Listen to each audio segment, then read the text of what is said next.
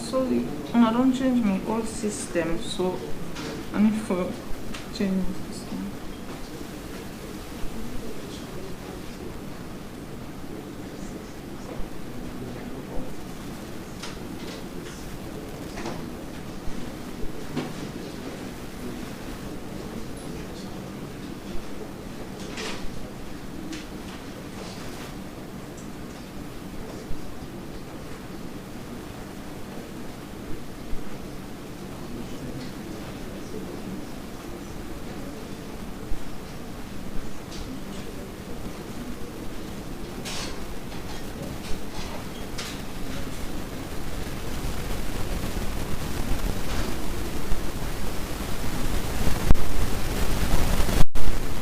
Eric, yes. Come on.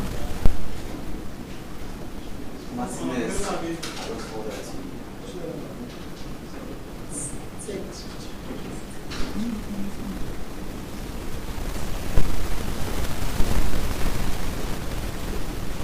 No, this is me one grade there. On me and the guest there.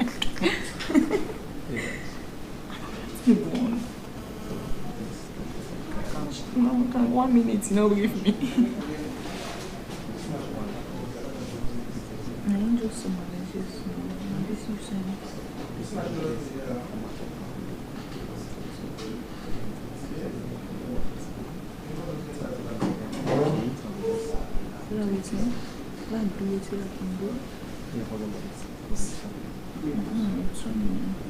I will say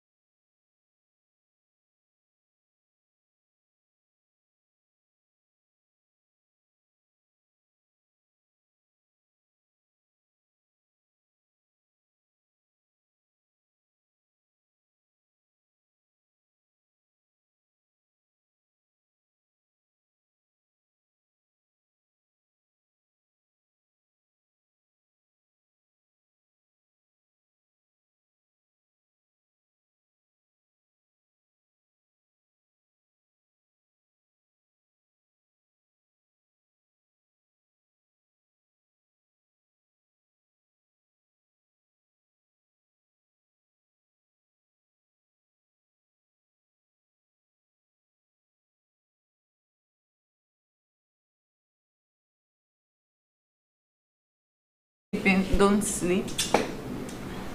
Don't sleep. We're not about to sleep. We're about to go. We're about to do some 24 hours. Jaggy, ready?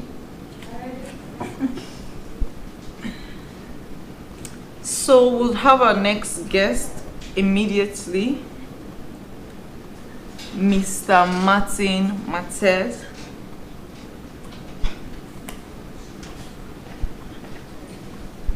Hi, nice to meet you. Thank you. How are you? I'm pretty well. How are you? I'm good. Are you excited to be here? I'm pretty much excited for the fact that I'm supporting a Sierra Leonean sister who is on a journey to get to the globe and for the globe to recognize that Sierra Leone are equally doing this. So yeah. Thank you so much. Most delighted. And it's so good to have you. I think this is my first time meeting you. I want to assume. The most exciting part of this is I get to meet a lot of people. I've actually met a lot of people. Yeah. So it's actually been exciting and it's nice to meet you. Thank you So so very actually tell us about yourself. I would have read out your profile, but tell us about yourself. That'll be more fun. So it is quite challenging sometimes when one asks to, in order for me to tell myself about people, right? So I want to be today, be very unconventional. By that I mean, so when moving forward, whenever I've been invited to introduce myself, I'll just get to say, hello everyone, my name is Augustine Martinez, and that is enough. So by that I mean, the name alone should speak a volume, and should communicate to the people that, okay, Augustine Martinez, that should be enough. But however, for this occasion, my name is Augustine Martinez once again. I am the founder and CEO of the Anti-Glossophobia Academy. The word is glossophobia, and it is spelled as Glossophobia, and it simply means the fear of public speaking. And the world's population is approximately 8 billion, and about 75% of the world population that struggles with the fear of public speaking, also known as glossophobia. So if you had to ask me, my name is Augustine Martinez. I'm the founder and CEO of the Anti-Glossophobia Academy, an academy which is geared towards helping young people defeat stage fright and enhance their speaking skills, and at the end of the day, unleash their hidden potentials and speak about issues that are bothering them in their different society, communities, and provide solutions towards them in a more constructive way rather than domesticating violence. Oh, that's interesting. I don't. I never thought I would have ever been able to call the word. I was always going to ask you if you didn't teach me glossophobia. Excellent. I've never heard of glossophobia. Excellent. I just know so let's take there's a feeling like that. Yes, so let's use the first word, glosso. Then phobia. Phobia. Yeah. Glossophobia. Excellent. So now you good. Glossophobia. Excellent. Glossophobia. See, I told you, I meet a lot of people. It's been interesting. It's been so interesting being here. So why glossophobia? Okay. What's the interest? So let me take you back to sometimes when I was my first in high school. I was pretty much opportune to witness my seniors debate in school. So actually attended the only school in the universe, which is the principal school, I must say. Is it the only school in the universe? Yes. So yes. Where did I go to?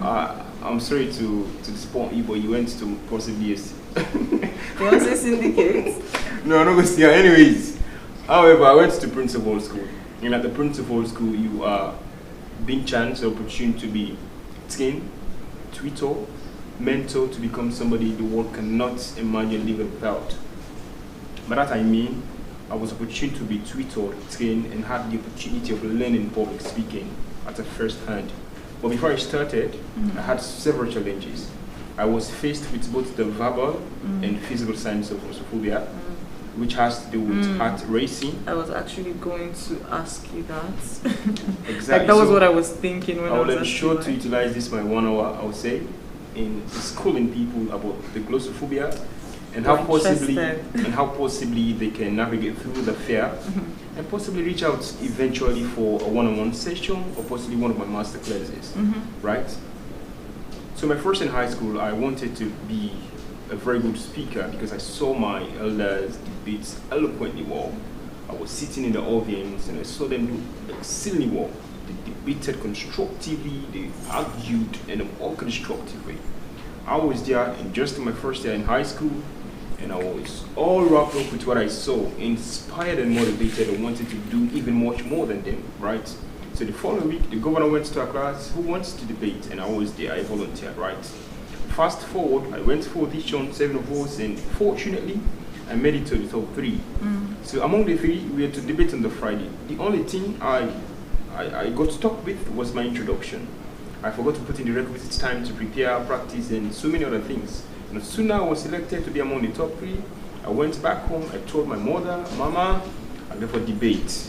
I told my colleagues, I told my friends, I'll go for debate. And Prince of All School is a school that normally have a literary debating society, a session on every Friday. On Friday, all of the pupils come outside and witness a debate or participate in a debate, news, journal, so on and the like.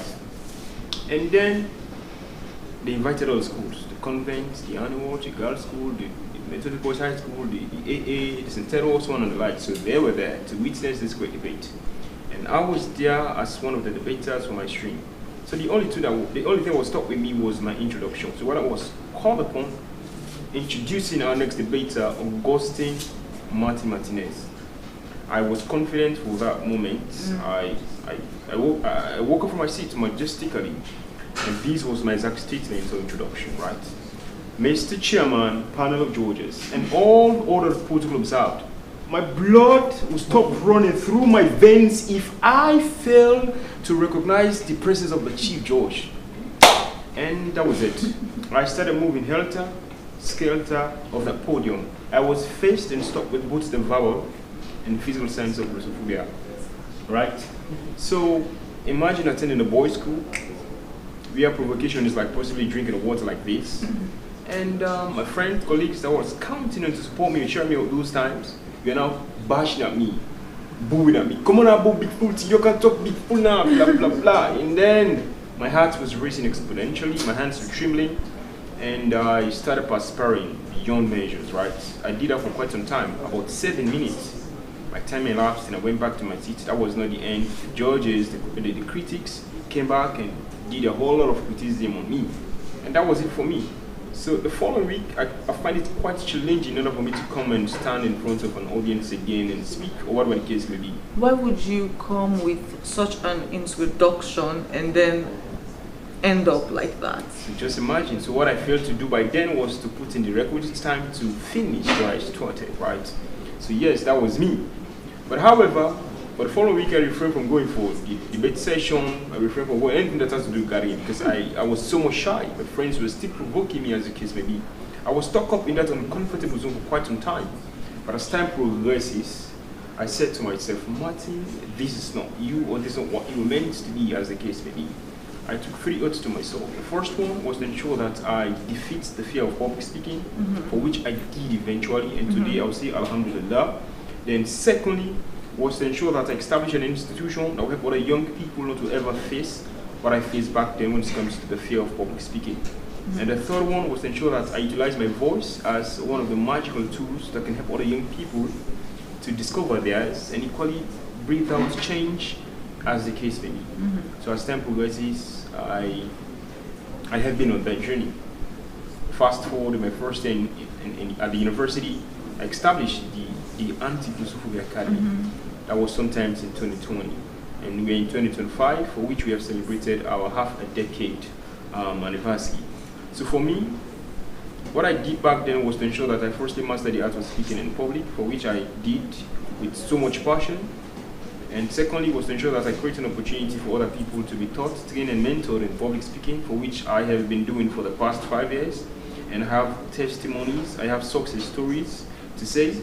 And now to impacting the world at large. Over the years, I have been invited to a couple of events outside Sierra Leone where I have attained quite a top-ranking position, I would say. Not too long ago, I was in Liberia where I served as the General Assembly President for the United Nations Conference. Okay. So that was an immense one for me, standing in front of an unknown audience, speaking to people that are of different traditions, different backgrounds. That was quite immense for me. Yeah. And I left them in an hour, for which I'm so much proud of as well, right?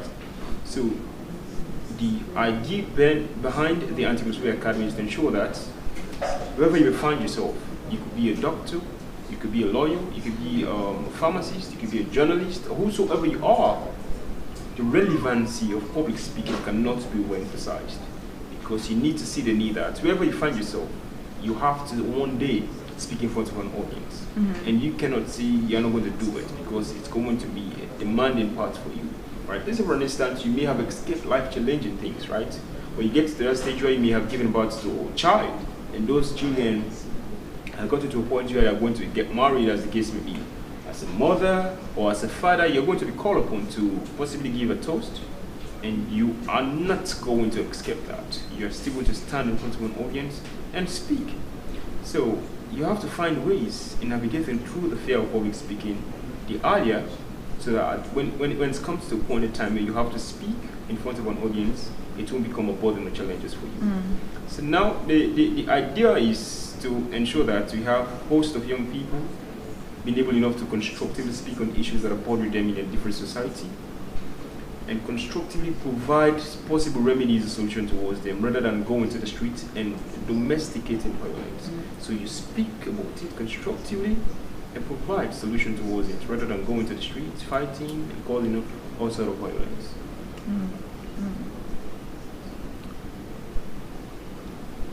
It's okay for it to sink in. Right. You need water. Yes. You guys gave me A speaker. a lecture.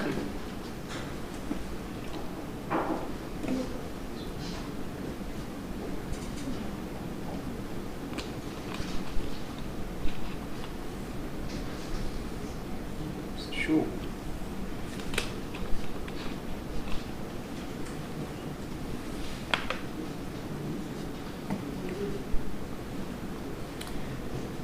Glossophobia. Yes, that is the word. See? And be free to say it anywhere you go. I still remember glossophobia. Excellent. So now I can, in as much as I'm still having an hour, I would say, I can still. Oh no, wait, don't worry. Welcome in. I'm still like just not listening. Digesting, you know. I'm still listening. Let's go. Yes. Don't worry. So now let me. I'll keep you busy. Don't worry. Yes. Let me throw some light on possibly some of the things that people need to embark on when they have been faced with claustrophobia. Or let's say, for an instance, there are cases where most times I have had hundreds of cases. Every now and then I get messages from different people asking me, how do I need you to coach me? I need you to train me to become a speaker. Or before this time I used to be a very good speaker, but as time progresses I have become much more frightened now, right? So there are a couple of things to do. For me, I see public speaking as a way of life and not a mere incident, because it is something you have to do on a daily basis, on a weekly basis, on a monthly basis, on a yearly basis, and until the rest of your life, right? So the reason why people do normally get stuck with the fear of public speaking is because of the fact that, and most times, they do not practice areas their public speaking whenever they are taxed with the course, right? They only prepare a night before whatever presentation they're having. So it is definite that they are going to be faced with the fear of public speaking. So what I advise my trainees over the years is the fact that you want to become a speaker, you have to always and at all time practice areas. So when I'm at home, even when I don't have any further of future events to participate in, I do normally practice areas as well. So I just wake up one morning and possibly choose a topic that I'm much more interested in. Or possibly, let's say for an instance, whatever team may be trending in this region or in the world at large. And I start off a speech or speech automatically on that one. By so doing, I try as much as I can to be doing it more often, so at the end of the day, I become fluent at it, right? So now, one of the challenges again I get to hear from most of my trainees is the fact that they are being stuck up with several other challenges, but the most one is the English. So they say when it's normal conversation, they'll get the flow, but when it comes to speaking in front of an audience while speaking in English, and it's common challenges, right? So this is Sierra Leone. Our formal language is English.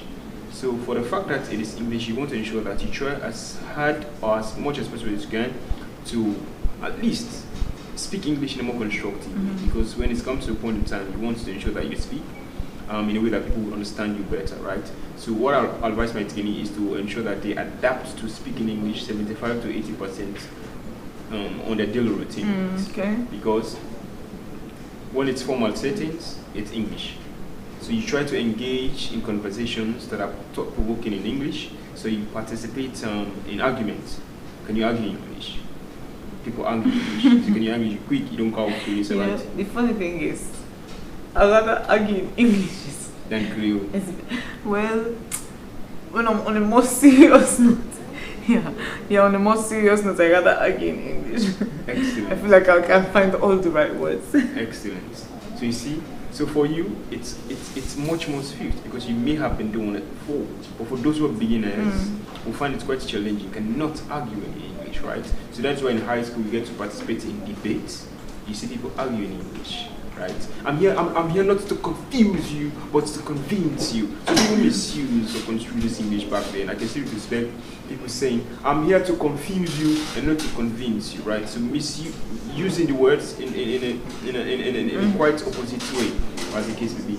So today I want to share with your audience and possibly the world at large that are watching us some possible tips or skills or tricks that they have to adapt when it comes to public speaking, right? So there are a couple of things to do as a speaker or as a beginner, right? Earlier, I heard you interviewing one of your guests, and they talked about anxiety, talked about fear when before going to stage. You normally have anxiety, as the case may be. So there's something one needs to understand, that there's something called human psychological reactions that every human being normally faces, wherever you are, except you are not a human. All motor man inherits the beat, the rate. So every human being has the normally rate, right? You do normally race. Every human being do normally nerves. You hand the shake, you must get nerve from time to time. Every human being do normally perspire, they sweat. So these are human psychological reactions, but they become much more evident when you have been tasked to possibly speak. There is a quotation by a renowned philosopher for which I cannot remember his name. He said that the human brain starts working from the day you're born and never stops until you stand up to speak in front of an audience, which is quite explicit, right? So which simply means that at the end of the day, as human beings, we are going to have several couple of human psychological reactions that we will be faced with whenever we are being called upon to speak in front of an audience. The anxiety, you becoming anxious, you becoming eager, so on and the likes, right? So as a speaker, it is quite much okay in order for you to adapt to what we call self-assurance, telling yourself that you are being called upon to deliver these tasks and you're up for it. So in that regard, you try as much as you can to be up to the task. So, right? You know, when you're a speaker and I'm a thinker, Okay. all this while I've been mute, I've been thinking how I'm going to get you to my point. So now as a speaker, tell me this. I tell you this. Yeah. Okay. Convince me to buy this. So in as much as I may not be a marketer, but however I'm going to try as much as I can. Convince me, speak. Excellent. So excellent. Yeah. So if this is a lip gloss, right? You don't know what you're selling. Excellent. Excellent. So which means I don't know the product. But however, I'm going to give it my own title or name. So at the end of the day, you get to buy. Let's say, okay, let me make it easy for you. Yes. Let's say it's something you can convince me to buy. Just buy. It's anything. Okay. Let's say this is a mic. Okay. Right? And I'm going to give you the reason why you need to buy a mic. Why?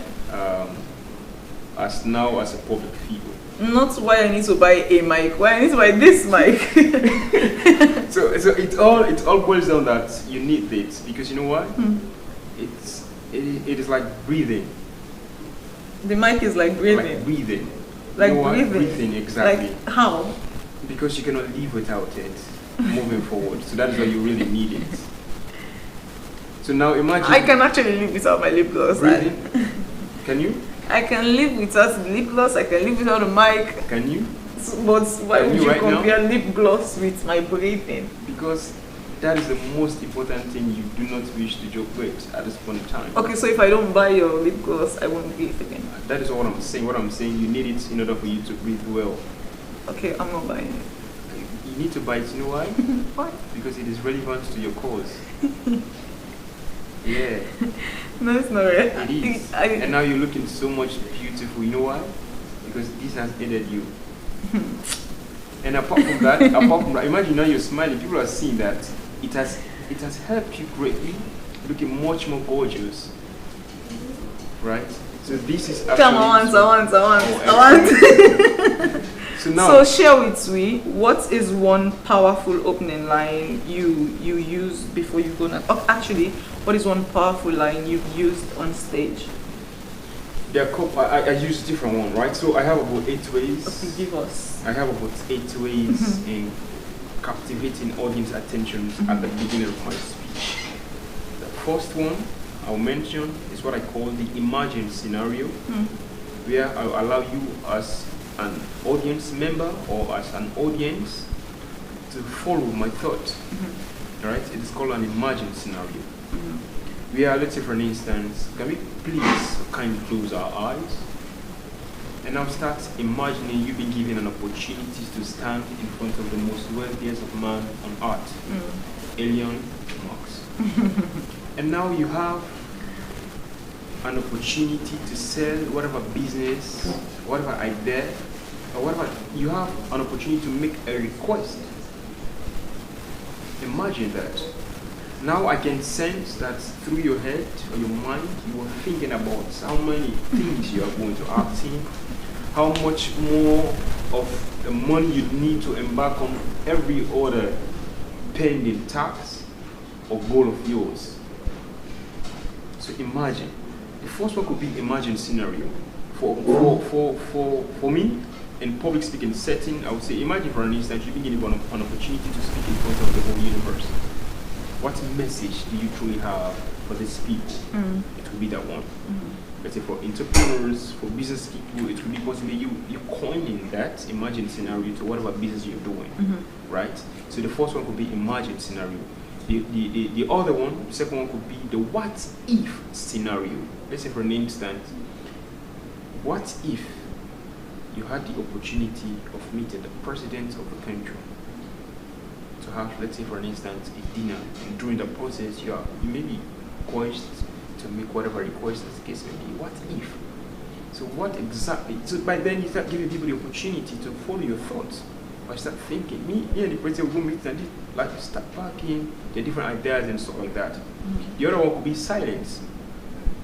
In most formal settings, or mostly conventional, whenever they invite a speaker to speak in front of an audience, the sooner they give them the mic, they'll start saying, hello everyone, thank you so much for having me, thank you Mr. Chair, and blah blah blah, right? What if, after you've been introduced, you stand on the podium for at least 5 to 10 seconds, silence completely. And then the audience will start maybe mumbling within themselves. Hey, why can't they talk nothing, so right? So there are chances or possibility of you captivating their attention right from the very beginning. Now lost, you don't know it for talk. But you're actually using that as a trick because you want people to give you the required attention as needed, right? So you grab their attention by using silence also. The other one could be questions. It could be rhetorical questions, right? You ask questions and you do not expect the people to answer in turn. Do you know that the world's population is approximately 8 billion? Do you also know that there are about 75% of the world population that struggles with the fear of public speaking, otherwise known as claustrophobia? It's a question, it's a set of questions, right? So that could be another beginning online to start with. Then the other one could be statistics. State a statistics that is relating to the subject matter, right? Then after statistics, we have what we call a powerful statement. Let's say for an instance, after being introduced, and then I hand the mic, ladies and gentlemen, my task here this evening will be very much brief, but as significant as breathing. Because the more we breathe, the more we'll find reason to live. And the more we live, the more we'll find reason to inspire and motivate change. I am here to speak on public speaking. Why you need public speaking, why you should learn public speaking, and how public speaking can better enhance your professional career. That could be a powerful statement. The other one could be a quotation, a quote. It could be a quote relating to the subject matter. Let's say for an instance, if it has to do with public speaking again, let's say for instance, you can say, with the ability to speak in a more constructive and effective way, nothing is insurmountable to handle and that overcome. Ladies and gentlemen, I'm here to speak on the proposed subject or topic, public speaking as a tool to enhance your professional career, as the case may be. And very lastly, It could be a statement. It's going to be a powerful statement, but just a statement that could be catchy, right? Ladies and gentlemen, all we are better together. Let's say, for an instance, Barack Obama made a very powerful statement I will get to say, which has to do with yes, we can. And he became the first ever black president of the United States of America. And after ruling for some time, he was again interviewed. And then he completed what he started by saying, yes, we can, and then stated that, yes, we did. So these are possible ways or means that as a speaker, you can captivate the attention of the audience. It is very conventional for you to speak, no sooner you've been handed the mic. But if you can be a bit critical in starting, then you can actually captivate the attention of the audience at the very beginning. So always ensure to start with a hook that can get the people listening, that can captivate the attention at the very beginning, which is quite important. Yeah. Okay. So tell me what's your favorite what's your favorite time on stage? What has been your favorite moment on stage? There are a couple of it. So every stage time for me is favorite, because I feel like this is where me pouring out my passion. This is where me manifesting what to a certain extent I've been configured for, right? So not too long ago, I staged my first ever public speaking masterclass, which I did single-handedly. By that I meant I was the only speaker who taught and trained hundreds of young people, and from all walks of life, different people rather, public speaking, right? So for me, on that very day, I felt so much happy because I saw the need of those young people who came there on that very day who wanted to learn public speaking. And I'm happy with the fact that after the whole training session, I conducted a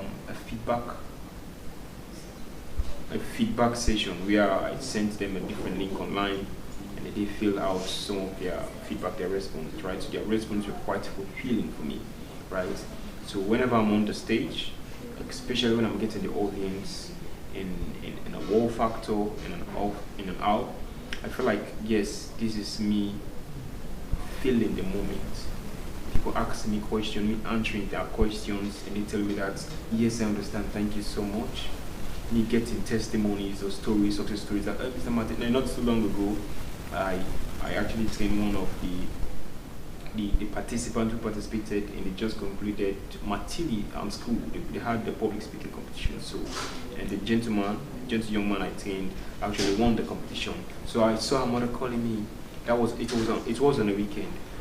Now you Bobo win the competition. No, and say one book can show you in coffee. I felt some kind of way, because for me these are some of the things that keep me going, because at the end of the day you have stories to tell, you have other people who are equally benefiting from your skills thus far. So yes, so there are a couple of favorites. Most favorite time for me on stage, me answering people questions as expected, me passing on the knowledge, that could also be okay. So what is one sentence, or what line do you hype yourself with before you go to stage? What do you tell yourself? Well, I just tell myself, you are the Augustine Martinez, the anti-glossophobic of our days. So telling me that reminds me of the fact that there are hundreds of speakers across the globe. When it comes to me appearing on that podium, yes, I'm going to own it. And I'm going to let the people know that this is something I have mastered, and I'm comfortable dealing with it whenever I've been invited or called for to speak on. So yes, that is it. Interesting. So, what's a myth people believe about public speaking? So, before this time, I had cases where people say, the speaker, they burn them, like they're public speakers are born and not made. I'm not a born speaker, I'm a made speaker. By that I meant, I didn't wake up one morning from my mother's leg and start speaking just like that. I took time in enhancing, I took time in developing, I took time in becoming this Martinez as I am today. So which means I woke up every morning, I woke up every afternoon, every other day, speaking English, because I know that if I want to truly master the art of speaking in public, in a formal setting, I have to firstly, at least to a certain extent, be comfortable with the King's language, right? For which, to a certain extent, I embarked on that course and I did. After that, then I started rehearsing more often, because public speaking has a lot to do with rehearsals and practices, right? For whatever crafts people are doing out there, it is not something they get to do just one day and become perfect at it. It is something they constantly do, right? Even the most successful let's use football for an instance. You get to see that the footballers, they do normally train every now and then, because it is a continual journey. So for whatever crafts you are working on or you're good at, you should know that you should work on it every now and then, right? So I practice, I rehearse every day, wherever I find myself, right? So even at some point, so I have this trick. Let's say for an instance, on formal settings, when I've been invited to speak as a speaker, I do normally rehearse my voice in the morning hours. So whenever I woke up from bed, after performing my Fajr prayer, I then work on rehearsing my voice. All right, good morning, Martin, good morning, voice testing. This is something you could possibly do whenever you want to embark on any speaking engagement, because you want to ensure that your voice is ready for to also perform. You do not want to be speaking and your voice is cracking or possibly trembling. So you get to test your voice. So good morning, Martin, good morning, voice testing. Right? You work on that part, because you want to ensure that when you're speaking, your voice is actually flowing as it's supposed to be, rather than while you're speaking and you start adjusting your voice. You want to work on that. So that is the first one, right? Then the other thing I do whenever I'm being invited to speak is to ensure that I find a very good attire, because in most cases you want to dress the way you want to be. You want to dress the way you want to be addressed, right? So well, yeah, that is also for me conventional, because we have seen cases where people can dress any way they want, but at the end of the day, whenever they're speaking, whenever they're talking on things, you get to see the brilliance, you get to see the intelligence in what they're doing, right? The reason why it is advisable in order for one to dress in a more appropriate way, it is because of the fact that you do not want to dress in any kind of way whenever you are being invited for formal settings. It all depends on how you possibly define your own formal dress, but we're living in a world where we get to give names to how things look like now, right? So you say, oh, this is a formal setting, this is a casual, so on as the case may be. So you want to also take into consideration your dress. You don't want to dress in a way that people start possibly talking about your dress while they're supposed to be listening to you as a speaker. So that is quite important as well. Then the relevancy of you getting to master your content is quite important in public speaking. The reason why most speakers fail whenever they're on podium or get stuck is the fact that they get to speak for some time and get lost entirely, or start repeating over and over, or start repetition, so speaking over and again on one thing they may have talked about. In public speaking, or whatever domain or discipline you find yourself, it is quite important in order for you to master your craft or your subject matter, because at the end, you'll be expected to speak on that subject matter and educate the people to the core. So whenever, let's say for an instance, if you have been asked questions, you're supposed to answer them in a more swift way, rather than second guessing or saying, let me think about it, right? The reason why you've been given the task to speak on such subject, it is because of the fact that you've been trusted with such a task. So it is up to you to uphold that quietly, right? So it is quite important for speakers to take that into consideration. Knowledge is key. So know your subject matter, which is quite important, right? And one of the things, again, I want to also inform the general populace or listeners of viewers is the fact that in public speaking, or as a public speaker, you have to, not only in public speaking anyways, it's something generalized. You have to be an enthusiastic researcher and a reader. You do not want to get lost along the way. The reason why you should be an enthusiastic researcher and a reader, it is because of the fact that you want to be abreast with whatever thing happening around you. As a speaker, I am in the capacity to speak on whatever subject matter given a prior information. I do my research, I get my content, I filter it, and then I'm ready to speak. I can still respect. Not too long ago, I've been invited to speak. That was sometimes in 1920 when we had COVID-19, right? So yes, I had a chance of speaking on health-related matters. So I did my research, went back on the global university, did a lot of research about COVID itself, how it can be transferred as the case may be, and at the end of the day, I was able enough to deliver my presentation or speech on that particular subject matter. So as a speaker, you should not joke with research and reading. It helps broaden your horizon, right? And public speaking should be a hobby, not only when you are having a presentation to do tomorrow, they say, hey, I can practice today. No, you have to make time for it. You have to make time for it, which is quite important. Okay, that's nice. So you're into content creation. You're a content creator, you create content. In public speaking, I would say, not on formal settings. What I do more primarily is to train people in public speaking, is to coach people in public speaking. So apart from my academy, I have a whole public speaking academy, as I initially stated, that we normally organize public speaking masterclasses, seminars, training, as the case may be, on public speaking and other things as well. But as an individual, not too long ago, on my birthday, I started my journey as in staging masterclasses single-handedly. So yes, I'm into training people to become effective speaker, and that is what I do primarily. So apart from public speaking, I am also into diplomacy. As a budding diplomat, right? So that's why initially I stated that I have been attending seminars, conferences at our nearby countries where I have been serving in different capacity.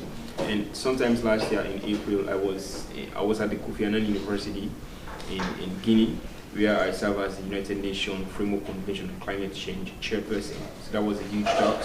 I had a whole lot of young people that are superseded over when it comes to more than United Nations. They had their topic, so on and the like. So that was just one of it. Then the same year again, I was in the same thing again. I was in Liberia, where I served as the General Assembly President for the Thinkers Youth Summit. So it's the same model United Nations thing. So most of these designations or position comes with the fact that you should be an effective speaker. And one way you can actually outshine, or you can shine out rather, is by you becoming a very good speaker at the end of the day. You have to moderate debates on global issues at the world at large. So you need to know how to navigate through that. So if you had a TED talk, if you're having a TED talk now, how I wish, yeah. What would we be talking about? So I need to make this very clear. All of the speakers that may have seen the highest peak of their career is the fact that they're also good storytellers, right? I have watched hundreds of TED Talk videos. I've watched hundreds of Toastmasters international videos, and I've seen how people have actually connected stories with whatever thing they are hoping to communicate. So I am with the hope. I am so much optimistic of the fact that sometimes soon I will give a TED Talk, and I'll give that TED Talk on public speaking, how it has actually transformed not only my life, but also other people who have gone through my trainings, as the case may be. So from fear to confidence, vanquishing glossophobia. That would be possibly one of the topics I would like to share with the world, how I was able to navigate through the fear of public speaking, for which I was so much worked with when I was in high school, to becoming something the world cannot live without today, which is me becoming a public speaker and a coach. So yes, I could share my story, how I started, and now to the peak I may have gotten. And I'm also looking forward to participating at the World Champion of Public Speaking someday, because I want to. I'm not too certain we have gotten a Sierra Leone who have gotten to that point of representing, let's say even if not Sierra Leone, but getting to that finalist stage. I am with the hope that someday I'll get there, and when I get there, Sierra Leone, it's coming home. It's coming home, Sierra Leone. Yeah, it is coming home, Sierra Leone. Because I will make a note say, yes, as Salon Okomo, I am very much hungry for that. So that is it. Do you read books a lot? I read books.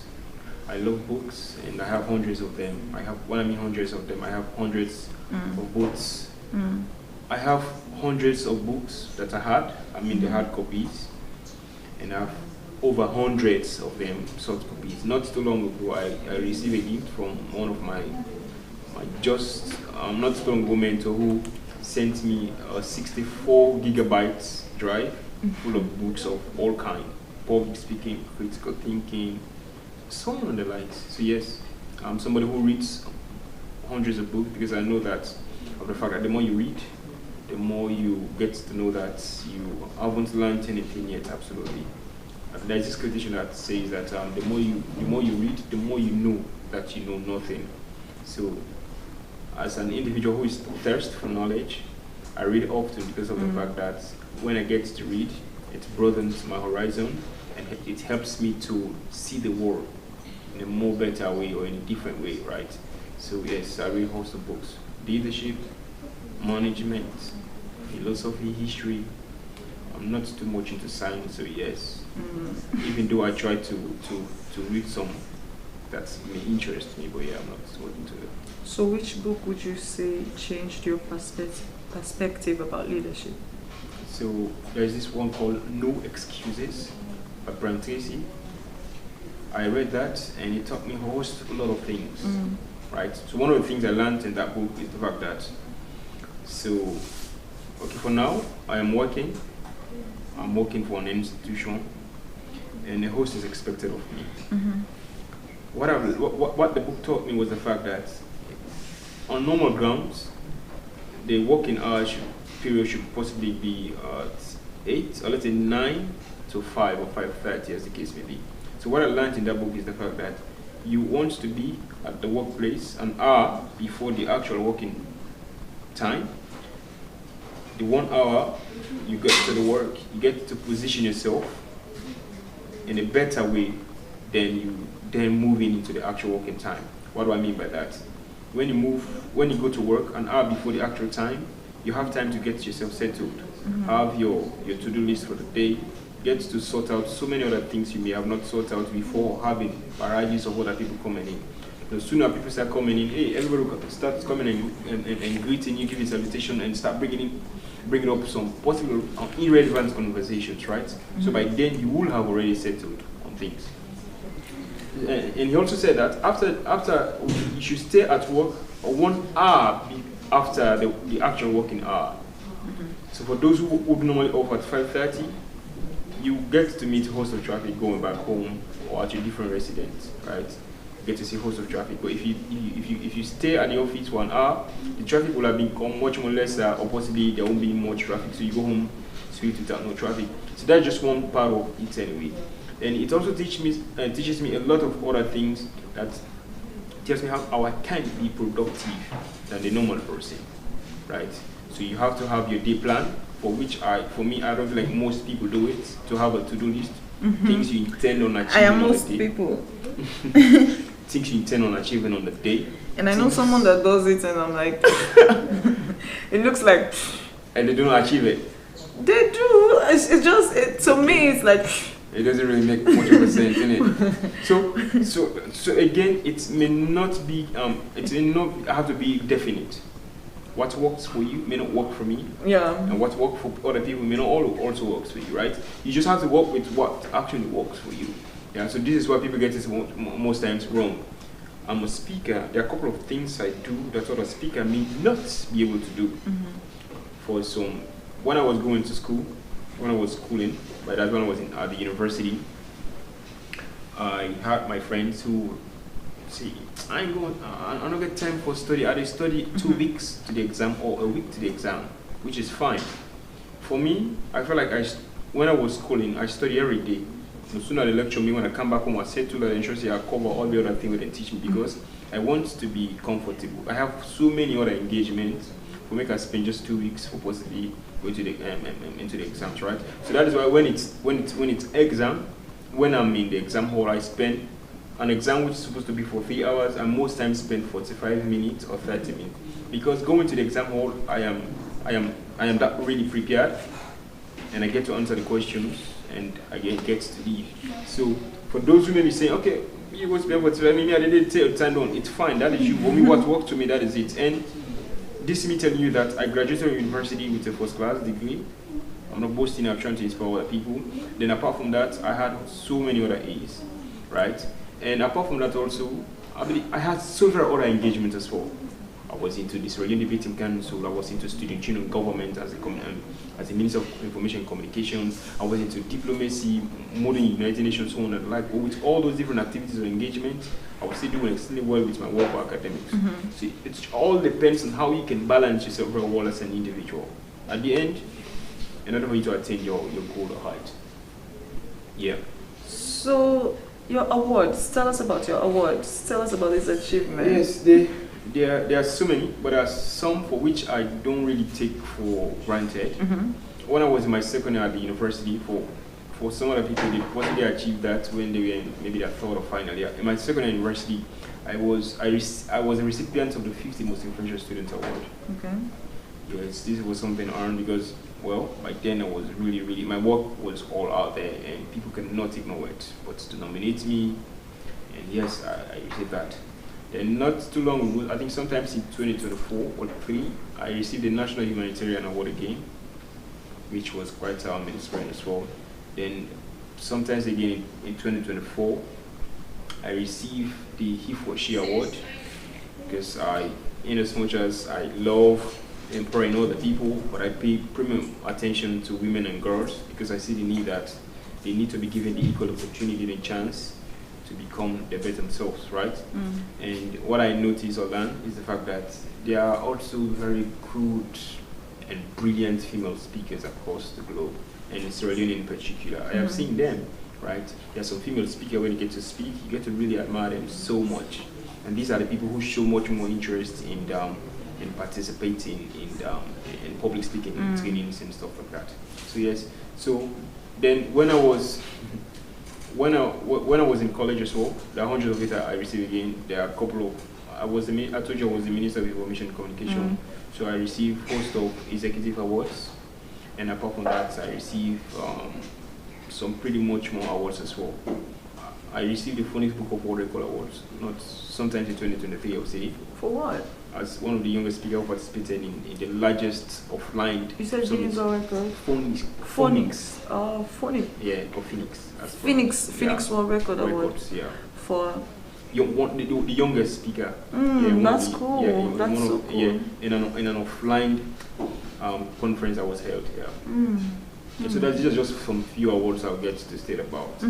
So sometimes what again we should possibly look at is the fact that we should not, in as much as we receive these different accolades as the case may be, but that should not define what we are truly doing or validate, because there's a way more towards that. The validation could be of your legacies, the humans or lives in which you touch, and the impact in which you get to create in their different lives. Some awards now I get to see, I can lie, may not be all times merited. Anyways, I don't want to go into that. I'm just a speaker who wants to help people navigate through this fair. So yeah. So if you are advising us how to deal with self-doubt, how would you tell us to deal with self-doubt? So how do we deal with self-doubt? So firstly, it is something very much common for most human beings.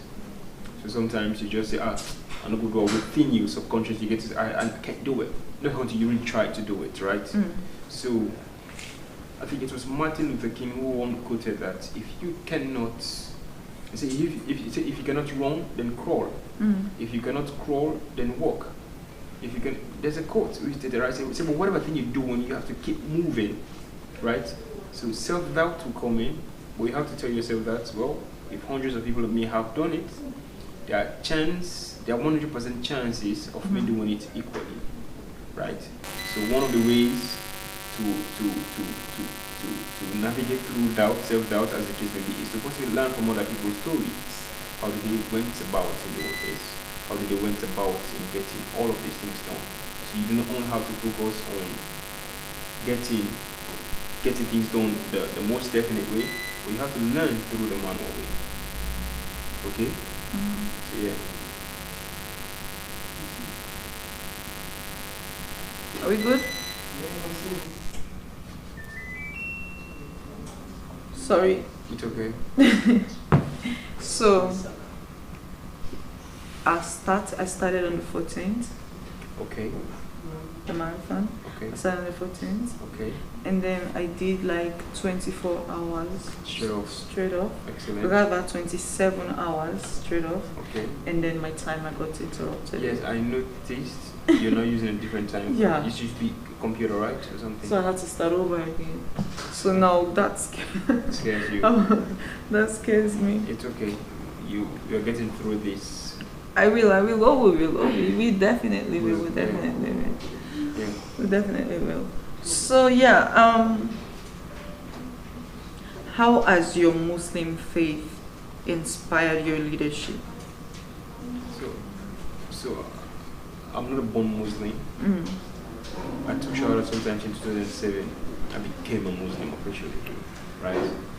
So I have learned over the years to be a fervent Muslim by praying my 5 daily salat. I may not be following the full sunnah of the Prophet Muhammad sallallahu alaihi wasallam, but however I will try my little best as an individual to practice Islam the best possible way, right?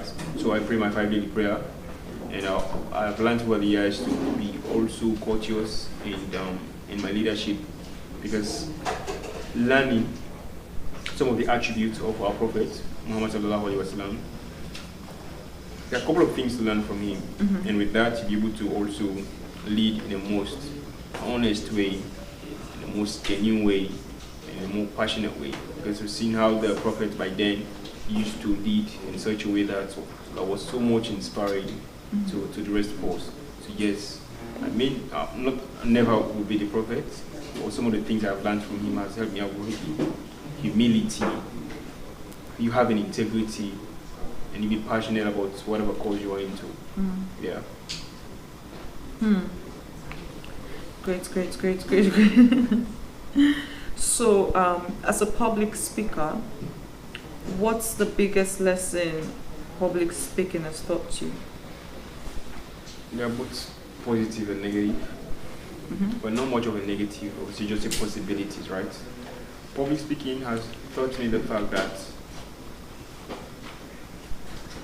you may have the best of content, you may even have the best of dress, you may have the best of accent, you may even have the best of looks, as the case may be. But if you lack the confidence to stand in front of an audience and speak, none of those attributes matters. So that is a great lesson there. So sometimes, last year or so, I had the opportunity of training the Miss Sierra Leone contestant, and I reminded them that all of them are really beautiful. They are going to have the best of dress. They are going to even have the best of accents, because women do have the voice that can trigger, right? They are going to have the best of every other thing else. But if they lack the confidence to stand on that podium on that very day to participate in the on-stage questions, then yes, it's going to be quite challenging for them. Because in public speaking, you should learn the fact that confidence is key. It is not a pill that you get to drink and become comfortable all of a sudden. Confidence is something that you get out of constant rehearsals, practice, putting the requisite time to prepare, and then you will be confident, right? Or people tell me that, okay, well, I put in all of the things, and at the end of the day, I was not confident. I get it. It is not only you that it normally affect, but you have to find ways in navigating through that. Firstly, self-assurance, reaffirming to yourself that I can do this, prepare in your mind that this is what you're meant to do, and you're going to do just that in the most exquisite way, right? So that is something you should not by any means joke with. So that is it for that. Then, on the negative side of it, some of the things I've learned in public speaking is the fact that as a speaker, no matter how you try as much as you can, learn not to wrap up in yourself, but focus on the message. By that I mean, most times people feel like it is about themselves when it's actually supposed to be about the message.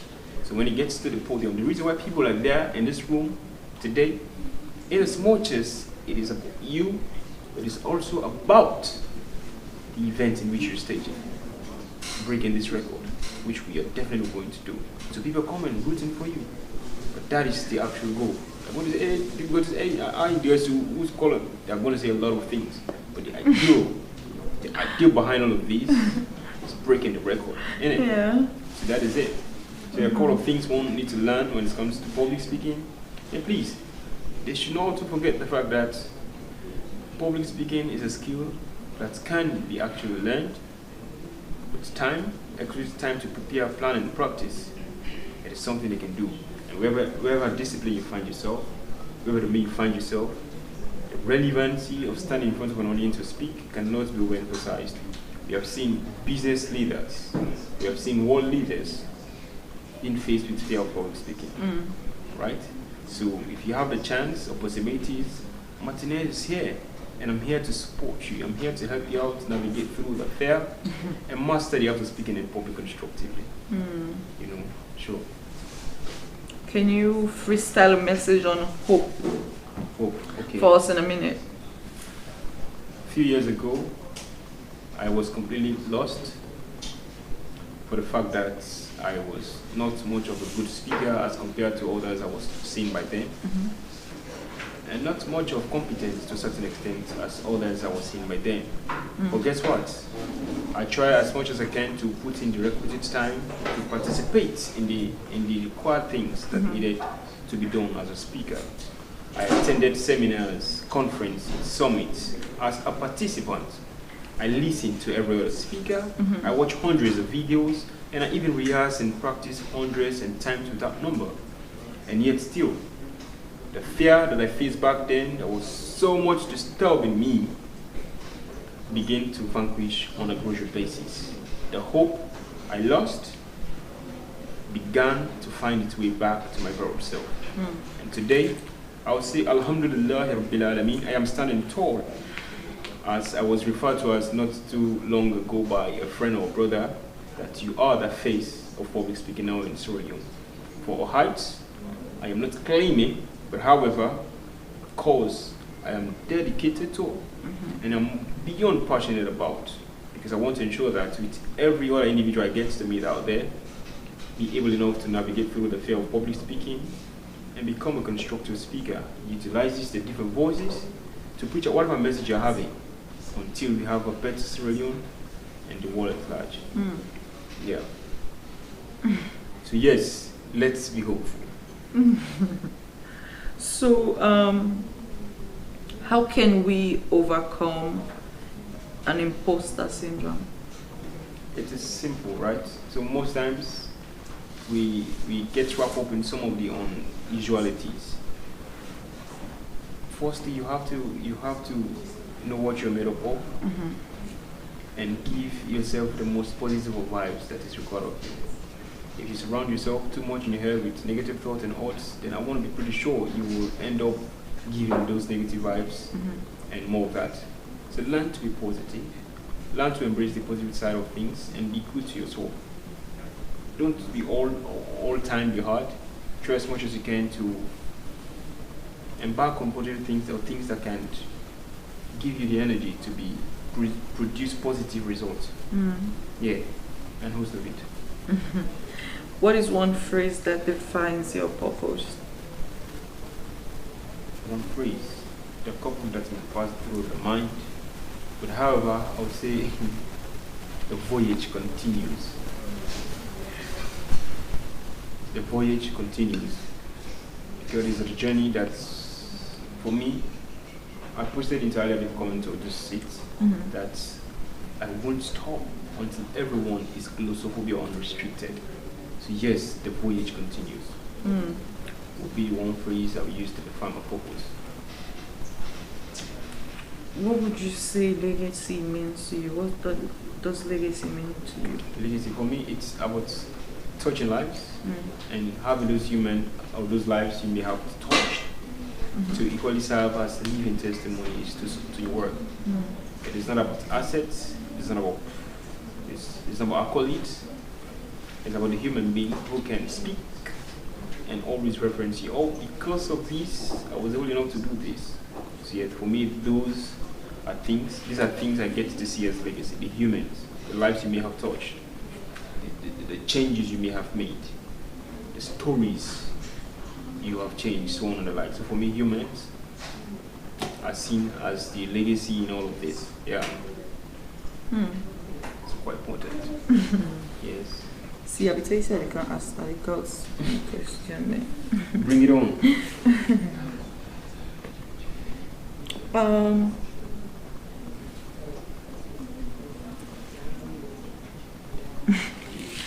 You want to ask me if I still get to face fear? I actually thought about that. I thought about it before you mentioned the last interview. Okay. And then when you spoke about your interview, I'm like, You already escaped it. So yeah, it didn't actually escape me. I just assumed maybe it's a superhero. Well, for now I can lie. So not too long ago, I had to face one of the most intellectual audience. By that I meant I had to stand in front of people who are intellectually inclined twice than my brother. So we just climaxed our centenary celebration, the principal school, and I happens to be I happens to be not only the youngest, but the only individual there with possibly a degree. My other members in the forum, these are the likes of the Justice Finn, Honorable Justice Finn, the Silva Blyden, Dr. Silva Blyden was also part of it, the Dr. Lucian, and host of other people who are having a prefix in front of their name that is doctor or possibly professors. And just me with Augustine Martinez. So yes, it was quite interesting or challenging for me to navigate through that. But however, I maintained my composure and steez to try as much as I can to match up to their intellectual powers, right? So what was expected of me more was to share my own perspective right there, and then we talked about it and see how we can push the agenda forward. It was about a magazine. I was the only young person in the magazine committee, but at the end of the day, I have produced magazine when I was at the university as the information minister. That was the first magazine ever produced at ICOM University. So with that idea or experience I had, I was able enough to bring it on board. Yes.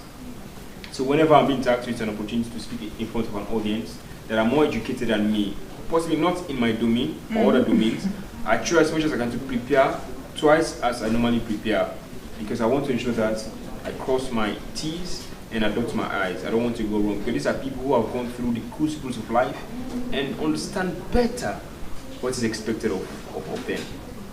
Yes. So that is it. The nervousness, I can't lie, I now know how to navigate through that. Were you nervous when you got here? No. What do you mean, of course? No, what I'm not saying it's a big like deal. Me not to intellectual audience. It's not about you.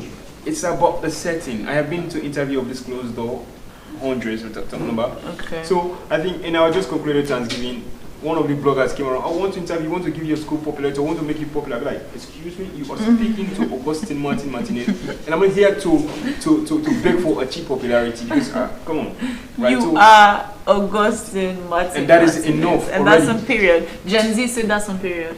Talk up. Yeah. Oh, I'm not. Talk up. That's on period. Talk up. That's on period, innit? That's on period. So yes, I think I'm supposed to be wrapping up now. Yeah. Actually, we're done. So, ladies and gentlemen, it has been a great pleasure being here. I am Augustine Martinez, a Prince William, and that is on period. That is on period. That's on period. Gracias. Thank you, Augustine Joy, Martinez. Thank you. Thank you very much. It was so nice to have you.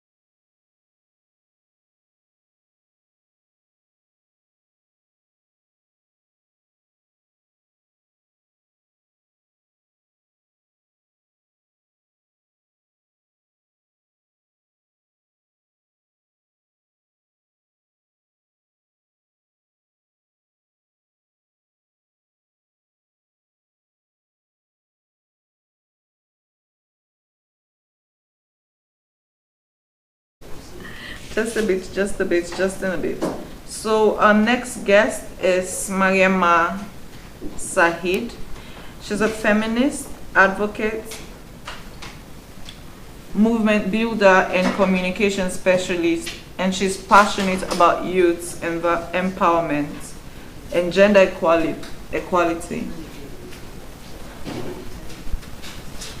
She currently serves as the leader for she currently serves as the leader of diplomacy, deepening, and accountability. Please help me welcome Mariama Sahid.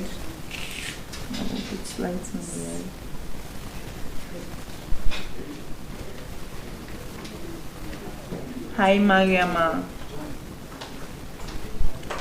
I'm not clap for me, guys. Hi, Mariama. They don't put me here in our name itself. So first of all, introduce yourself to me because I'm not even sister for like introduce you fine.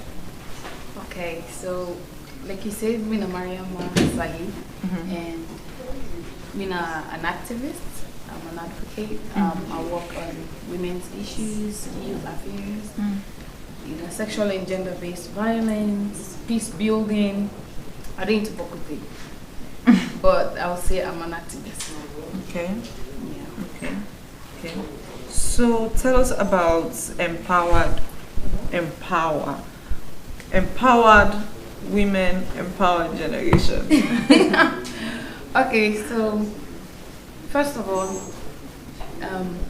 I want to appreciate you for this. Thank you. Because it takes a bold woman to actually say, hey, this is a record and I really, really, really want to break it.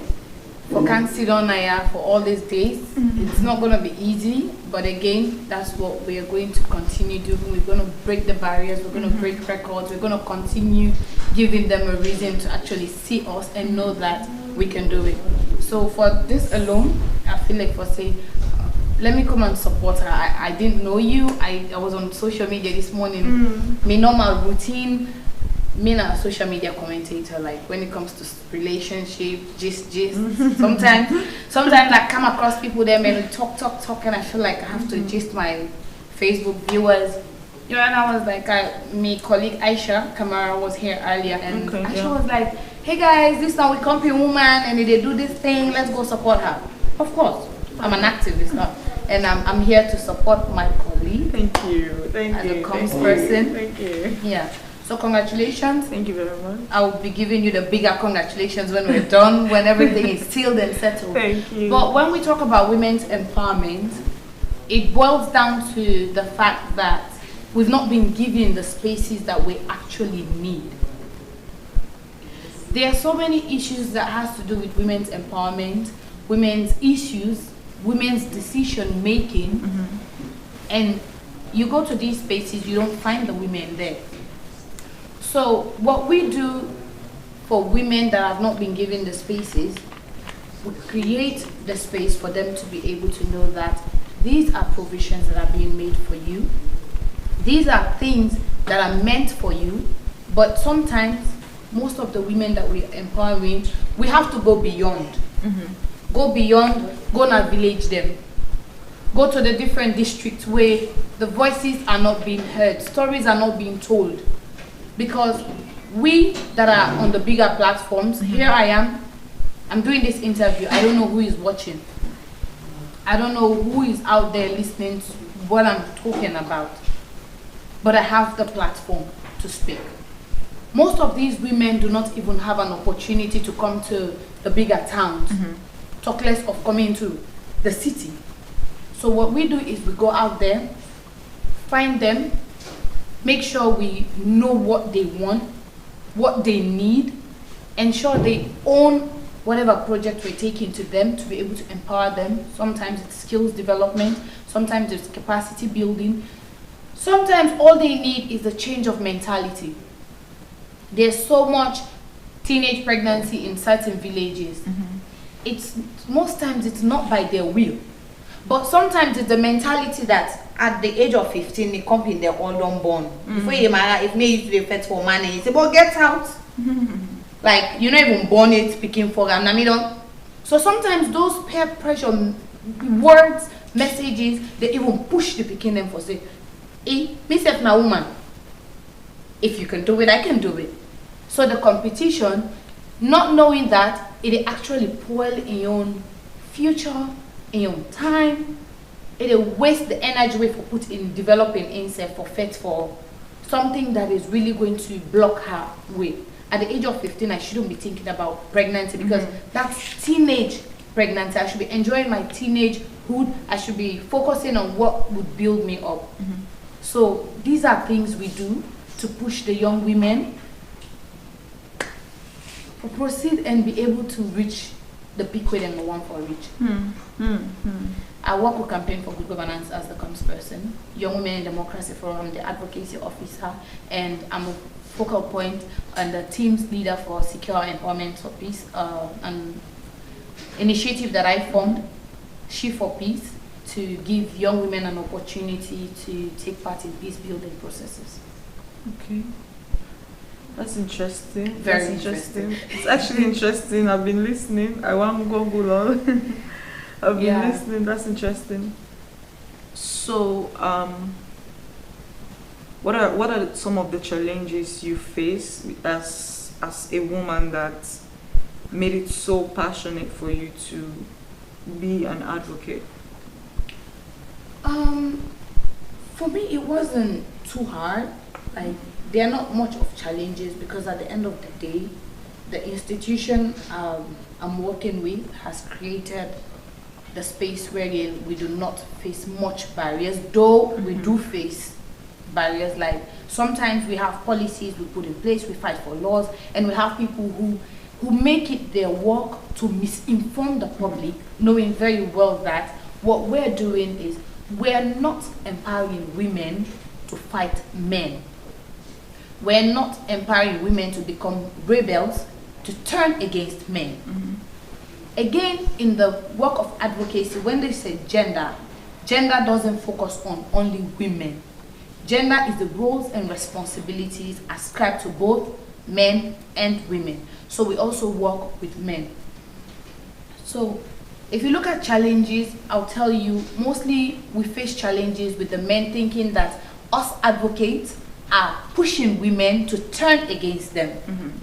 The moment you go to a community where men take advantage of women, where men abuse women, and we try to sensitize them about sexual and gender-based abuse, we try to sensitize them on physical violence, domestic abuse, they say they don't come again, for canton they against we. So the moment they see us there, they see us as enemies. Now then they come for canton they against we. Now then they don't make now the woman, then they even sit down say for cook for we, then they sit down for do nothing again. Now for just they argue we, the fight against we, where we talk one, then talk 100. So the biggest challenge we face are the ones that are not ready to accept the twist that you should not abuse a companion. Some women, we find them abusing men. I tell you, the fight for advocacy is not just women's issues. We've had a woman kill a man out of jealousy. We've had a man kill another man because they were fighting over a woman who knew very well she was married, but at the end of the day was sleeping with another man while she was married, and then the husband meets the man and kill him. So then cases, then they will fight, will work on these cases. It's not just a woman's thing, but the challenges we face to change the mindset, to change the mentality of the people, it's a big challenge. The mindset, if it's not ready to be changed, even if you can with better thing, you may ever embrace them. So the mindset is one big challenge. Again, certain structures, them cultural structures that will be done put in place before now. Like them will say, we are Campaign for Good Governance, the advocates for women's involvement in politics, women's involvement in good governance, women's involvement in leadership. So where we can go especially the passing of the Gender Equality and Women's Empowerment Act in Parliament in 2022, what would they go for empower them women there for tell them the provisions that are in this act? Because we're not fighting for policies for them not to be implemented. If we're going to Parliament, if we're going to meet the president and tell him that we need this, that means that the people we're providing it for, they need to understand. They need to know what are the provisions in this. So most times where we go na them places them day, we find out that okay, this community be done day like we've never had a woman leader, a female leader before. We'll never get a female chief before. So pushing them, capacitating them to take those spaces. Sometimes we can also face the cultural barriers. Before woman they come for can lead as chief, if we don't go na poor society.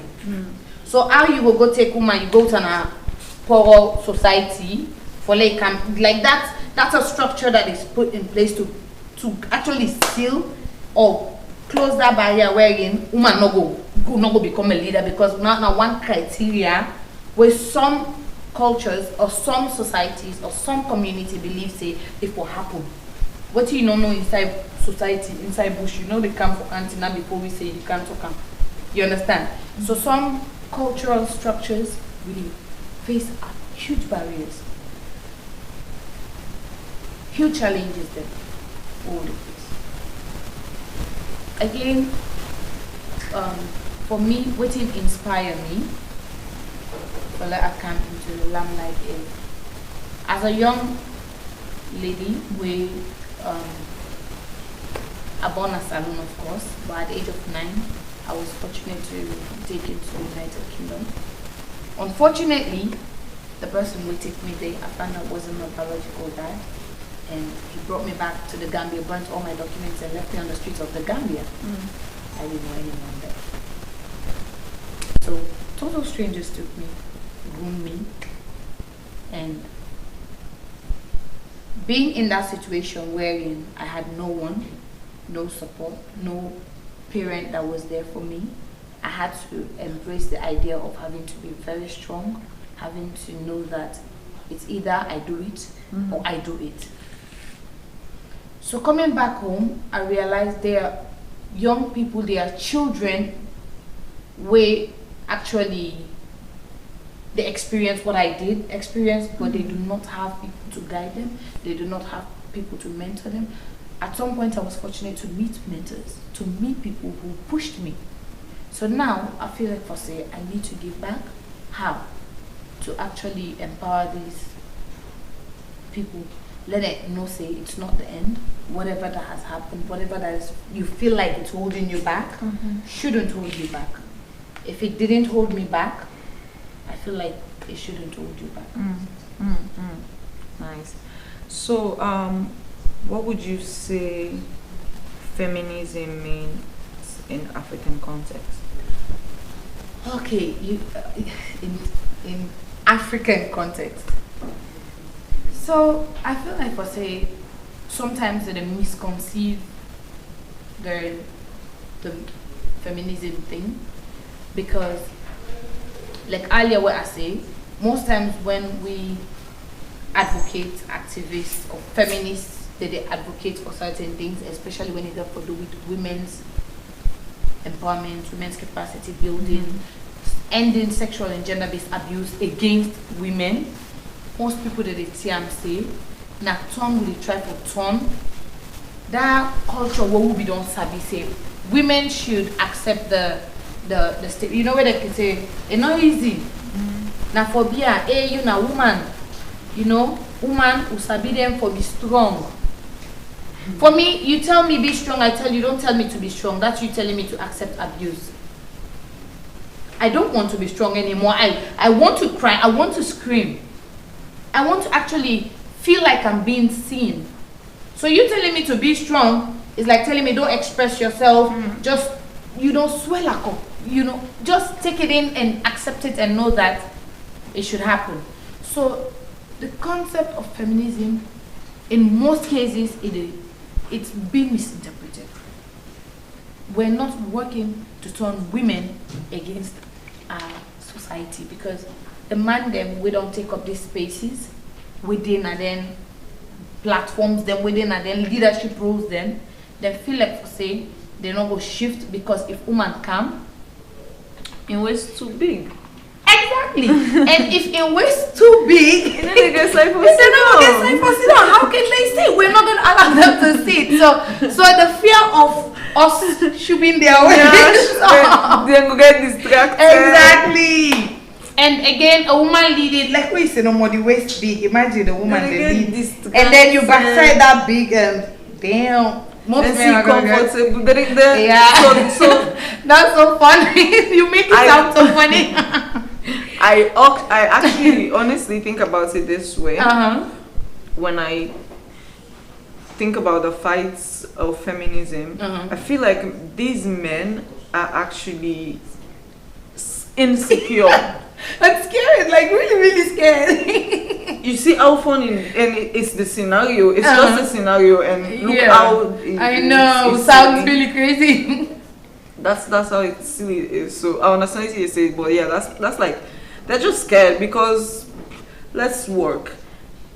Let's be allies. Make the change. Like shift a bit. We can't. Before coming here, imagine how many people them go don't feel forced and need to do and say if you need to do it, you need to do it. So say if I be man, maybe if I be man, if I don't sound like oh yeah, maybe you do it. So yeah, I think they're just scared. Yeah. Some I feel like again, some women are also not making it easy because most times we defend ourselves in situations where certain women will tell you that that they too bossy. If we put on the gist now, no go get we way.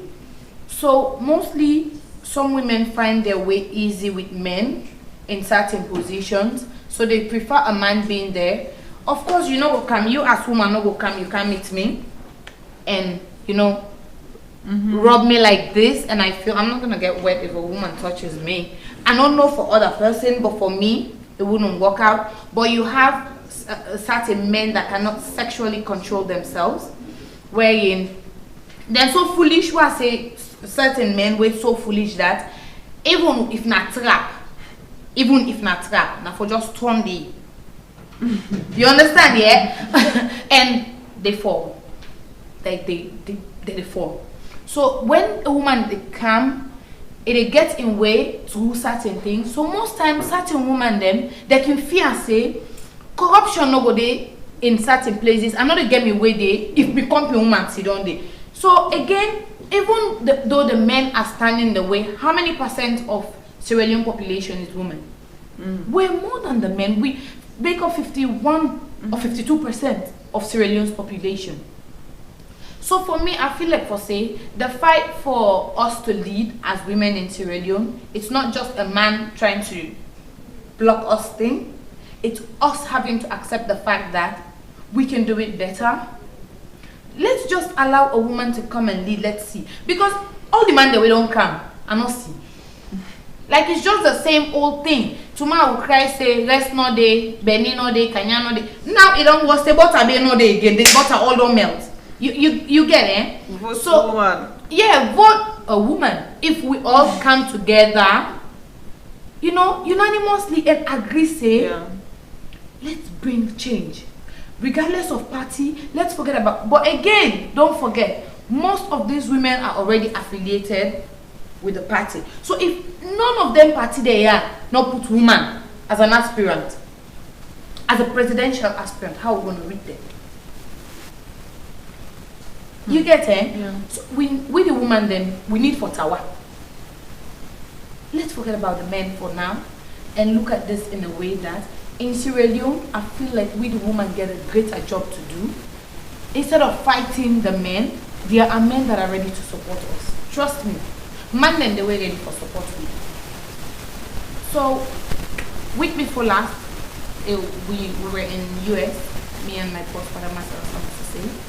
We attended the Commission on the Status of Women's Conference, which is one of the biggest conferences, and it was also the Benjin 30 year celebration of the Benjin Declaration, wherein so many topics were discussed, so many issues of women's empowerment.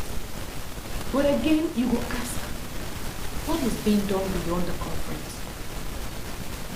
We see a case wherein recently then just, I don't know if it's Zimbabwe or I don't know if it's which country exactly, just appoint or they just elect a female president, right? After 1 week, India put visa restriction on US citizens then. If you're asking me to get a visa to come into your country, you should have a visa to come into my country. Because there are so many of these people in their own country, they're coming there, digging gold, mining gold in their country. They don't need any form of formality to come into their country. In fact, now we the African people, them they even bring them, go there on immigration, now we they show them the way how to even get passport. People that are not even African. So imagine that woman could make that decision within that short period of time, because it was like within a 2 weeks period. Let's see what women can do. Let's have more head of state, African head of state, be women. Let's see. In this same conference, I was fortunate to be selected as one of the 20 trailblazer women across the globe, where they do tremendously well in terms of women's empowerment and youth empowerment. So that was my first international award. I got the second one a week ago, which is the African Women in Development. I'll be receiving it in Nigeria. But the journey is not easy. It's not going to be easy. But us, the women, we have to actually accept that we need to support each other. You didn't, I am, right? You're doing this. If we didn't come, who are you going to interview? Right. So many young people are out there. They're watching this right now. They're complaining that platforms are not being given to them. They'll see. They'll know that this is something that's going to go global. They're not going to come here. They'll go to conferences. Instead of interacting with people to network beyond Sierra Leone, they'll sit with their company in Sierra Leone and they gossip or something. We're not better there at all. And at the end of the day, they leave. They don't take contact. If I tell you how many contacts I don't take inside this you all here. You understand, eh? Me and a colleague just be they talk with the laugh and they ask them what they do. We don't already share contact. They think about what we can do beyond just here. We need to support each other. We cannot do it without collaboration and partnership. Right. Aside advocacy and all, I'm also a storyteller and a social media commenter. Like I comment on relationship issues. Okay, so how does the social media comment means? So me now one person way I love gists. So this morning, one of the thoughts, because every day I wake up with something. I wake up with something in my head. So this is a topic where I feel like for say it needs to be discussed about emotional intelligence. And within a year, right? I know you're not the interviewer, but would you tell me what you understand about emotional intelligence, especially when it comes to relationship, right? You want an emotionally intelligent person, but if you have an emotionally intelligent person in your life, would you be satisfied? Okay, actually. So for me, I feel like for say most of we want an emotionally intelligent person, but we actually don't want an emotionally intelligent person. Or we can't handle an emotion. Exactly, and we actually don't want them. We're just lying to ourselves that we want them, because an emotionally stable person, tell me true word, you know in value, you know in worth. You need to just play with your emotions just like that. You need to just trample on them, right? So if you find yourself in that situation wherein you want an emotionally stable person, but also you want to continue playing your games, how are you going to handle that type of person? I wouldn't want to play my games. I wouldn't want to play any games. Yeah, so what's your perspective about dealing with an emotionally intelligent person? I am an emotionally intelligent person. Okay. So I understand what I need and I know what to give if I'm with an emotionally intelligent person. I know how to understand the person. I think the whole essence of being emotionally intelligent is just knowing how to understand stuff. Okay, so this morning we were having a conversation, me and my colleagues, and somebody in make mention say negative and positive, now they work. What's your thought? Exhausting. Negative and positive? Exhausting. That's that. Like crazy was like it's exhausting. That's my thoughts. Like it's exhausting. What do you think? Negative and positive. Now so that science. You don't. Not say you. I'll show you something. You see like with this extension cable that it gets two inside negative, positive. We put them together. You don't notice that there. Yeah. You don't notice your spark with cable they make. So that's just basically what negative and positive brings. Chaos. Hectic. Yeah, Crazy, it's toxic. But do you think You prefer negative and positive for me to one well now so but you for know now that the nine the perception say person way lousy no what do you think? Because that's what people say, negative and positive now they work. Don't you think it's based on everybody in personal attraction? So how many times you don't like because we see people who are too emotional intelligent people are in relationships, but at the end of the day, before we know they get divorced, we don't even know why. So again I ask how damn they work, like because if two people will know really waiting they want, they know they allow any one parent to for take advantage of the company, right? So I feel like for me that positive and positive it should be that way, of course, but it always finds its way to become the negative and positive because one person is always there trying to exhaust. So don't you think very funny, don't you think actually that being emotionally intelligent is different from being intelligent or smart? Well, that's the thing. There's a difference between so we can have an emotionally intelligent individual dating an intelligent person or a smart person.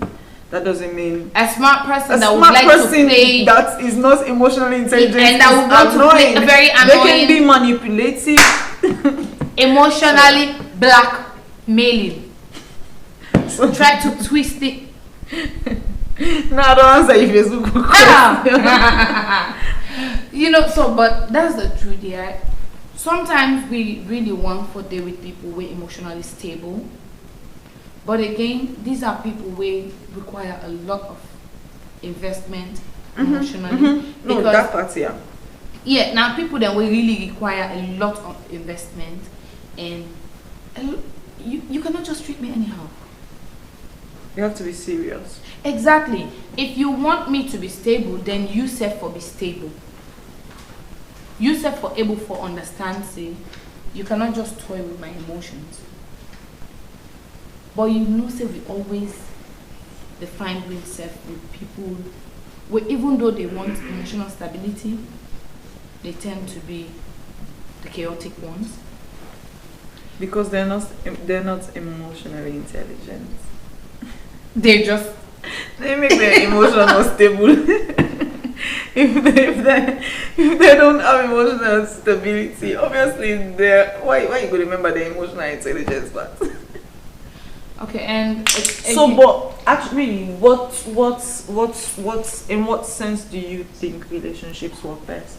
Okay, so for me I feel like in terms of relationships, though there are gonna be challenges, there are gonna be hurdles, but the partner should not put the blocks.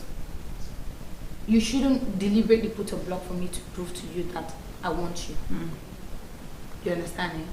You not only you for create the scenario for low effect, then you expect me to break the the blocks, wherein you try to play games with me, and when I actually realize you're playing games with me, and then you're like, but babe, let's work things out. We promised to be strong. No, we did promise to be strong in cases where you're the one that is actually putting the challenges there. You understand, eh? We not agree for let you come for can put exhaustion on me to the point that I feel like for say I'm fighting for you. We should work together, right, and make it work, right? If things are not going right, we talk about it, but not in a case wherein you they make the situation chaotic and you expect me to fight for you, and then when I don't fight for you, you're like, oh, you're giving up on me. But why did you start though? Would you say you're an emotionally intelligent person in a relationship? Because I know you're intelligent anyway. Well, for me, all those ways. You are the emotionally intelligent partner. I've met with people who are also emotionally but intelligent. You are an emotionally intelligent partner. And I think that's also an issue in some way, because it actually affect me in a point where I sense when something is wrong. Like quickly, I dey sense something.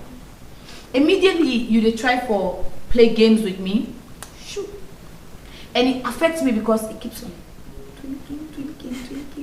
You get because you already don't know say there's something wrong. But again, in that same place, I'm the type of person that even though I know say you did wrong, I want us to talk about it. Because I want to understand from your perspective why you did what you did, why you felt like it was right, and how would you feel if I did the same thing to you? I actually would do the same thing, like get chance, but it's not because I want to know why. I would just do it because I know you're dumb. like we. I like you. You're dumb. You don't annoy me. No can ask me if that's why I want to ask you because I don't want to know. Like, let's just continue. We're gonna continue. We'll talk about it. Probably for resolve whatever you have last year. Exactly, because last year you will resolve this stupidity. Like this. That's so mean of you. You be so stupid that your position you gonna put you in a stupid position as well. So now the only reason why I go to talk about is because I don't like this part. I want to be comfortable. And you don't feel like if you don't try to actually like that part and actually go in depth into it to understand why it happened, it would reoccur? I think my point is I understand why it happened, and it's because they're not emotionally intelligent. Man, I'm gonna stupid again. It's because they're not just intelligent. So there's some certain things that someone would do to you, and then it would be obvious that whatever this person don't do so is silly. On the normal circumstance, you wouldn't do it to the person, or this person will not say it's something that they shouldn't do to you. But then it will still do them anyway. And the reason that make most of the time they hide or sneak. Yeah, because deep down they know it's wrong. Right. But then what can I do? I have to just do it because I feel like doing it. And I feel like for now one of the biggest problems, sometimes they actually know what they're doing is wrong, and they actually know if at all they do it is going to affect you mentally.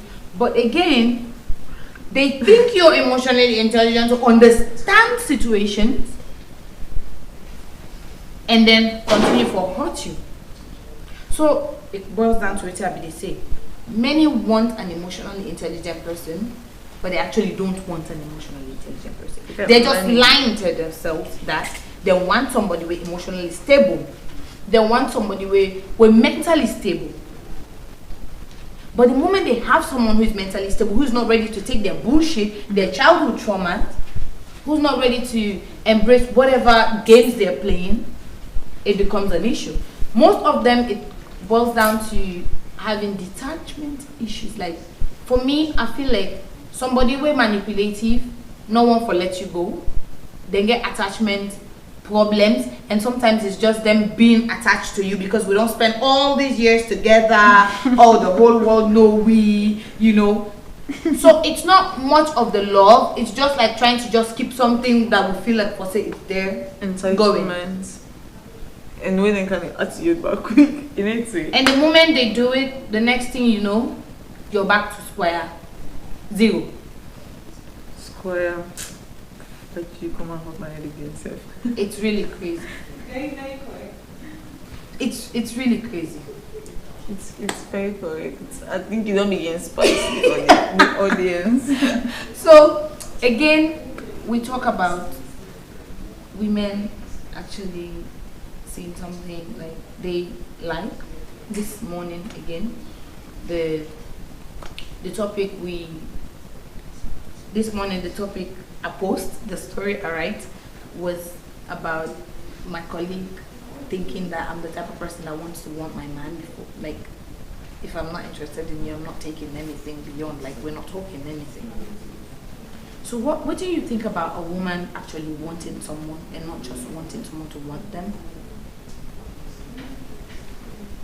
Okay, you see me?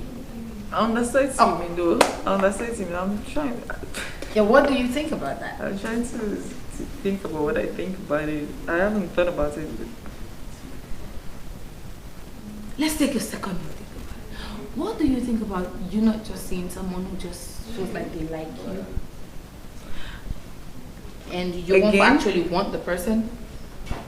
I don't want to say this on this TV. Please say it. Say I'm mean. Yeah.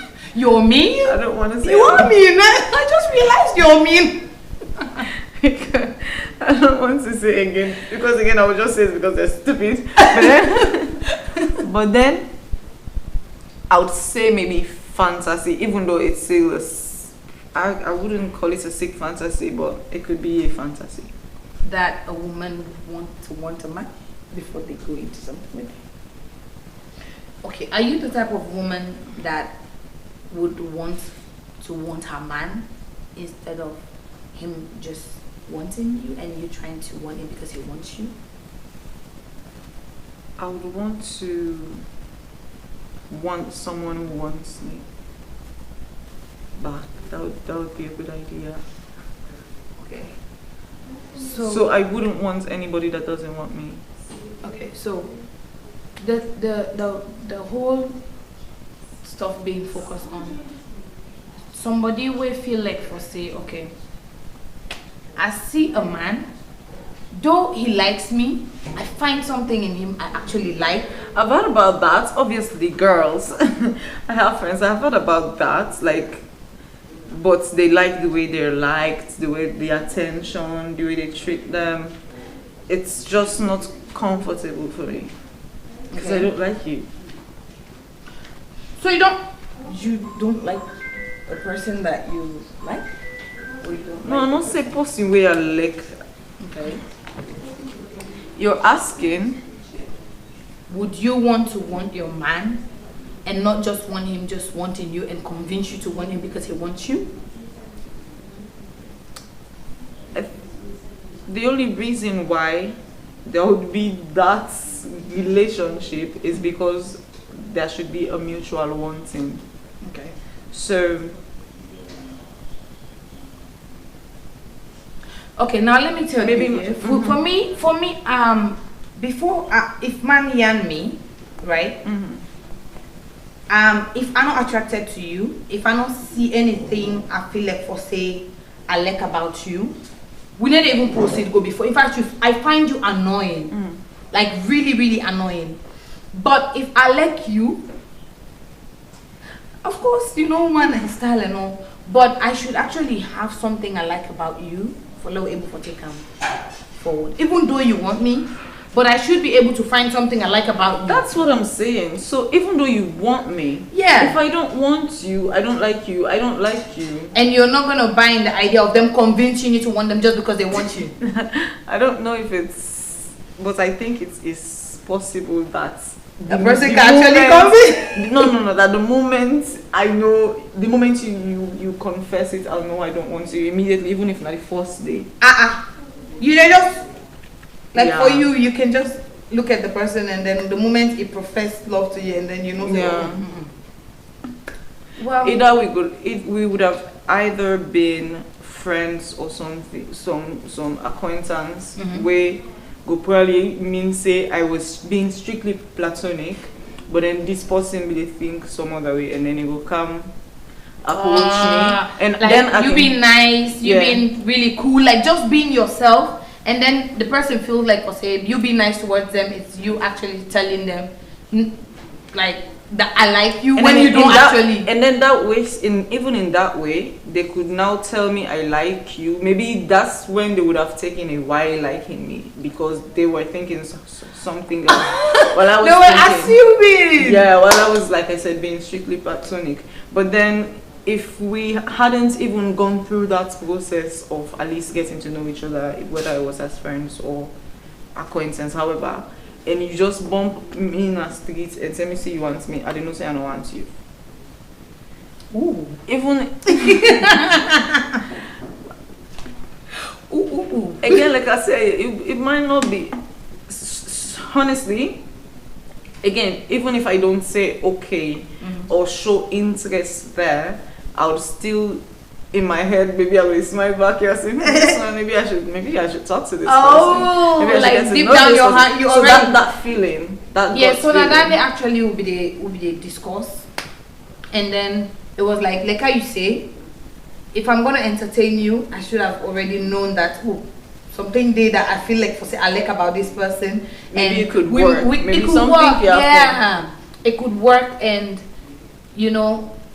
probably I don't see him. I feel attracted to in outlook, or probably the way he talks. Just something where I feel like can push further. Then I can want to know and beyond and see if it can work or it cannot work. But there should be something that actually attracts me. Do you like commitments in relationship? Do you talk so? If no, they give them feminist. Oh my God! They don't make feminism. Wait. This the thing where you talk is so funny, because again it brings me down to something that I wrote earlier. Jesus. So I wrote this earlier. I was like, for me, it's I'm not those feminists that comes out, speaks and motivate people, and then I go back in bed and use my pen to break up relationships. Like write things that makes someone read and say, oh, this is not true. That man, the way he talked to me today, I'm not fucking. I'm no. Oh, you're a lover girl feminist. I'm a bad lover girl feminist. Someone. No wonder you like love talking on social media. I like for this. I like love gist on social media. Yeah, because sometimes it's really cool to just talk about certain things, because so many people they go through relationship issues, but again they're not actually get people for talk to. Then some actually get people for talk to, but they find themselves talking to the wrong people, and at the end of the day probably getting the wrong advices and all. So sometimes you don't actually need advice, you just need to read a scenario of something. So most times I put scenarios into story form, and at the end of the story they give me advice. If you listen, it's fine for you. If you don't listen, it's fine for you. But I always find a way for always put certain. Sometimes it's actually real time stories. Now something I know say somebody where they close to me they go to, and where you go down read I go actually know say. You understand it? Now I they talk about, but the sense all boils down to where I come and actually give my own perspective about what I feel about the whole situation. And I feel like probably for think again what you did in, because with a friend who's in relationships which are abusive, because for let somebody become physical, it never happen one time. It begin first for begin play with your mind, for begin play games with you, and the moment you don't buy into it, it becomes chaotic, it becomes crazy. Because the day where you don't want to accept the abuse, the verbal abuse, then the person feels like you're breaking away from them, and then they become violent. And most times you meet up emotionally blackmailing people where you want to walk away. Oh, I've been this to you, I've been this to you, I've been this to you. Then keep on holding you back. Then keep on holding you back. Then keep on holding you back. Continuously they hold you back to the point that you they feel so attached to this person. You feel like your whole life revolve around this person here. And the day where you go one for breakaway, you find yourself in a very crazy and messy situation. Because these are people that will tell you, I'm going to kill myself. They will tell you, I'm going to kill myself. I've been in a situation. How do you describe them, these people? Narcissists, manipulative people, emotional blackmailers. Because they hurt you continuously. They hurt you continuously.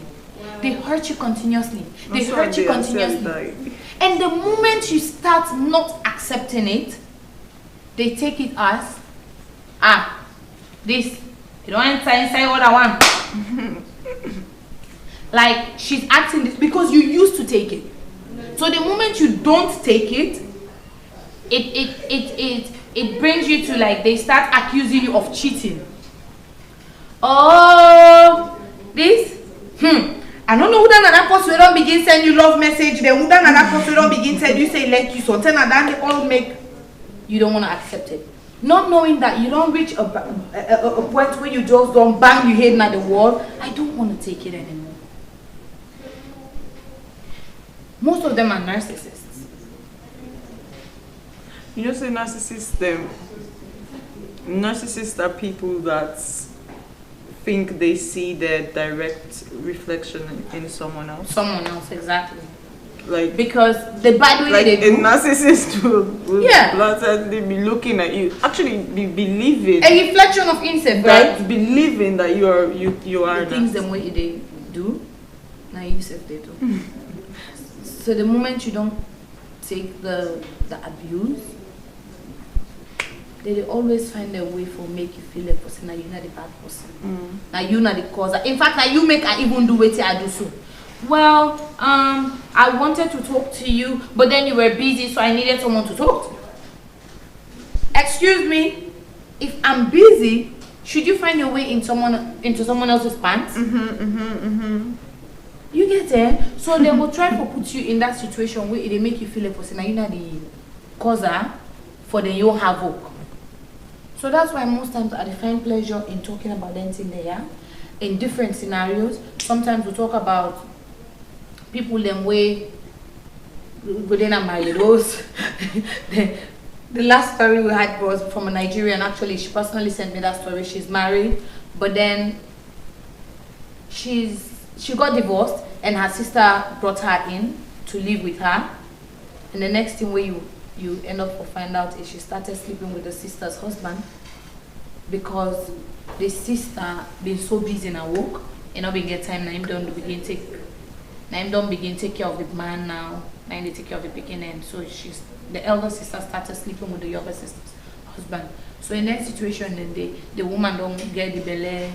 They tell his sister, say not just a random stranger get and belly, but the small sister man get the belly. They don't mend the beginning. Then at the post, they ask, what are you thought or what are you believe about the whole thing, right? Again, what's in the audience? Somebody there we can believe. What's in the audience thing? So that platform, I can use them sometimes for most of the comments where people they comment can respond to the person in need, what's in a think, what's in a feel like for say you should do in those scenarios. So that's what I do most times. How long? Your question. So, you have a question from listeners and viewers out there. So the person they ask, say, what if the person hurting you is a way of showing love? What the fuck? Who that will hurt you? I love you. Wait, what? Why? So people This pussy alone boiling age. What? Someone is hurting you to show that they love you? Answer this question like the other question. Oh, there are other questions. Answer this one first. This time. No, you're not gonna. Answer your last. No, you're not gonna tell me you love me and hurt me and tell me it's a way of. Please hurt me somewhere else. Hurt me somewhere else. Not that way. Right. There are also other ways to hurt me now. There are other ways to play and hurt me, but not that way. Nah. Not that way. So they ask again. Hey, Jesus Christi. Is it okay to be in a relationship? The hurting person say. Well, I make the question fine. The hurting person say if it okay for making them in the relationship, if in they enjoy the pain. Who enjoys pain? This person. Wait, are you in a relationship with someone that's hurting you? But wait, is it the dick? Like, is it? because is it the? Now what's the need for? Yeah, but there's something that must have been keeping the person going. Is it the? You know, is the guy good? But then you could still stay emotionally detached if it's that. It doesn't make sense. So yeah, it doesn't make sense. It doesn't make sense. Why would you allow someone to hurt you and they tell you they love you? Pain is not pain. Me, I not say other person, you know. But even this iron, if it squeeze me some way, I feel pain. Look, I'm gonna take it off because I'm not continue hurting myself. Because this is so sharp that if it continues digging into my skin, it's gonna break the walls. Yes. It's gonna break the cells. Before I know, my vein then they begin for drip. Blood they begin drip and I'm gonna die. So that's it. Relationship continue for hurt me. That's you squeezing the blood out of my being. Please leave that relationship. Oh, close that relationship.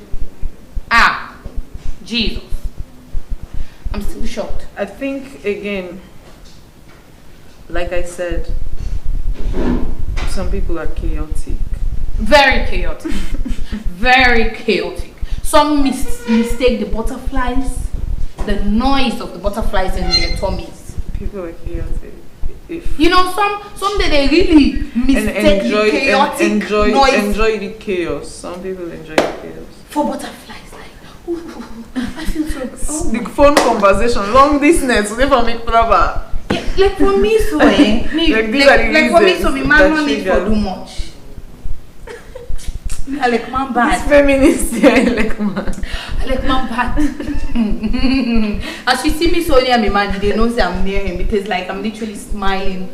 I'm always smiling. I just need to see his face because of course he's very handsome. He's a very good-looking young man. If you open your mouth, of course you will not say that a person with very outspoken and also. I like man. But I won't allow someone to take advantage of me because I like man. No matter how I love you, I'm not advise you to stay in that relationship. Whoever sent that message, please don't stay in that relationship. I'm begging you for God. So what do you? I don't think the person is in the relationship stuff. Anyway, you actually mentioned something about storytelling. That's something we haven't spoke about. What has storytelling done in shaping you as an activist? Okay, so first of all, when I started, I made mention about meeting people beyond Freetown, meeting people beyond the towns, meeting people in the villages. And mostly, I tell you, what I do is, I want to know the story behind the glory. I come across people, the moment I see you, I feel like for say, I want for make your story reach me audience, or make your story reach the ears of the people the more I interact with. I always write about it. So how storytelling don't shape me, advocacy, me activism, and my journey is, it don't help me for see beyond waiting the surface the show. right? Few months ago, where I just come to US in January, I be they take a job na grafting, and I meet with this mamia, very old mommy. She's in her 60s. Yeah, it totes buckets and head. They go na water side. They totes buckets and head. And I asked for her permission, and I asked her, "How did you get here? How you get to this point where you get water, you the water garden, na the stream and all that?" She got to explain that her child was killed due to kush, and because of the kush, it died. A young woman where he left behind, instead they the drugs, so there's no one to take care of the kids. She's 62 or something. Ami Kalon, I think it was Ami Kabia. So I wrote the story of Ami Kabia, projected the resilience, the strength behind a woman who should be in her retirement age, who should be resting at home, but yet she has to water leaves to sell in the market, potato leaves, cassava leaves, crane, where they sell, they even make 20 leons per day, but now that 20 leons, it depends on. You may think that that story is just to inspire people, but again, in most cases, I get people where they come and me PV and say, "Hey, I read this story about this person, I want for reach out." I've written stories about young people where they do something, and I get people where reach out, and I'm able to support them. Though most of those things I need to bring on social media, I also get my own personal way where they empower some of the young people them what they work with by finding the opportunities. I cannot be there, but when the opportunity then they, I can help sponsor for them and take part in them. So the storytelling part is I meet a young man again on the streets. It take me on a bike. Would it take a ride? But he's so decent. Well, I say decent. He's so decent and smell the spray where it is smell. You didn't know say there's a story behind this person riding a bike for a living. And I said, "Why?" And he was like, "Why what?" Even in response, show me saying that somebody we're very educated, but there is a story behind why he's riding the bike. So the why question has put me in that position to always tell stories. The moment I see something, I feel like there's a why, and that why is what I want to know, so people can see it. So this don't shape me so much that, and it don't also shape my viewers. It don't shape some people when they go through some difficulties. In that Ibrahim, in case where I write a story about Ibrahim, he told me when he graduated, he had great issues with getting job employment. So he sit down and think and say, "I get my small sister them for pay their school fee, and not get for continue this way. Fight, say get possibly buy for him bike. That bike when they buy for him, it continuously go. Now that bike it is used for support in small one than school. Now that bike it is used for pay for income in small one than college fee." And I said, "Don't you want to proceed?" He said, "I got my degree already, but there's no work. I cannot wait for job to be given to me. If I not get formal job, now this I do for the moment." And so those stories, those little things where you hear from people's whys, why they're into this. I see someone taking kush. Why? What happened? They tell you, "Oh, I was not like this, and depression puts me." Waiting depress you will make you feel like also you should destroy your own life. So aside relationship talks, gist, and all those, I also tell the story behind the glory. Nice. Actually, not so nice. Great. Great. Amazing, actually. So,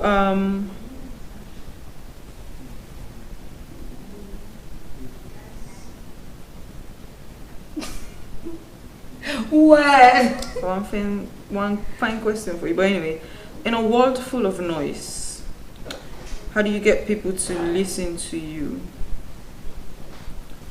So for me, growing up, it has always been a natural thing. I feel like for say my voice has always been something that echoes. My voice has been something that echoes. The moment I say something, people want to listen. I've never had an opportunity to not be listened to, and I feel like for say I've been given a gift wherein I've been behind the mic, I've been in front of the camera. I practiced journalism for 5 years, and I've been in front of the camera. I've also been a TV presenter. I've always stood in front of the mirror. At the age of 10, 11, I always don't stand in the mirror for they speak to myself. This is not something I don't know what to motivate them, but I always feel like for say I want to become an actress. I stand in the mirror, I see people who act certain roles. I feel like I can do it better, and that was when I was that young. So fortunately for me, I find myself in the field of mass communications, where my voice was heard all over Freetown and went global. I go Ghana. I serve as the country director or the country representative for the International Youth Diplomacy Conference, where we go with young people from Sierra Leone to take part in diplomacy, where they're empowered to connect and network with over 35 African countries delegates. So I feel like I've always been able to say something and everywhere is just quiet and people just want to listen. It's a gift. I don't know what I did, but I was fortunate to have that gift. No matter how the place is noisy, the moment Mariam speaks, someone wants to hear what she's saying. So what is your message to young girls out there that are afraid to speak? Your voice is your power. Don't limit yourself. Do not allow anyone to marginalize you. Do not allow anyone to tell you that you cannot do it. All it takes is just a word. Just a word. A word can change everything. Just speak out. Speak up. If you're being abused, speak up. If you're facing difficulty, speak up. Everyone will not hear you, but someone would want to hear you. And that someone may be listening, but if you don't speak up, they'll never hear you. So, yeah, this was actually close to my next question. Why does communication matter in advocacy, in your advocacy work? Well, communication is a big aspect of everyone's life. When it comes to advocacy, advocacy is lending your voice to the voiceless. How can you lend your voice to the voiceless if you do not want to speak?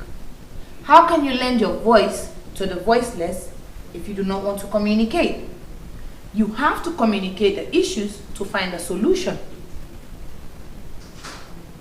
If there's no problem, then what are you doing? Why are you going out there? You should be able to understand that the issue that happens may have happened out of ignorance, out of negligence, but all you need to do, communicate. Tell the government, tell the people, tell the village people, tell everyone that is out there that this has to stop. Then a month ago, there was this thing where I see in social media the Deputy Director General of SLBC post about the Gaddafi mosques.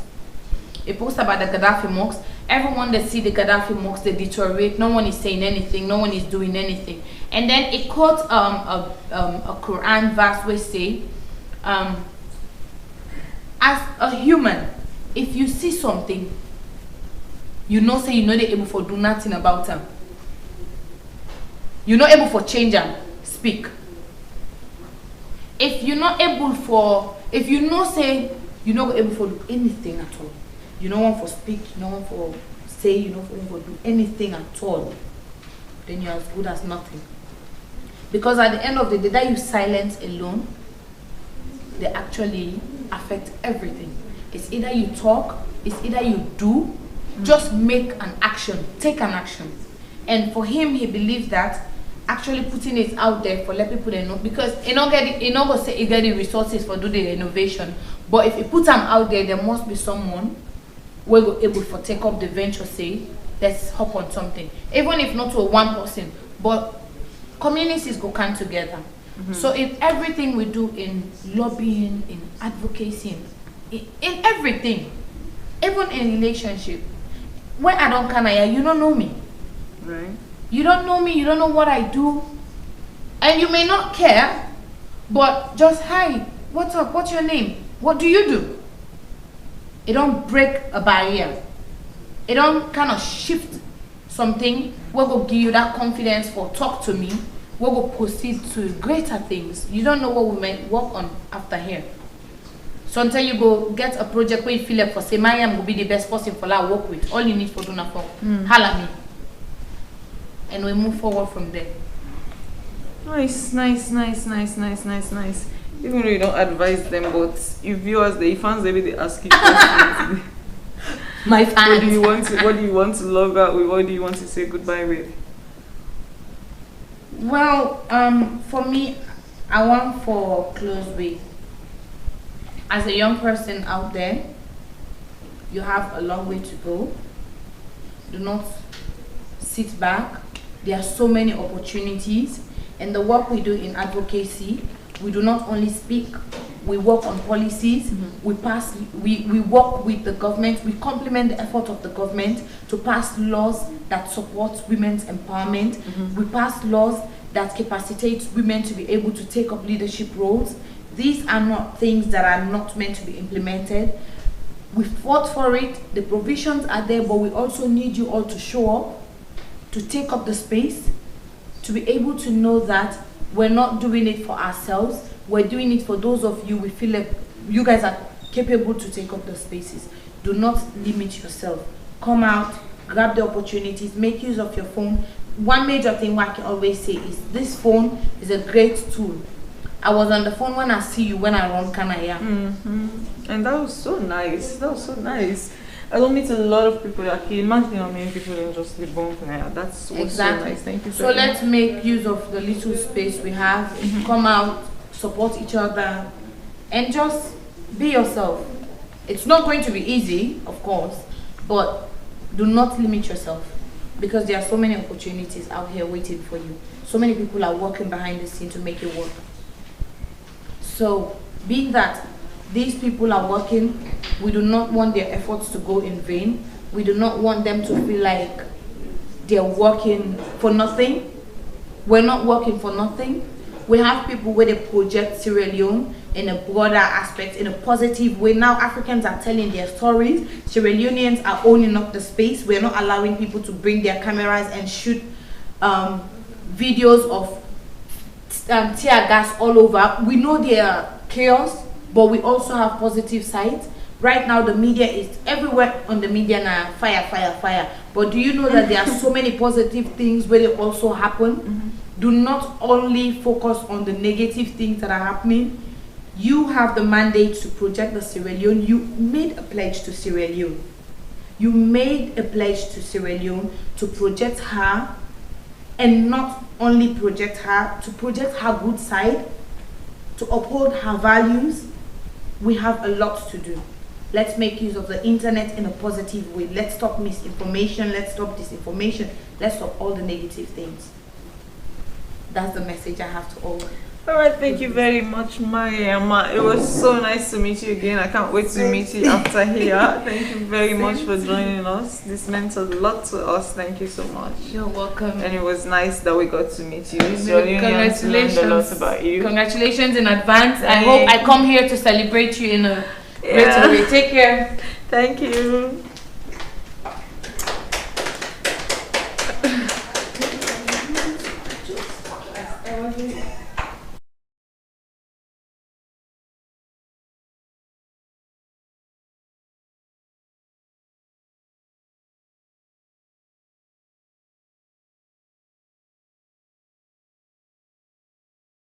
Now in the mood.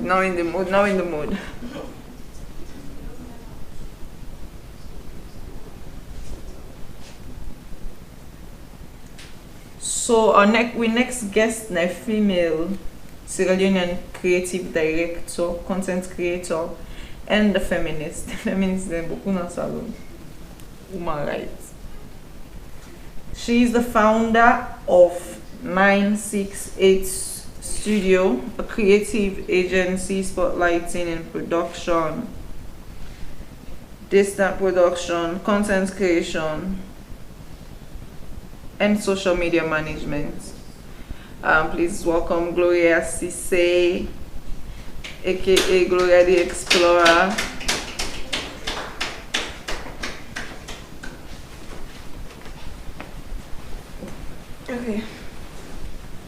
Okay. Hi Gloria. Why you dey smile?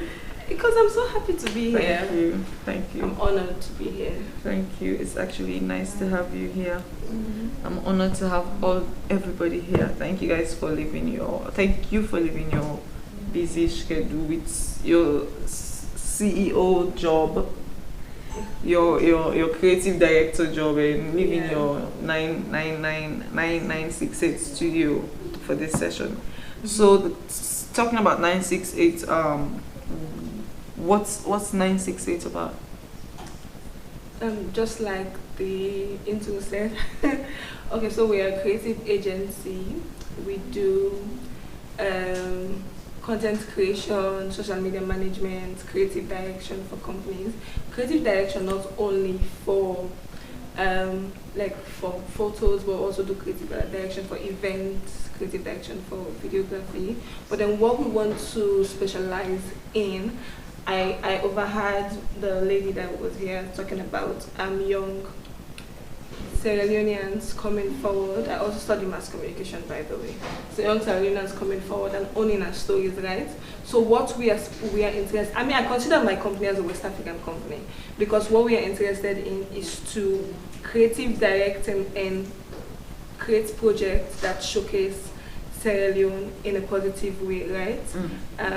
Owning our stories, telling our own Sierra Leonean stories, owning our stories, embracing what's unique to us, right? So that's what 968 is about. Not only work, but we also want to we also want to prioritize pulling work that sells Sierra Leone in a positive way. Yeah. Nice answer. Yeah. You guys are doing a great job. I told you guys, Sierra Leoneans are dope. Yeah. So you do storytelling. Yeah.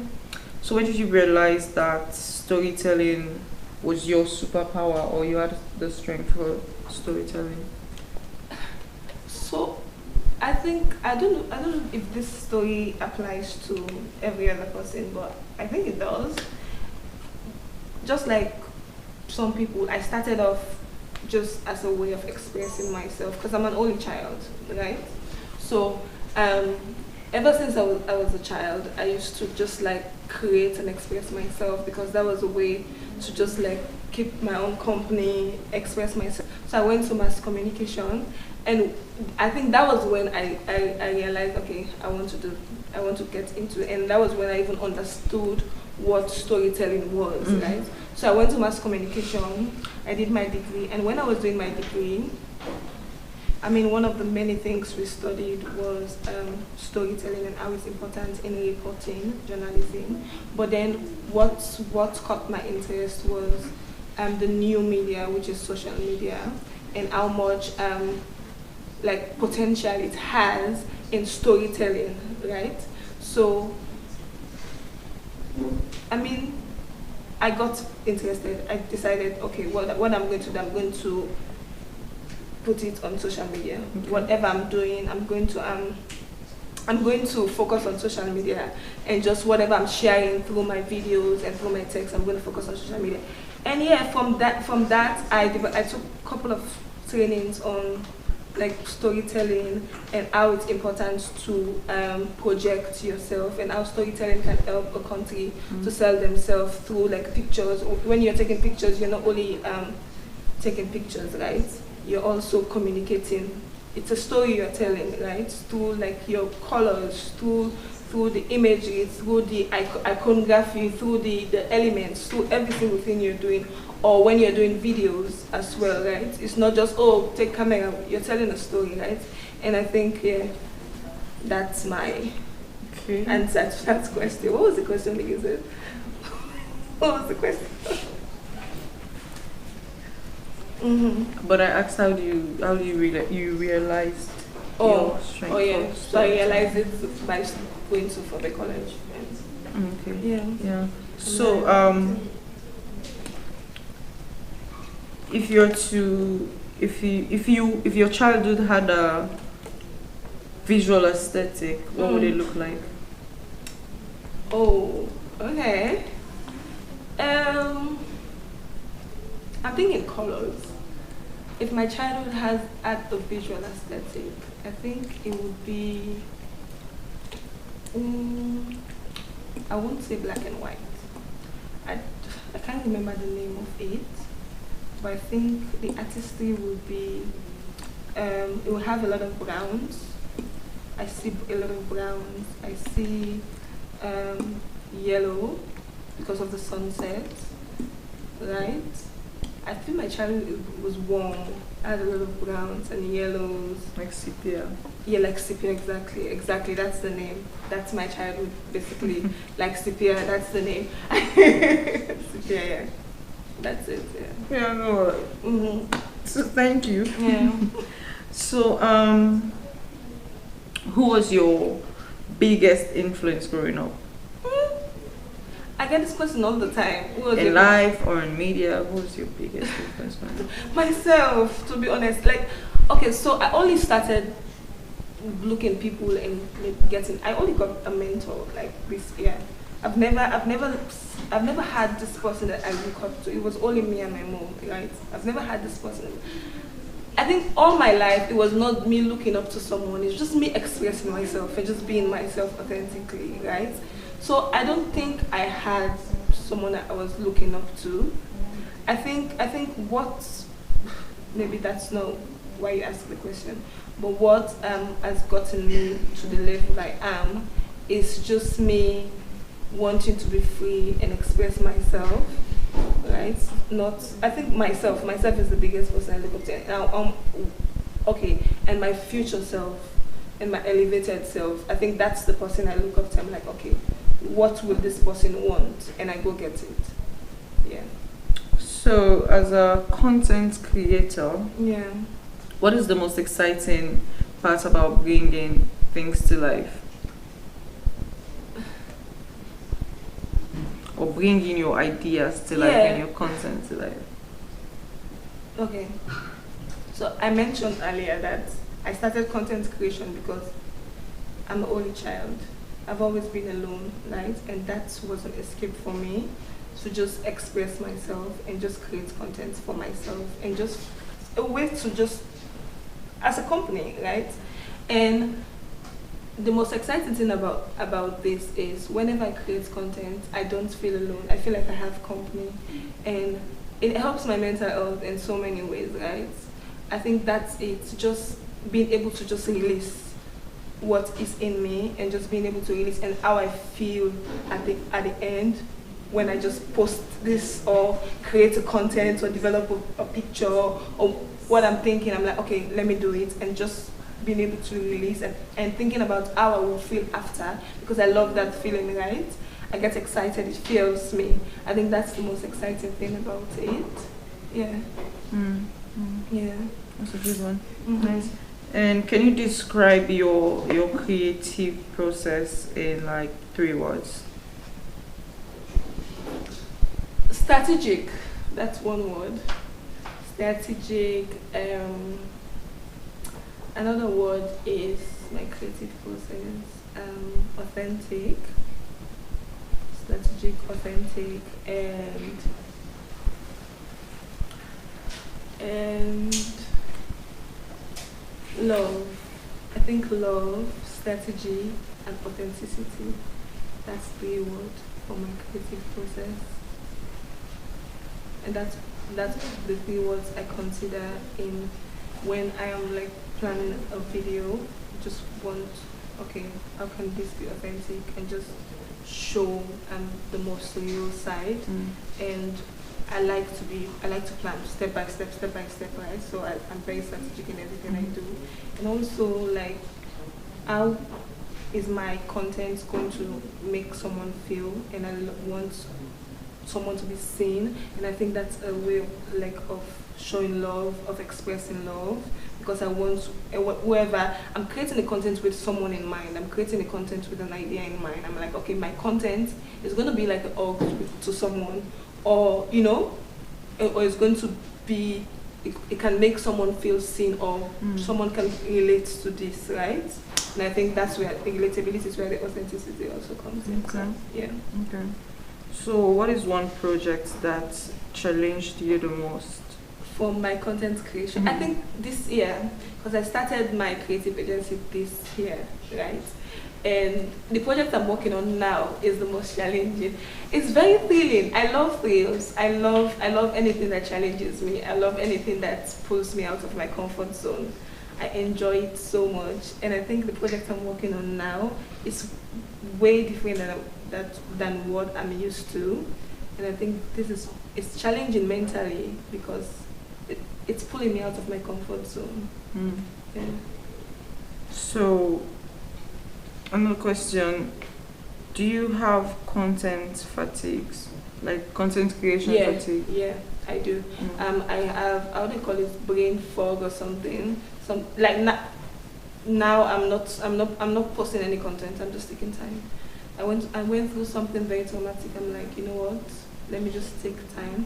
I saw it as an opportunity for me to just rest and feel myself and take time so I can have a clear vision on where I'm headed to.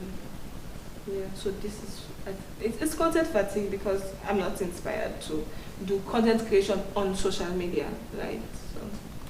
Is this how you react to content fatigue, or do you, in other situations, try to stay inspired or just stay active to overcome it? Oh no! I always, if I'm feeling this way, there's a reason, right?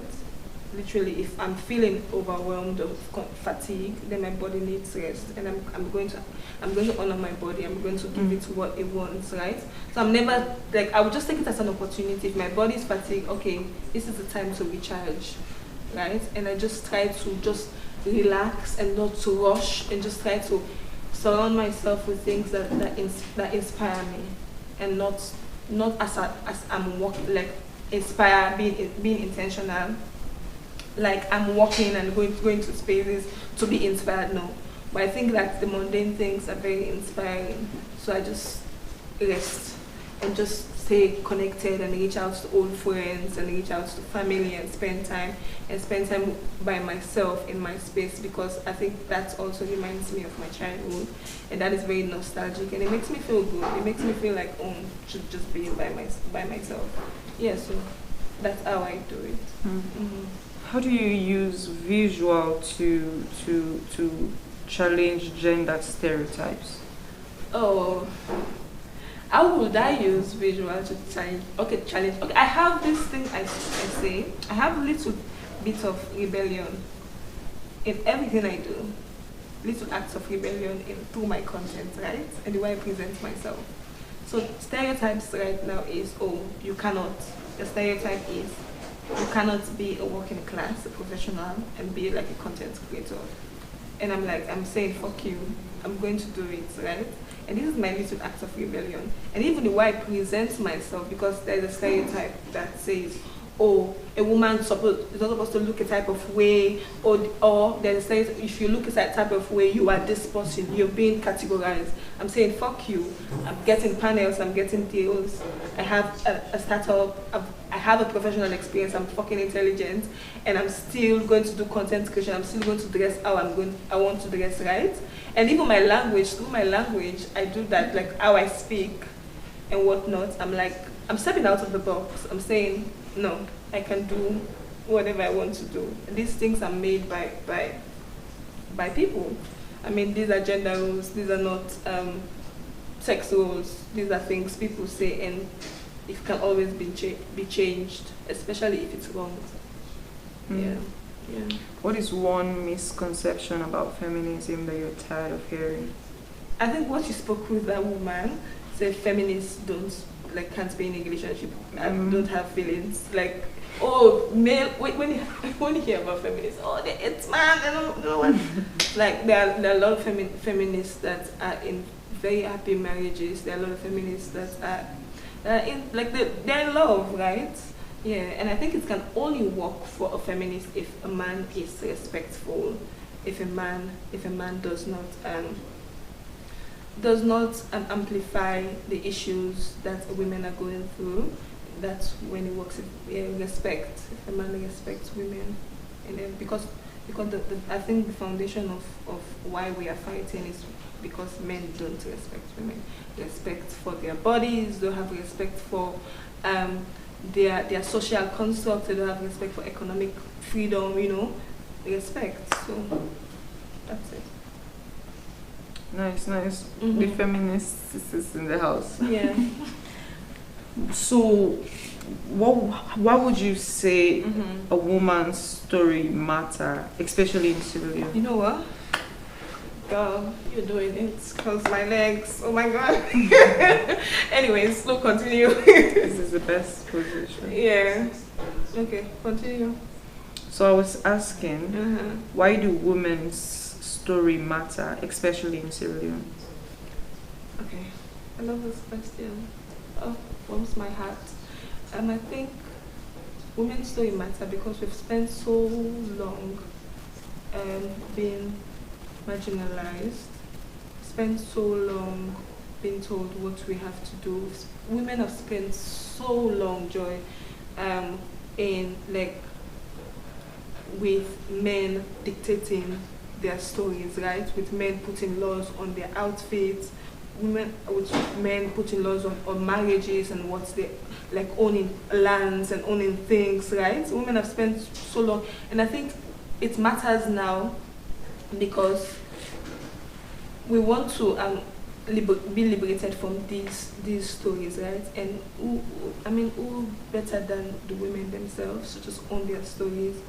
And you said, okay, no, we are not going to sit down because we've allowed the men, and we see that the men are very intentional in putting us small, because when we are small, it allows them to have freedom, and they are very strategic and very coordinated in how they are marginalizing us and stepping on our necks. And they're like, no, we have to take charge of our stories, and we have to, go out there for ourselves, because we are the only ones that are being affected by these things, right? Yeah.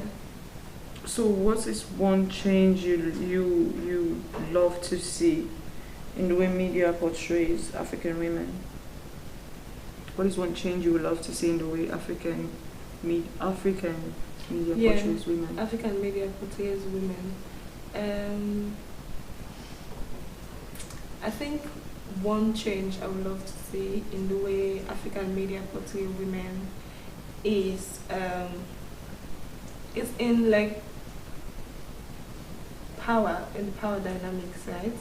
And how much women make.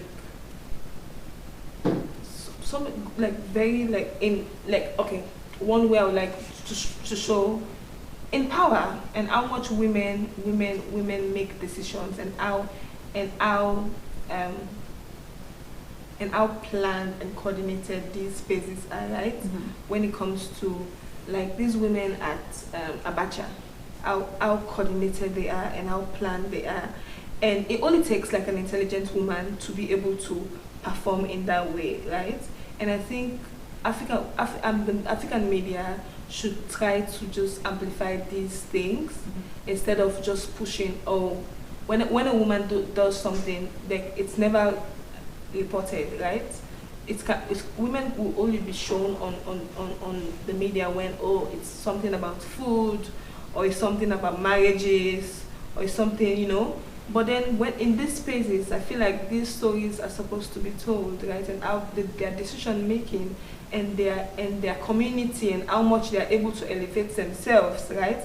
And I think that if more women are portrayed that way, and more women get to see that way, I think that can help a young lady, a young woman. Okay.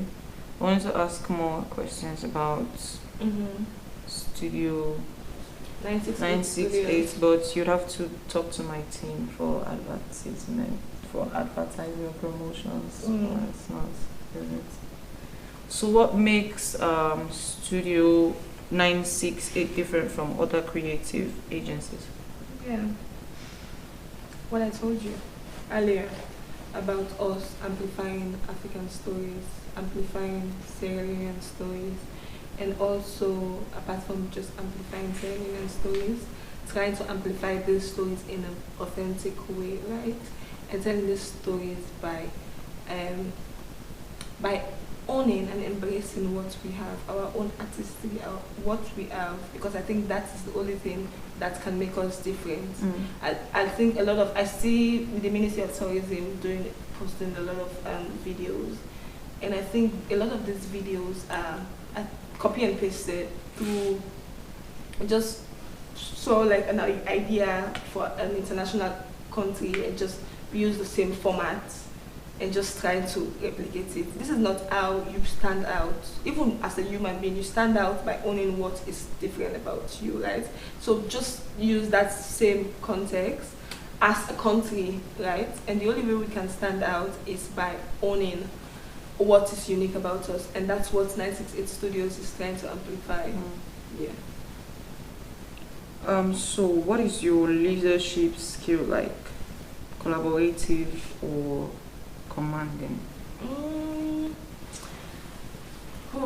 My leadership skill is very collaborative, and especially in this time.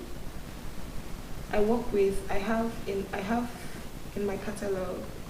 In fact, all my projects are being done by third party. So creative direction, what I do by creative direction is let me give you a scenario. A client comes, he wants to shoot a campaign for their new product, right? We do the creative direction because the videographer with a skill have not had a degree in mass communication. The videographer with skill have not had like a diploma in storytelling, you know. We take the project on, we develop it, we direction and everything, and then we call who is capable of it because we know like we are very we know like which each photographer that is good or each videographer that is good for each project. So we call them on board and we work with them. All our projects have been done through collaborative means. So I think collaboration. Yeah. How do you decide which story deserves a spotlight as a storyteller? Through our values as a company, or through my own personal values. And I think I've spoke about my values, my company values in so many ways. Authenticity, amplifying like African stories, you know, and all of these things. So when a project comes, I look at it, the question I ask myself, does it reflect our values, right? Does it speak to our values? If it doesn't, I can't stick the project. Yeah. So how do you create space for women to shine in your workplace or in your work? In my workplace, I try to hire a lot of women when I'm working, like the creatives I'm working with. I prioritize, not even try, let me rephrase. I make sure if I have like 4 people wanting that job, and then I have 1 woman and 3 men, I make sure I give space to the woman, right? I will only not take you if you are not qualified, right? But if you're qualified, maybe not as much as these people, but then there is a potential there, I give you a job because I understand, okay, maybe you're not as qualified because you have not been given the space to do so. And that's one of the methods, right, I use. And yeah. What advice would you give to young girls with big dreams and big stories to tell? What advice will I give to young girls with big dreams? Go for it. Go for it. I mean, the world will tell you, Sierra Leoneans will tell you, you can't do it. And to some extent, for the start, you will feel like, oh, because you're just starting, right? Even with men, they have the same stats. So let nobody tell you. I mean, you feel like, oh, this is like rocky, I can't do it. But then, what I say, like the more you do it, the more you learn, and the more you grow, and you learn from your mistakes. So just take a chance. What's the worst that could happen? Enjoy. Also, when you're going for these dreams, try to enjoy the process as much as possible. Enjoy every step of it. Yeah. If you could film with one international filmmaker, who would it be? Okay. Hold on. What's your name? I'm not good with names. Please excuse me. I'm not good with names. I know her. Guys, you have to hold on. Okay, yes. So yeah, I know her name now. Ask me again. Guys, oh my god, the place is so hot. Sorry. Logo. Okay. So, if you could film with any international creator for a day, who would it be? Okay, so if I would film with any international creator, it would be Greta Gerwig. So she's the director of, Barbie, the movie Barbie. Barbie is a feminist. It's a feminist movie, right? Everything about the film is just promoting women, right? And she's also the director of Lady Bird. She directed, I have all her films. I have Little Women. I have all her films. She's doing amazing. And what she's trying to do is, all her films is about women. And how she's the protagonist and how she's portraying them is not weak, just like how the media portrays women most of the time as weak, fragile. No? She's making them as women doing it, right? Taking power. Like you see Barbie, they have like female presidents and whatnot, and the woman was like chained, a Barbie. So the idea is the Barbie chained in a space when act like a Barbie, dress like a doll. That is what the society tells you, right? And then she feels like, no, I don't want to do this. I want to go out there and explore, right? And that is our narrative. And also for Lady Bird is a young lady that wants to just get out of the house and just explore. Even for Little Women, their characters, the characters.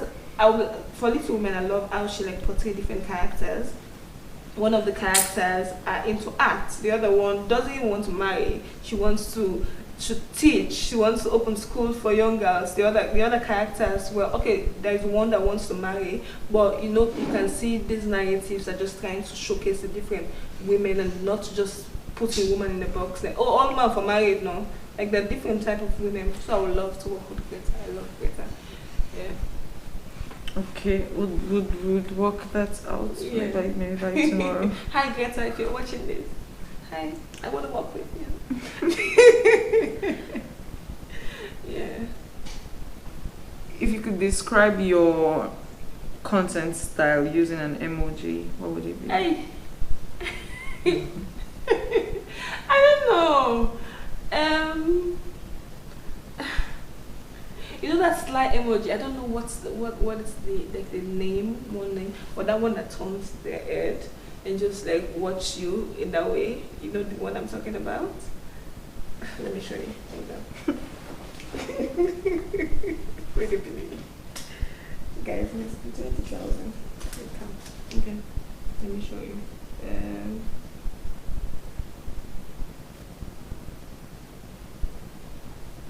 I'm finding it. Aruka. This one. This one. Oops.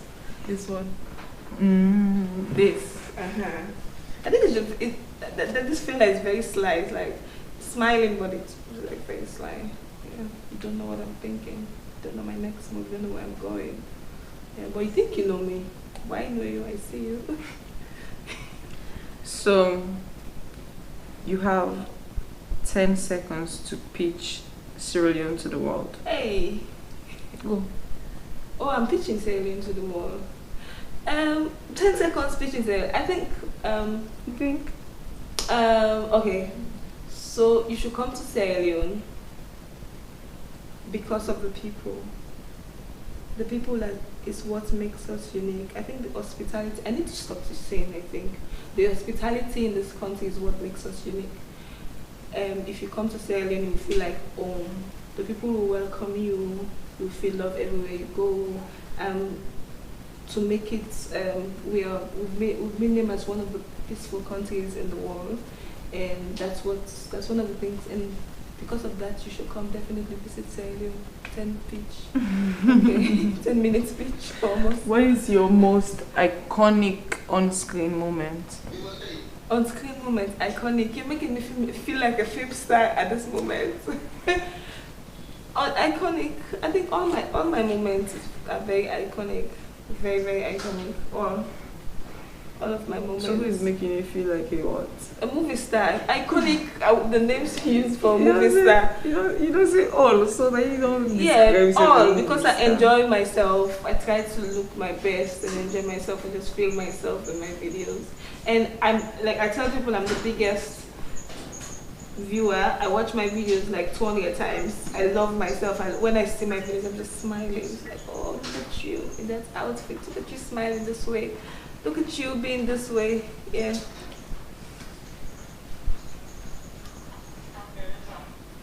What is one word people always use to describe you, and is it true? Positive or negative? If people describe you on positive, just one word. People describe me positively. Okay, the word has to be the most regular description.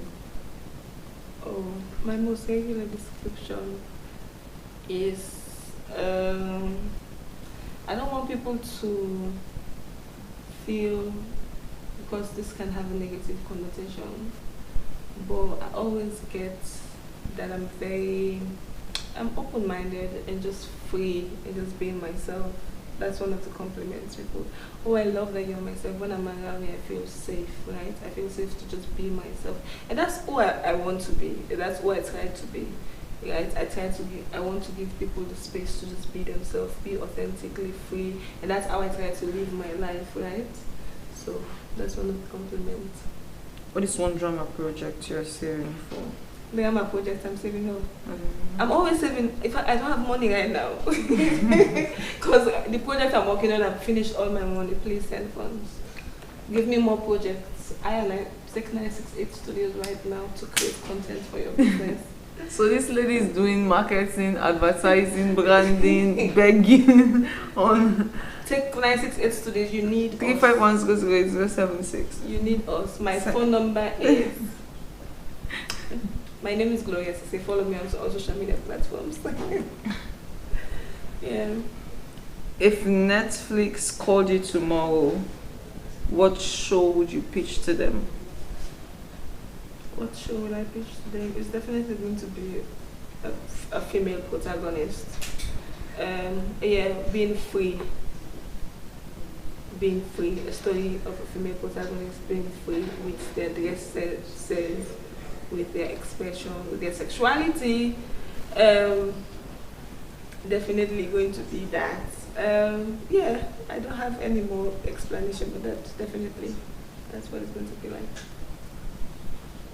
So what legacy do you hope that 968 Studios would leave behind? To be able to archive a lot of Sierra Leonean stories, tell the stories in a digital form, where the young people that are coming up, or years and years and years to come, can go and see, oh, okay, this is possible because someone or one of our greats was able to prioritize collecting the stories, right, and just putting it in a digital form, because the digital space is just going to keep going and going and going. And I think like the books and the books and the conventional media is going to reduce, right? And we need to convert the stories in the digital space. So if you were if your entire life was a visual documentary, what would it be titled? I know everybody get question and answer one. What will it be titled? If my entire life was a visual documentary, it will be titled Gloria. Gloria on all capital letters. Nice. Gloria. Nice. What does showing up as your true self mean in a world full of filters? And showing up as your true self can mean different things. It's very subjective. Showing up as your true self can mean you like wigs, you like makeup, you like, is that's your true self, that's what you enjoy. It can be that, right? And I think that's the misconception. Oh, showing up, you have to be authentic, and authentic is when you don't like all of these things. Authentic is when you like the mundane things. No, it can be you like makeup. It can be you even want to get married. It can be you like different things, right? But also showing up as your true authentic self can also mean, oh, you don't want to be on social media. You don't want to be very, very glamorous. You don't want to be that type of person, right? That can also be that way. You can just like the simple things, the mundane things, the everyday things. That is also showing up as towards an authentic self. Yeah, so it's very subjective. It depends to you and how you want it to show. So, how do you want to be remembered by your peer, or by your audience, or by the country? I want to be remembered through my works and through how much, through my works and through the impact and how much impact I've been able to give. Yeah. Mm. So what keeps you grounded when things get overwhelming? What keeps me grounded when things get overwhelming? Just reminding myself why I started in the first place. Reminding myself why I started my work, right? Sometimes it can get overwhelming. Sometimes you can even feel like, oh, like I don't want to go do this anymore. You're just going back and reminding yourself, okay, I started this because of this. And I think that is like just matches to my feel. Whenever I think about it, gets me back to the place where I was so filled with passion and I wanted to take this and then just, okay, this is what I want to do. And then I feel I want to get back up to do. Yeah. Finish this sentence. Mm-hmm.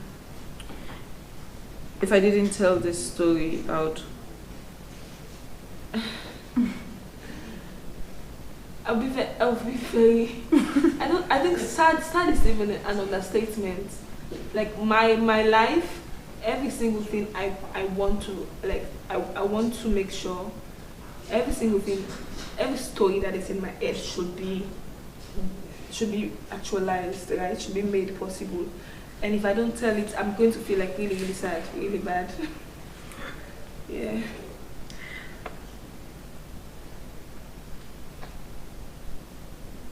Oh, I can't think by this now. I will think by then. So,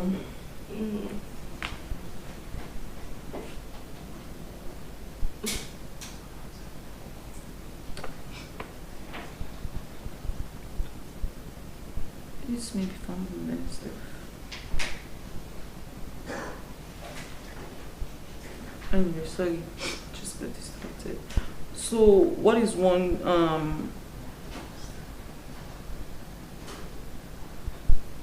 actually, I'll ask you the question on the mindset. Ask me personal questions about my life.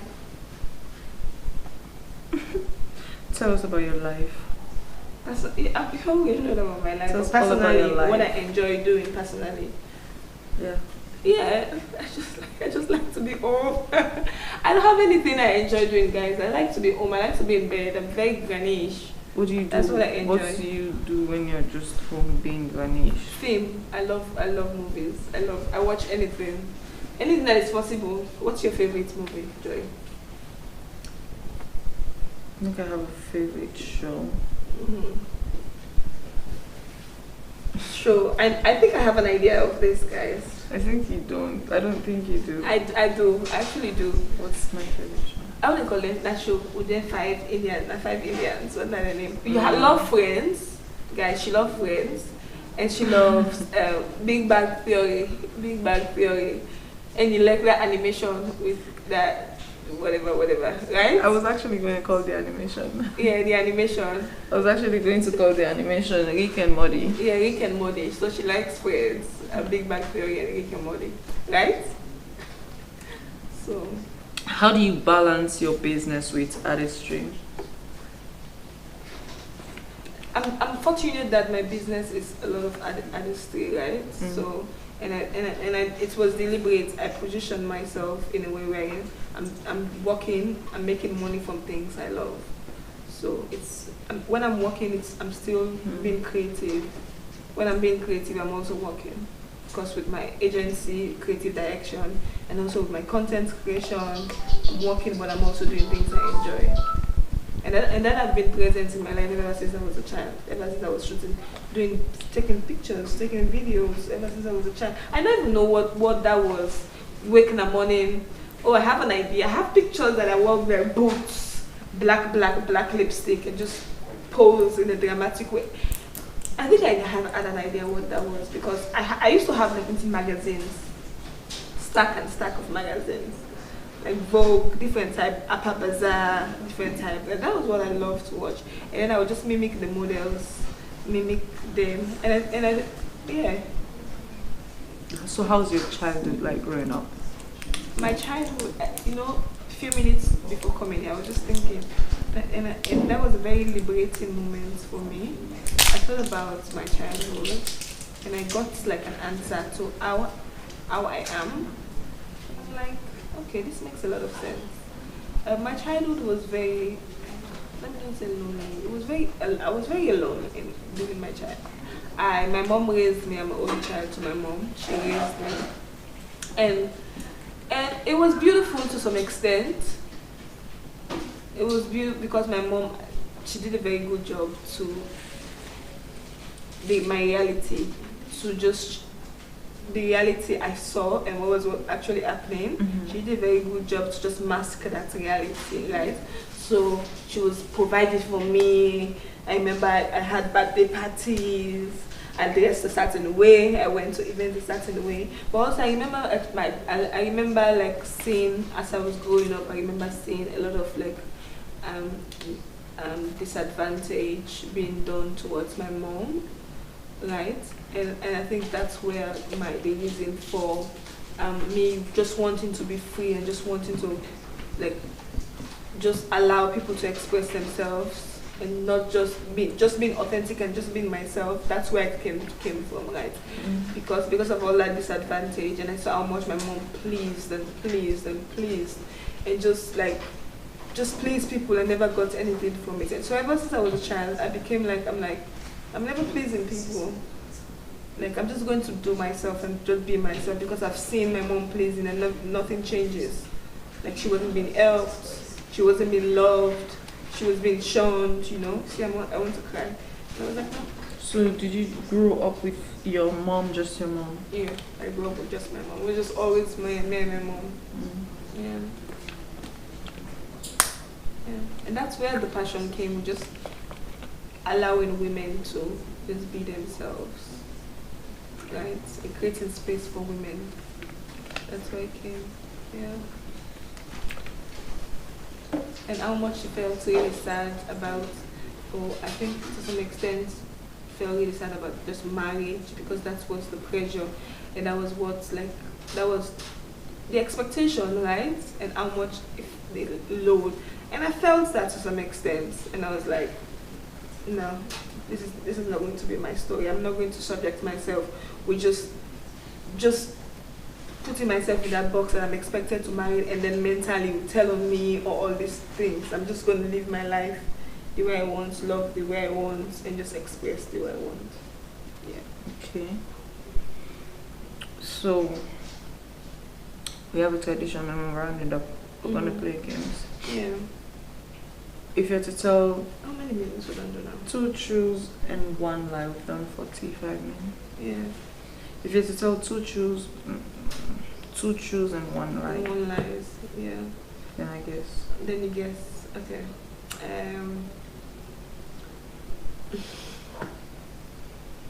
I have a degree in mass communication. I'm not good at this, guys. I don't lie. I'm very honest. What is lies?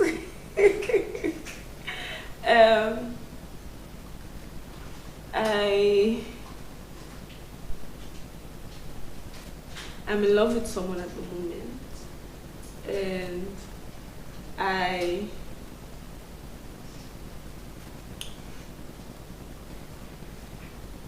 can cook very well.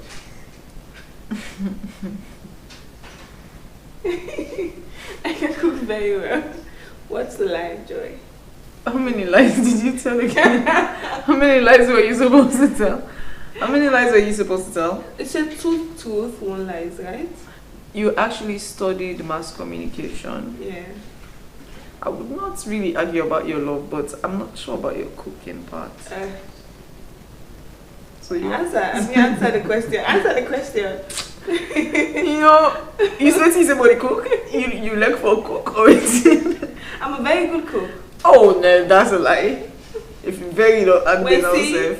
Wait, see. Very? I'm a very good cook. Well, the lie is I'm in love with someone at the moment. Because I can cook. I just don't like to cook. With very. But I can cook if you're very good for me.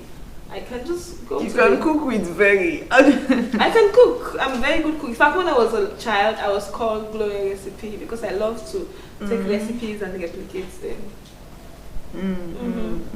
Okay. Yeah. So you can cook. I can cook. I mean, cooking, the taste is subjective. To me, I'm a very good cook. To me, I'm a very good because I enjoy my cook, right? Cook is subjective. Taste is very subjective.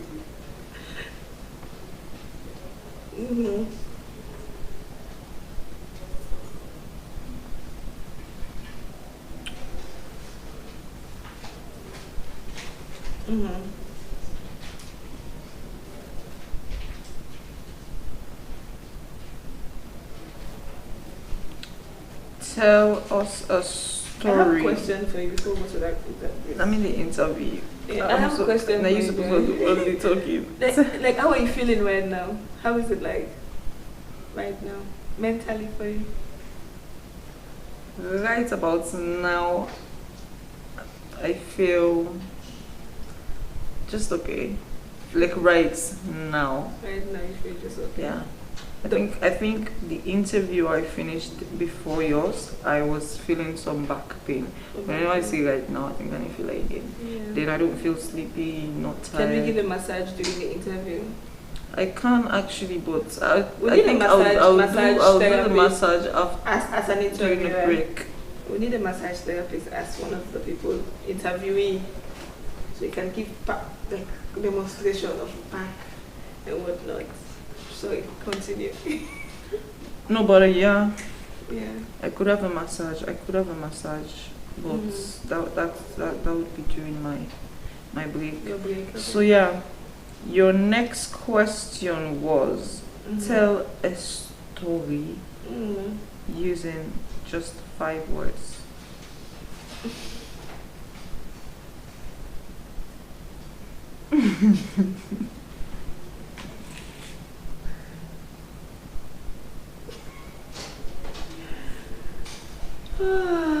You're a creative speaker, storyteller.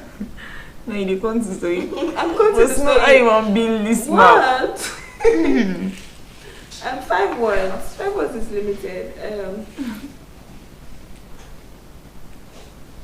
Okay. I feel peace right now.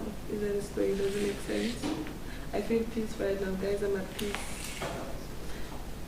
I feel peace right now. I feel peace right now. Right? 5. Okay.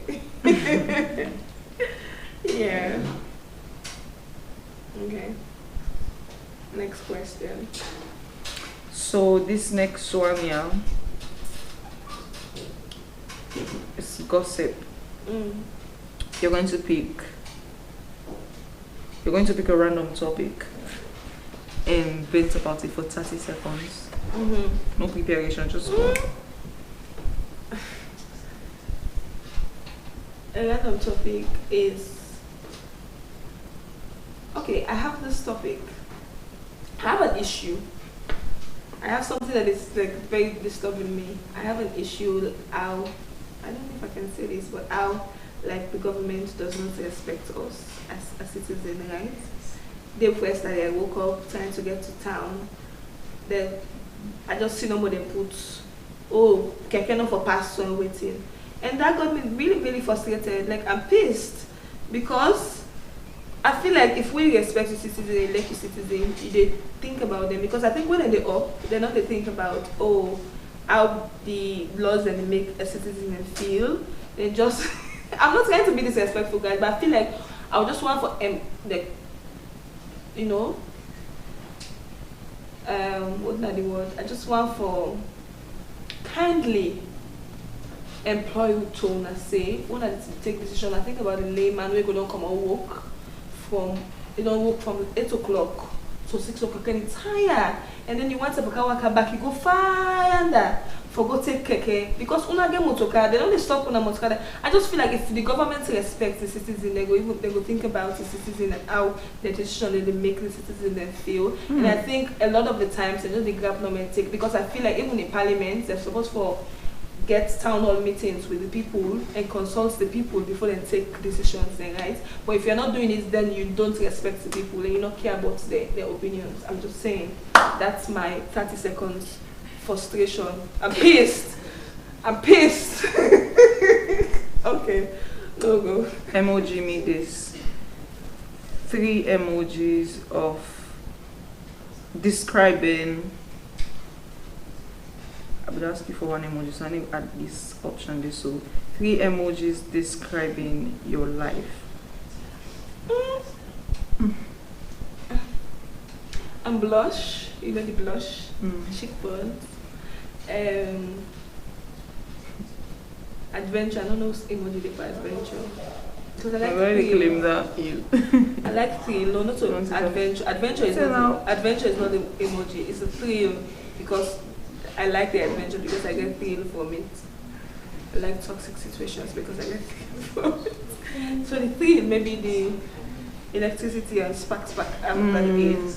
And waiting again. Yeah, the lady that dances, just free, she's just open out of the Lady that dances? Yeah, the red lady. Someone said that lady was running, she's not dancing. Or she was dancing. Or she was definitely doing salsa. Even with the outfit, you know that's a salsa outfit. It's a very Spanish outfit. Maybe she ran out of a salsa party. No, you can see the move. She has one foot up. That's a salsa move too. And even her head. She had her ear up or something. Very salsa. That's a visual representation of women as a Spanish woman dancing salsa. Yeah. Am I right? Put it in the comment section, right or wrong? Was she dancing salsa or running? She was actually jumping, running, all of that. Salsa, you jump a lot. That's the dance. You want me to perform it for you? No, guys, don't just keep it to me. I'm cute, classy.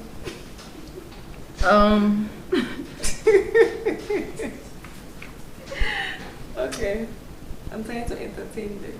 I'm also trying to entertain them. But guys, you know what? Let's give Gloria around the applause. We've engaged Gloria for almost an hour now. Yeah. Gloria Sisse, thank you so much for joining us. Did you enjoy this Ideon? Did you enjoy this session? I did. I enjoyed the session. I enjoyed being here, especially a young woman doing this. And this is like groundbreaking and trailblazing. She's doing something that is, I cannot do this, to be honest, and it takes someone very strong and ambitious to go for it. And I'm all about supporting ambitious women and strong women, right? I'm like, okay, I have to come and support her. And I've known Joy for a long time. I know when she wants to do something, she puts her mind to it and do it. So, yeah, and this has been fun. I like contributing in these spaces. Thank you. So now, tell them goodbye. Goodbye, guys. Support Joy. Like, share this video wherever. Share with friends, family. Come to be interviewed. Just here and just be yourself. Enjoy yourself. Don't make salon puchido. Try to express yourself as much as possible in your different ways. I think I didn't ask you about Gloria's Explore. You don't actually about Gloria. Everybody knows Gloria Explorer. I don't know Gloria You don't know Explorer. I just had Gloria somebody Explorer. calling you Gloria the Explorer. Yeah. Gloria's And I mean, Explorer. that's also it stems from my passion for thrill and adventure, and that's what got me to Gloria Explore. Gloria Explore is all about showcasing Sierra Leone, owning. I think owning our Sierra Leonean stories is the word for it, and we are doing that through our food, our culture, our people, right? And that's what I want to do. Our places, our destinations, right? And that's what Gloria Explore is about. But then how are we doing these things? It's by short form content on social media. So yeah, and I have one of the biggest platforms right now in Sierra Leone when it comes to these things. Yeah. Thank you very much, Gloria. Thank you so much. It was really nice having you here. Okay. Please. Thank you for having me. Thank you. Bye bye.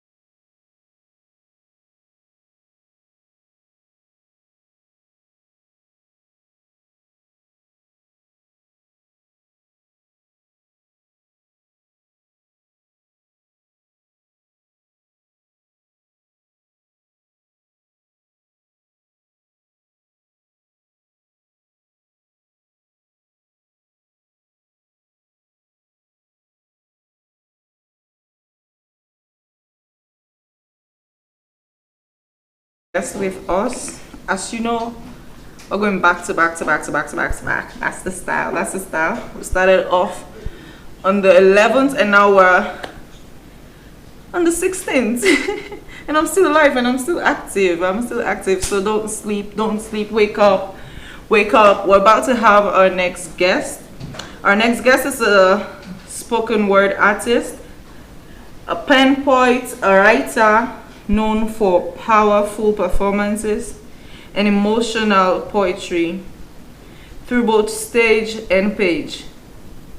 Please help me welcome Admire Bani. Admire Bani. Better you whisper your name to me. If you know sounds like people. Hi Admire. Hi, good evening. How are you? I'm good. I'm good. But I'll have to correct you on the name. It's Admire Bonnie. I thought I called it. I thought I said it correctly already. Ladies and gentlemen, this is Admire Bonnie. Hi, guys. Admire Bonnie. So, would you like to tell us about yourself? Like, let's get to know you. Tell us something about yourself. Okay, so I'm Admire Bonnie. Just a girl from Freetown, Sierra Leone. I am a spoken word artist, as you said.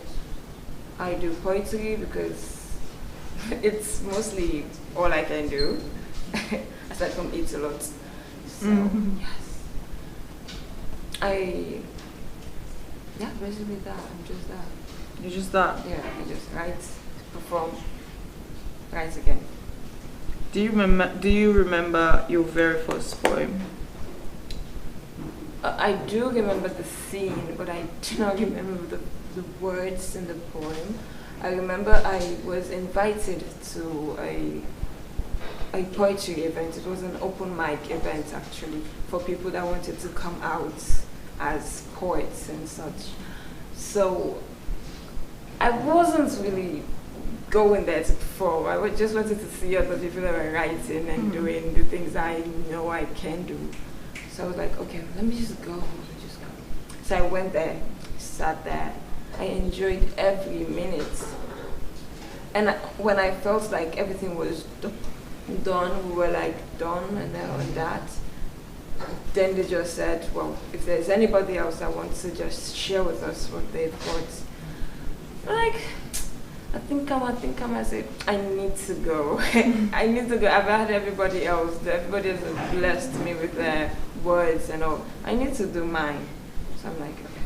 So that was how I got there. I went to the stage, did what I had, and I remember feeling good. I remember feeling good. And that's it. So, who were your earliest artistic influence? So Maya Angelou, we went to school. I went while going to school, high school. I think first stage in high school. We were taught a lot of her books. I read Caged Bird, I think. So I loved her writing. I was always fixed on her. And Shakespeare, for some reason, Shakespeare got to me. Like, I mean, who thought this would get so much sense until this man has one to me. So I loved Shakespeare and Maya Angelou. Yeah. How did your journey in poetry? How has your journey in poetry been so far? My journey, it has been good. It has been blessed. It has been fun. Like, people think, okay, poetry is a job, I think. Yeah, it is a job. Some of us are taking a lot personally. But then, it is fun. It is you expressing yourself to the best of yourself. Like, you're telling the world who you are. So it can be fun, and yet it is filled with so much anxiety and like doubts and self-esteem going up, down. It's just like that. Do you prefer performing your poetry or other people reading it? I prefer performing it. Well, when I hear it from other people, it doesn't sound like mine. I don't know. Like, it feels like somebody else did it. Like, because when I write, I add what are you even reading? I add my emotions to my writing. Like, if I'm writing, I know when I say sad, I know how the sad is going to have to come out. But then if it is somebody else's that is reading it, I'm not sure they would be able to portray my sadness the same way. So I prefer reading my work. How does being a woman shape the way you write your poems? I feel like we live in a world where we're still struggling for women's rights. There's this 50-50, but then when you go to the behind the scene, you hear it's 60-40, you hear 70-30. So being a woman, it changes things wherever you are, like whether it's music, it's football, whatever. It applies in the same way in poetry. When you walk to a stage, I feel like because you're a woman, there are limits people just put on you. They just add a price tag to your work, like this is this is that, this is. So it takes a lot. It takes a whole lot. Do you actually? How do you prepare mentally before performing your pieces? So my little sister is in primary school. but she does well in primary school for a primary school kid. She reads news and all those things in school. She has this way of doing this before going to, like, if she's going to do her presentation, she's always like, shake it up, shake it up. So sometimes I try to imitate. It's not the same, but then you resonate to yourself more when you just do what comes to you. You resonate to yourself. You're like, it's me. It will still be the same me when I step on that stage. So sometimes I just try to catch my breath and remember who I am, and then just do me. Agree. So how do you find light in darkness when you write? So a couple of times I've been told my writing is a bit dark, but then I say it's not dark. It's me holding the torch in the darkness. So this question here, I would say the words, the way I just give it out, whether it's a bunch of sad tales, just someone saying or telling the dark tale, that is you shedding light to that dark spot. So I always like bring the light onto the situation or the environment of my writing. Have you ever cried while performing? So no. Well, I'm not the crybaby type, but no, I'm not cried on the stage. What poem of yours would you say hits different while reading or performing? Well, I have this piece on daddy issues.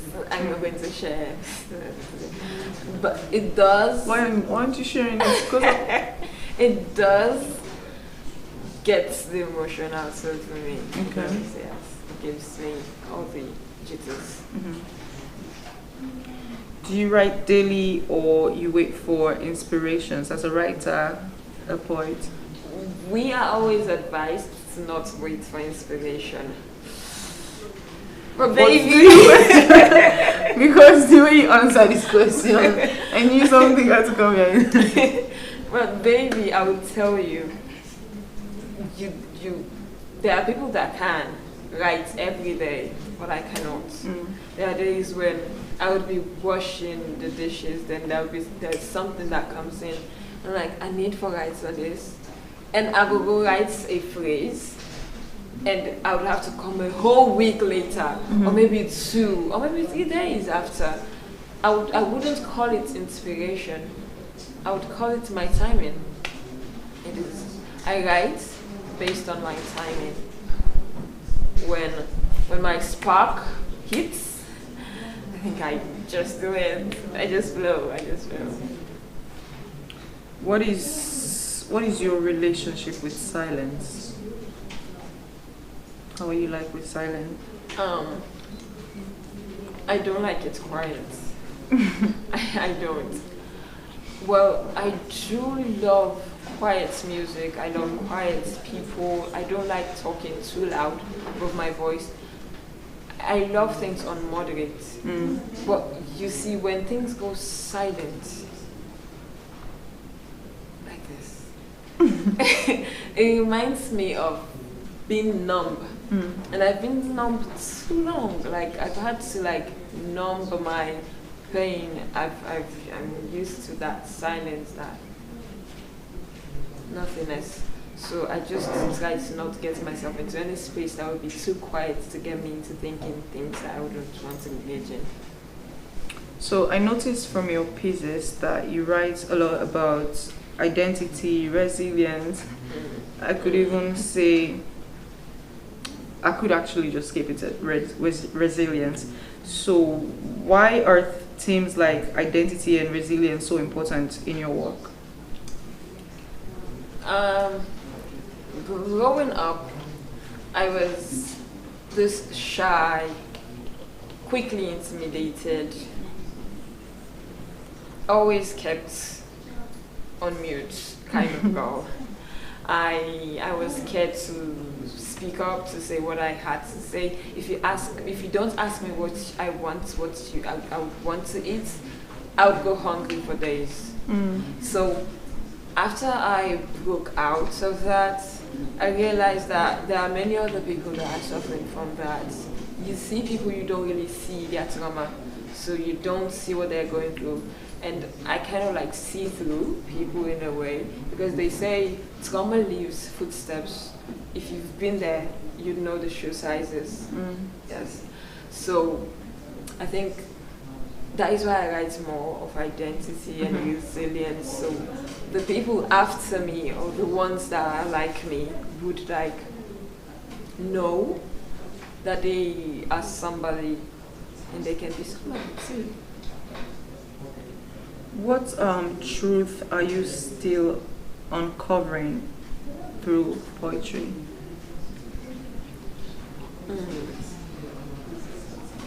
So there's this saying that you only live once. There is a movie on that, yeah, YOLO, you only live once. I think. Do you believe you only live once? No. I believe. What do you think about that phrase? I believe you only die once. Right. You live forever. You live every day. Once. You die once, and the day you die, I think that's it. We should stop saying that word. I think it doesn't it's still shaky. Why would you be going around saying you only live once? You live every day, people. So when you write, do you write from? Do you start with words or feelings or image? So I'm more of a narrative writer or storyteller. I write with feelings, with emotions. So I play around those things, those aspects of life. So yeah, you get in the mood first when you're like a narrative person. You get in the mood first, you're like expressing feelings before, like emotions, before even the words come out.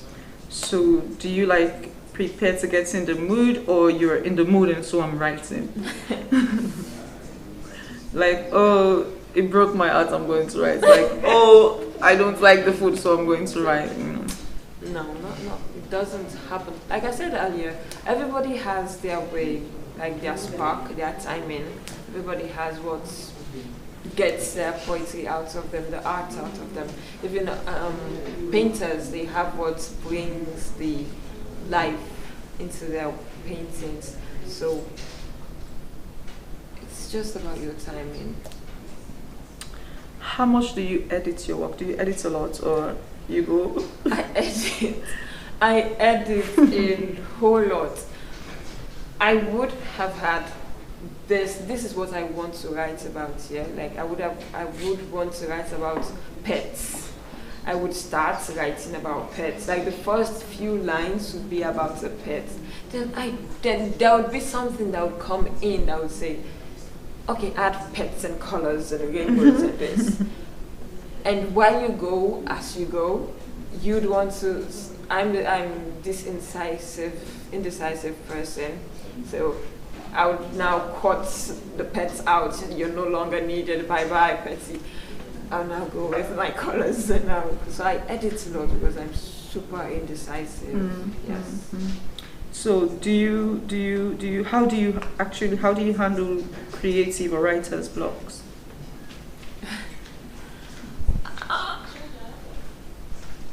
Like I said, we were told you don't have to wait for inspiration. I attended a few workshops that constantly kept saying, don't wait for inspiration, don't wait for inspiration. So when you have writer's block, I think the best option is to continue writing, like write whatever, like write about your day. That's how I would want to be dealing with my writer's block. Like if it comes, I know I'm in writer's block. I will not be able to write about anything. I'll just write about just anything, just random things. Then you get your click back, and you keep going.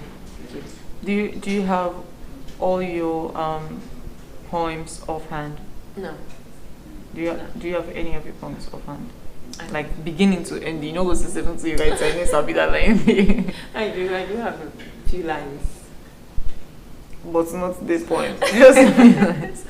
You don't have any of your poems like Offhand. okay. Yes. Okay. Basic Genesis. So what has been your most memorable performance? Describe your most memorable performance. I was part of Spoken Word Revelation season 2. It was the peak of my whole poetic journey. So there was finale, yes, it was the final round, and we were told to. It was a free, open verse or something. And my piece was about my mom. I was there.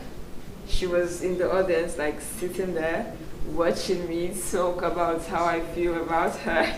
And I'm not an emotional kind of person, but I kept I was looking at her and I'm like, bruh, don't make me cry. I felt all the feelings there was.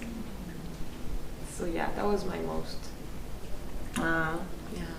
That's so emotionally No. cute.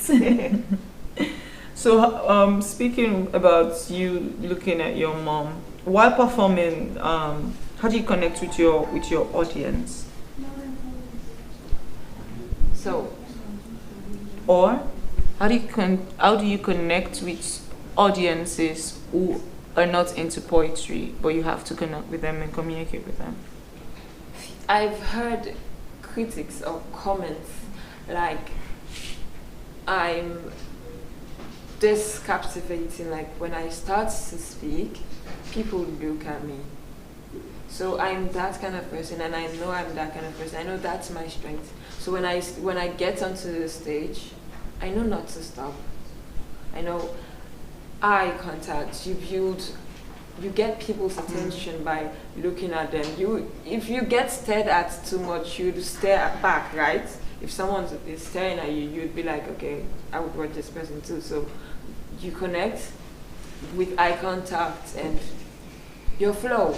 You don't start and you start going like degrading or something. So as a fan or an audience ever said something that stick with you or that stuck with you? So I met a girl not too long ago, and I've never seen her, never met her, and she was like, I know you. Okay, where? And she says, you're that poet. I don't remember anything she said later, but you're that poet? It's stuck. Like it is here. I totally don't remember all the other words she said. She was smiting, she was saying how, she's a fan. But then you're that poet. It is still here. If I can frame it, I would. I'm that girl. I would.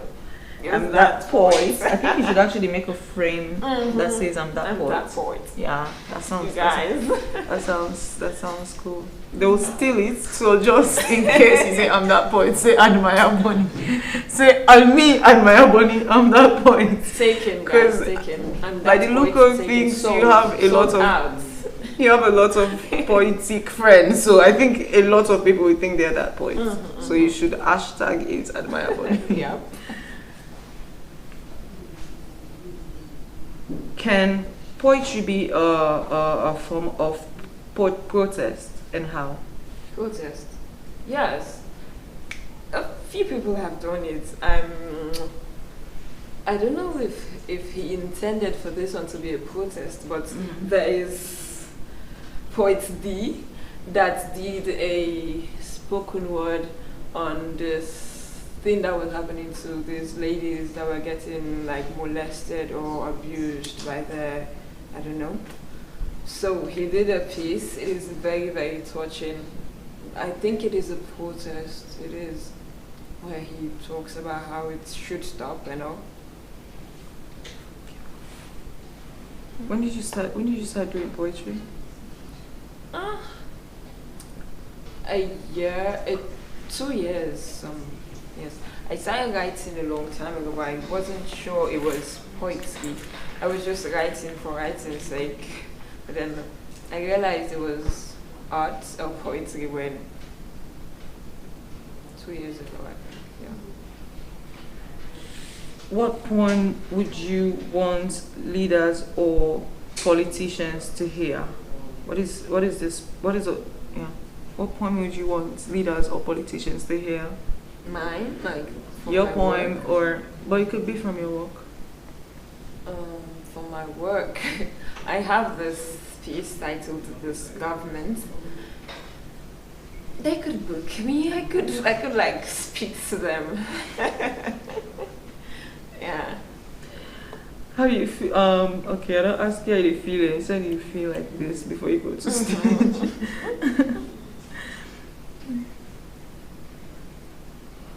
What does success mean to you as a poet? Success. Well, every time I step on a stage, do what I went there to do, coming down there is always a win. Without claps, without clips, without anything, stepping down from a stage, that is always like, it's like you're getting some medals or something. You're always having that feeling like, I just won, yay. You get it every day. I know a poet.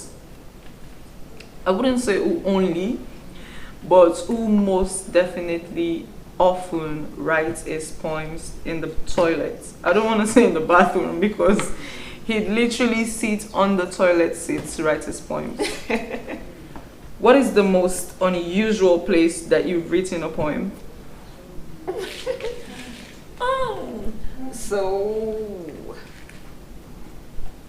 I'd want to admit that you're a person, the ant's the only one. So What's the thing about writing poems in toilets? toilets? There's this thing about the toilet. I mean, I know there's a thing about the toilets, but what is this thing? Like, you get everything from there. It's just, I don't know. You don't get it from the shower. You don't get it from in the kitchen. You don't get it when you go to do your business in the toilets. Please go with your creative minds. Please. Please. Because you'd get something and tap into it when you do.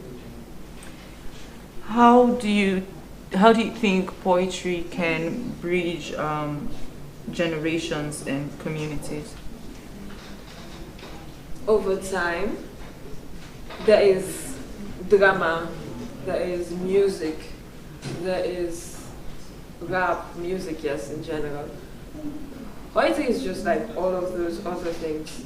We've seen how there are movies like Titanic that have lasted a decade, like decades, like two decades. I think Titanic is that old. It's a movie that tells a story that goes way back, way back. That's the same with poetry, with words. You speak today, but you're not speaking for today. You're speaking for today, yesterday, and definitely tomorrow. I think people should continue to speak, whether it's poetry or music. People should continue to say things. Because you're not just saying it for today. You need to talk. You didn't talk just for today. There will be people like, you're doing this now. You're attempting to break this world record today. Someone 10 years from now would be like, I want to be like Joy. See? See? That's why we should continue. Like, Yeah. just do. So do you believe, actually, what do you believe the role of poetry is in today's world? We live in a world where freedom of speech is a thing. Like, it is out there that, we should speak up. Be free to speak. Behind the scenes, people are getting hyped or jammed for speaking the truth, for speaking their truth. So I believe speaking in art, you know, they can buckle me say, with making songs, I'll just pin it on poetry, I'll just pin it on my art. But I wish it's a job. Don't take it personal. So I think poetry would, if we take it seriously, like, I love how Sierra Leone is taking poetry serious. Like 5 years from now, 10 years from now, there's barely something like poetry. People barely know if people write or stand in front. We still host events where there are barely enough people in the audience. And mostly the ones that are there even are like your friends, colleagues. It's hard to see people that just came there from the arts, not a friend, not a colleague, not anything. So poetry, we're getting there. Yeah. I hope you guys get there, wherever you're going. We're getting there.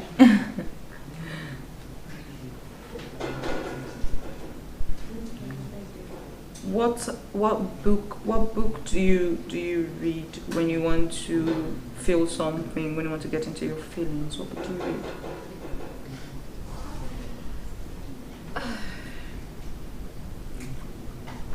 What book do I read? So I'm not a reader. I don't like books, like big books. I read short. I watch videos, short clips or movies. I tap into movies more than books. I love words, but I prefer hearing them than reading. Like I said, when it comes to my work, I do prefer me telling it, saying it. When it comes out that way, you hear the emotion, you hear exactly what the word is.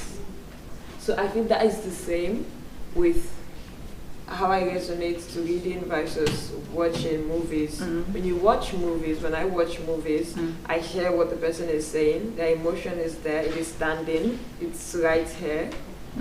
But then when I'm reading it in my own voice, and I'm not sure I'm like telling what the person is actually saying. I would translate it in my own words, and I don't resonate more to that. I prefer watching movies and clips. Yeah, I prefer watching movies too. I don't know what this reading people do. I don't know what this. I would prefer to watch a whole series in a whole week, like non-stop and no moving, except I want to. Even if I'm going out, even if I'm on a bike, I would be doing this. Yeah, I tap that. For weeks instead of reading a book. And the movies can have subtitles, and I'll read every line of that subtitle, but I'm not going to read a book. I try. I'm like, yeah. Cool music too. Music helps my yeah. writing. Even music for me, I love music, but to listen to music compared to my interest in movies is different. I listen to music randomly all the time almost, but not as much as I would watch a movie. Who are your top 3 favorite poets, dead or living? My top 3 favorite poets. Number 1 would be the poet Garfa. Like, Poeto is like the best. When I'm rating poets, I try to rate Sierra Leone poets because I would want them to be like there. I would want to hear an international person rate Sierra Leonean. So I would start it. Yes. So Poito is my dead favorite poet. Second to Poet D. Then I would go to Wisdom Bryant. Yes. Did you call all your friends? No. There are more, but you said 3. Oh, okay, call all your friends, please, who are poets. Since that's the question I'm asking. Please tell us all your poets, refrain. Guys. Because now we're not talking about doing favorites again, we're just calling our friends. Call your friends. I'm in a circle of poets. I dwell amongst them. If you could perform with any creative, who would it be? Would be Francisco, sorry. Why? He's He's what? he's the god of our time, like when it comes to poetry. He like spoken word, yes, artistic. He'll be the person that I want to be put on stage with. To be a dream. How do you support or collaborate with other artists or other poets? I'm always open. If a person meets me and says we need to do this, I'm like, sure, send me like sketch or a draft of what you'd want us to do. I'm always like open. I love the stage. It's hard to write and come up with everything, but then 2 heads, if I'm going to have to blend with someone, sure. Because I'm sharing the load. Yes, and to be more fun. Sure. What would young admirer be so proud of today? Young admirer would be happy that we spoke. We who? Myself and her. Oh. Yes. You I don't even understand your answer. Okay. Not when you meet, but you didn't see.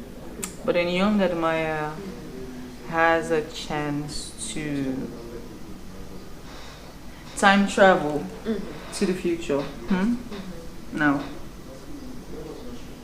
what would young admirer be most proud of? Yeah, should be most proud. I think should be like excited that we stopped being shy, or I stopped being shy. I stopped being okay with being alone or being out of the circle or always behind closed doors. I think should be happy that we came out, said our piece. Yeah. So, what poem describes your mood today? A poem that describes my mood.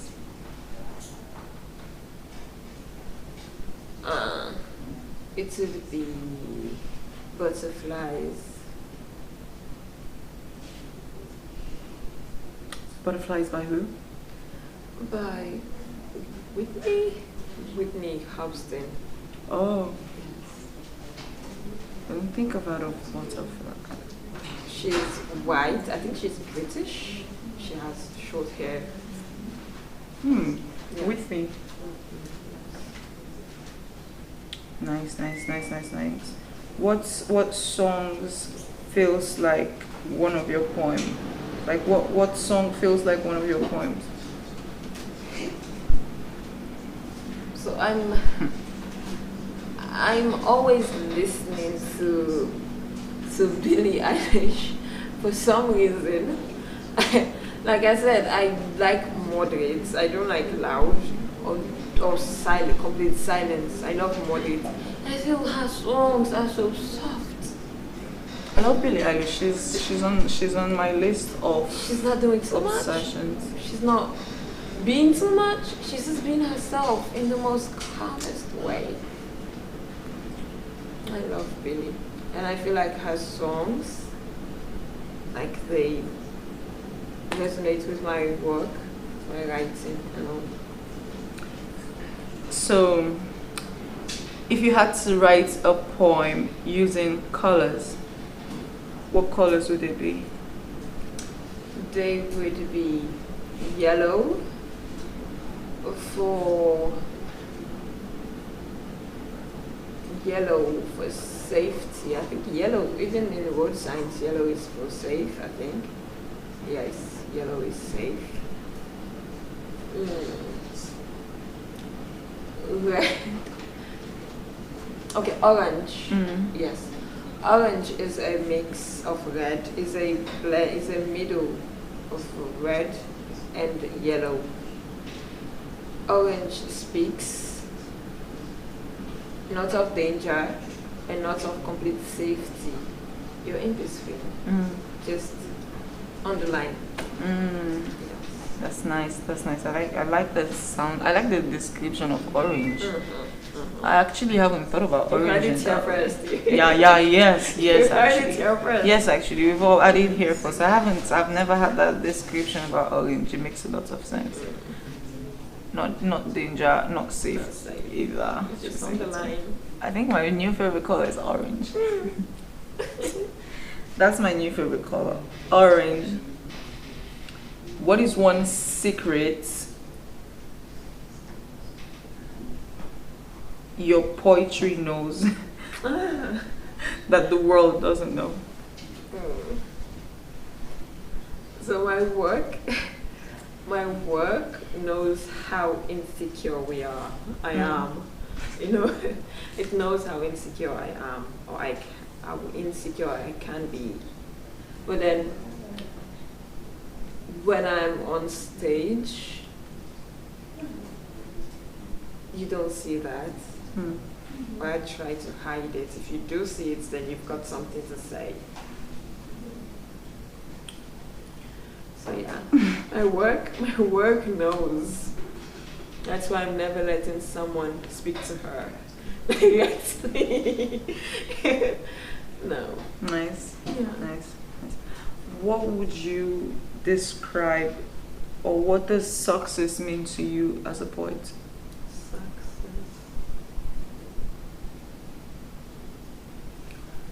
So when you write, I'm not generally speaking for every poet out there. I'm speaking for myself. When I write, there is this, after writing, while you're doing your practice or your memorization, you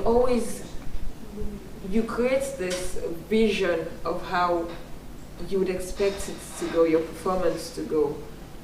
You imagine the claps, the boos, the yos, all the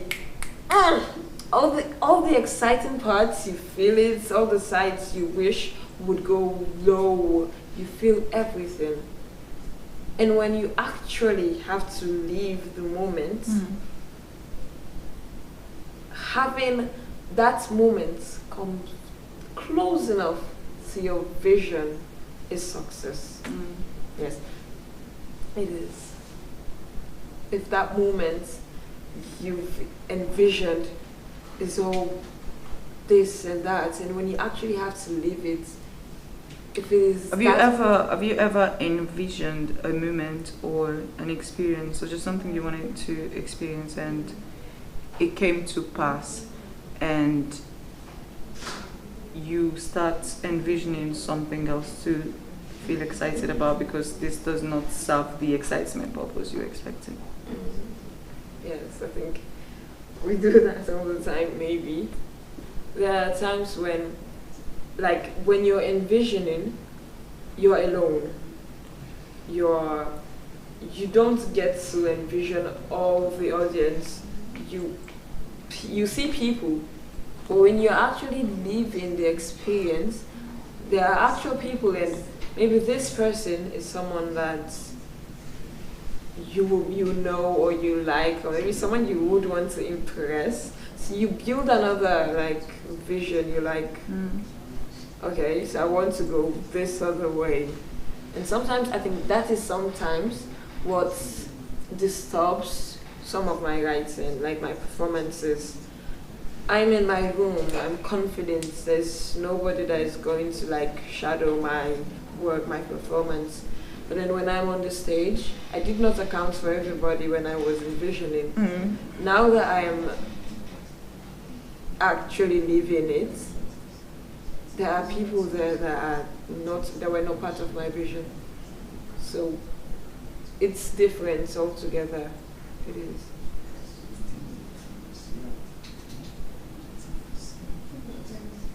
Good. Good. So, you know, even why? How come you don't remember? How come you don't know one of your poems? I wanted you to read me one. I have something. Oh yeah, sure. I would love to hear something. Something admire. Something admire. Something orange. Something orange. So I have this one. It says, as young as 5, they tell us to know our place. Stick within our lanes, don't go over borders, just know your place, know you're only just a girl. As young as 5, they tell us to mind our words, swallow our opinions, lap our dreams and sit on them, make them comfortable enough to sleep on them. The first thing expected of us, even before we were born, is to be a bouncing baby boy. And when that doesn't turn out right, we spend the rest of our lives owing them. We trade our dreams for their bliss. As young as 5. They tell us that boys will always be boys. But when we try to be mischievous enough, they tell us that women don't do that. Women don't complain. Know your place again and stick within your lane. As young as 5, we're told what and what not to wear. So we don't look tasty enough for a man to want to taste. We're rated from head to toe, our identities are exchanged from little girls to women to objects. As young as 5, we forget we're 5. We get pulled out of our childhood and nobody even notices. As young as 5, they don't begin so far away. I did tell you. In some way. I did tell you. In some way, as young as 5, they don't begin so far away. Here, I have a game for you. Oh. You are the champion. I think you'll also be fine. Gloria just cheats me. So yeah.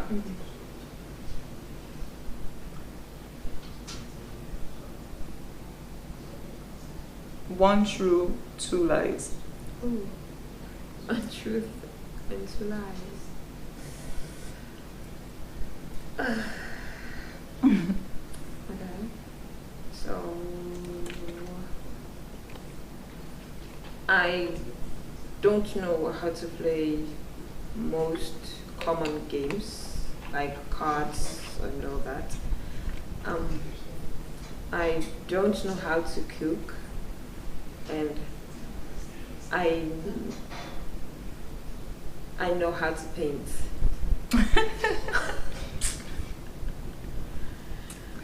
Okay, I guess I'm just a journalist. I just know stuff. Because I've seen you play. I actually think I've seen you cook. Okay. Because honestly, I don't see you prepare food but I think I have actually seen you cook. Can you paint? Can you never paint? Paint. What's in you paint? Houses. Oh, you mean you paint waiting us? You can never paint. You can. It's not you. It's not you that paints. The judge. I don't guess no. the two lines is one, you don't know how to play games because you can't play cards, and you can cook. You said you can't cook. You can cook. You can't paint.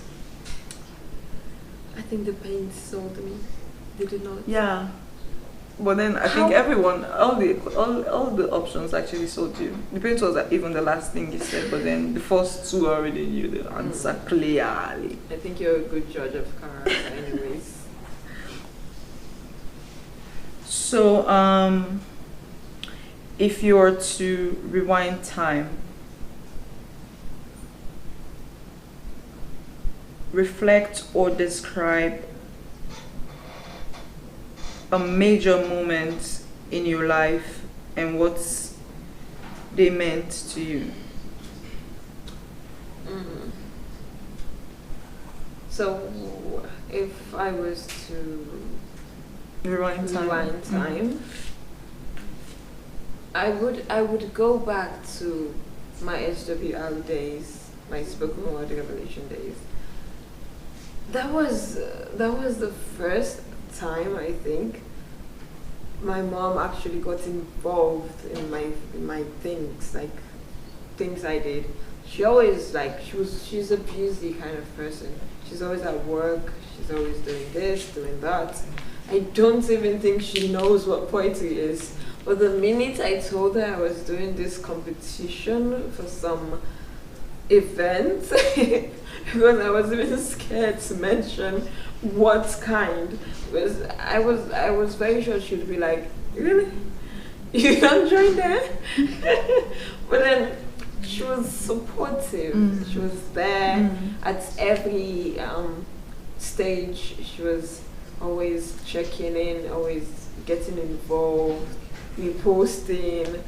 I think I would want to go back to those days. I would want to get loved like that again. Yes. Yeah.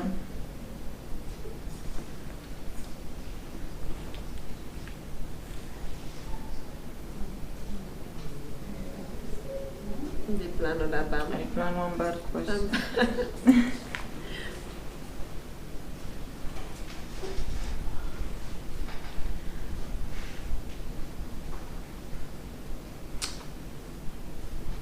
I'm going to make a statement with gesture, and you and you guess what I said? Yeah.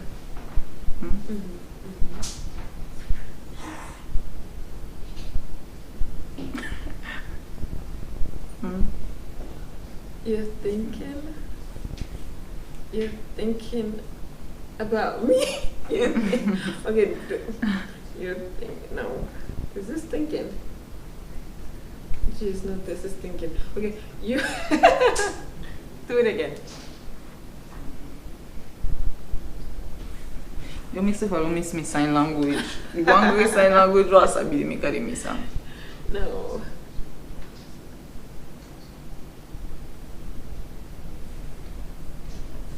Jeez. I like you. You like me. Jeez, I'm bad. I'm bad at this. I am fine. Thank you. Wow, I would have never. Somebody teach me during interview sign language. So the I am fine. Did something like so actually fine. I think we're both missing it. No, it was something like so. I remember if it had a thumb up, it was something like so, like fine. And thank you. So Jeez. Wow. Anyway, it was really good to have you here. The one make I drag you. It is not by my might, by my will. It's not by my will that you're still here.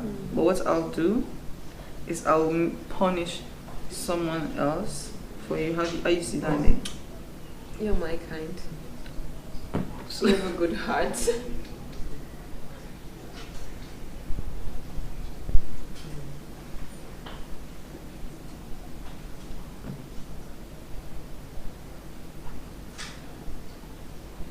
Oh, I'm sorry. This this. Thank you for coming, Atmaya. It was so nice to have you. It was so nice to have you. What else do you have to say to everybody watching this? Your final words. I would want to say. Oh, I didn't ask you about IPAM. I was saying IPAM. So I forgot to say it. I just signed out. Oh, you just signed out. Ooh, congratulations. Fresh off uni. Congratulations, like so fresh, so fresh out of uni. Congratulations. What did you study? Business administration. IPAM. Yes, yes. I plan on, stealing some money. You study, and then you'll end up doing auditing in university with this aim and aspiration. Yeah, baby. Yeah. You know how the minister of or anti-corruption guy came, they put them money in until Boku, and then he put the anchor. I don't want to see you. I'll try. In that position, the way them go say one admire money, then put Boku money. Like then they call some money where I don't even know, like $170 billion. You wouldn't thief money in a salon. And then also the shake. There's a big money where you feel like constant don't sell $70 billion. I don't know it. I'm looking even. Then when I say the people that were thief, I can now watch the people that were thief, and they wonder now what's in the money. Then say from 2023 September to it takes $70 billion. What's it? I've seen on Facebook news. I've seen that photo to go to your phone. Anyway, it was so nice to have you. I just wanted to hold you on injury for a bit, but it was nice to have you. And yeah, now you can say we last final word was stuff before. I enjoyed being here with you. Thank Joy. you. And I am hoping that Sierra Leone and every one of us will come out, make a mark, do your thing, do somebody else's thing, but do something. And let's all leave footprints, every one of us. I believe someone, someday, somewhere, would want to use you as inspiration. So do something now. Yes, Joy. Thank you so much, Admire. It was so lovely to have you here. Same. It was great to have you. Kisses, Thank you. Bye. So we're going to go straight to our next guest. He was actually here yesterday, but when we got interrupted with the timer, he had to come back. Please help me welcome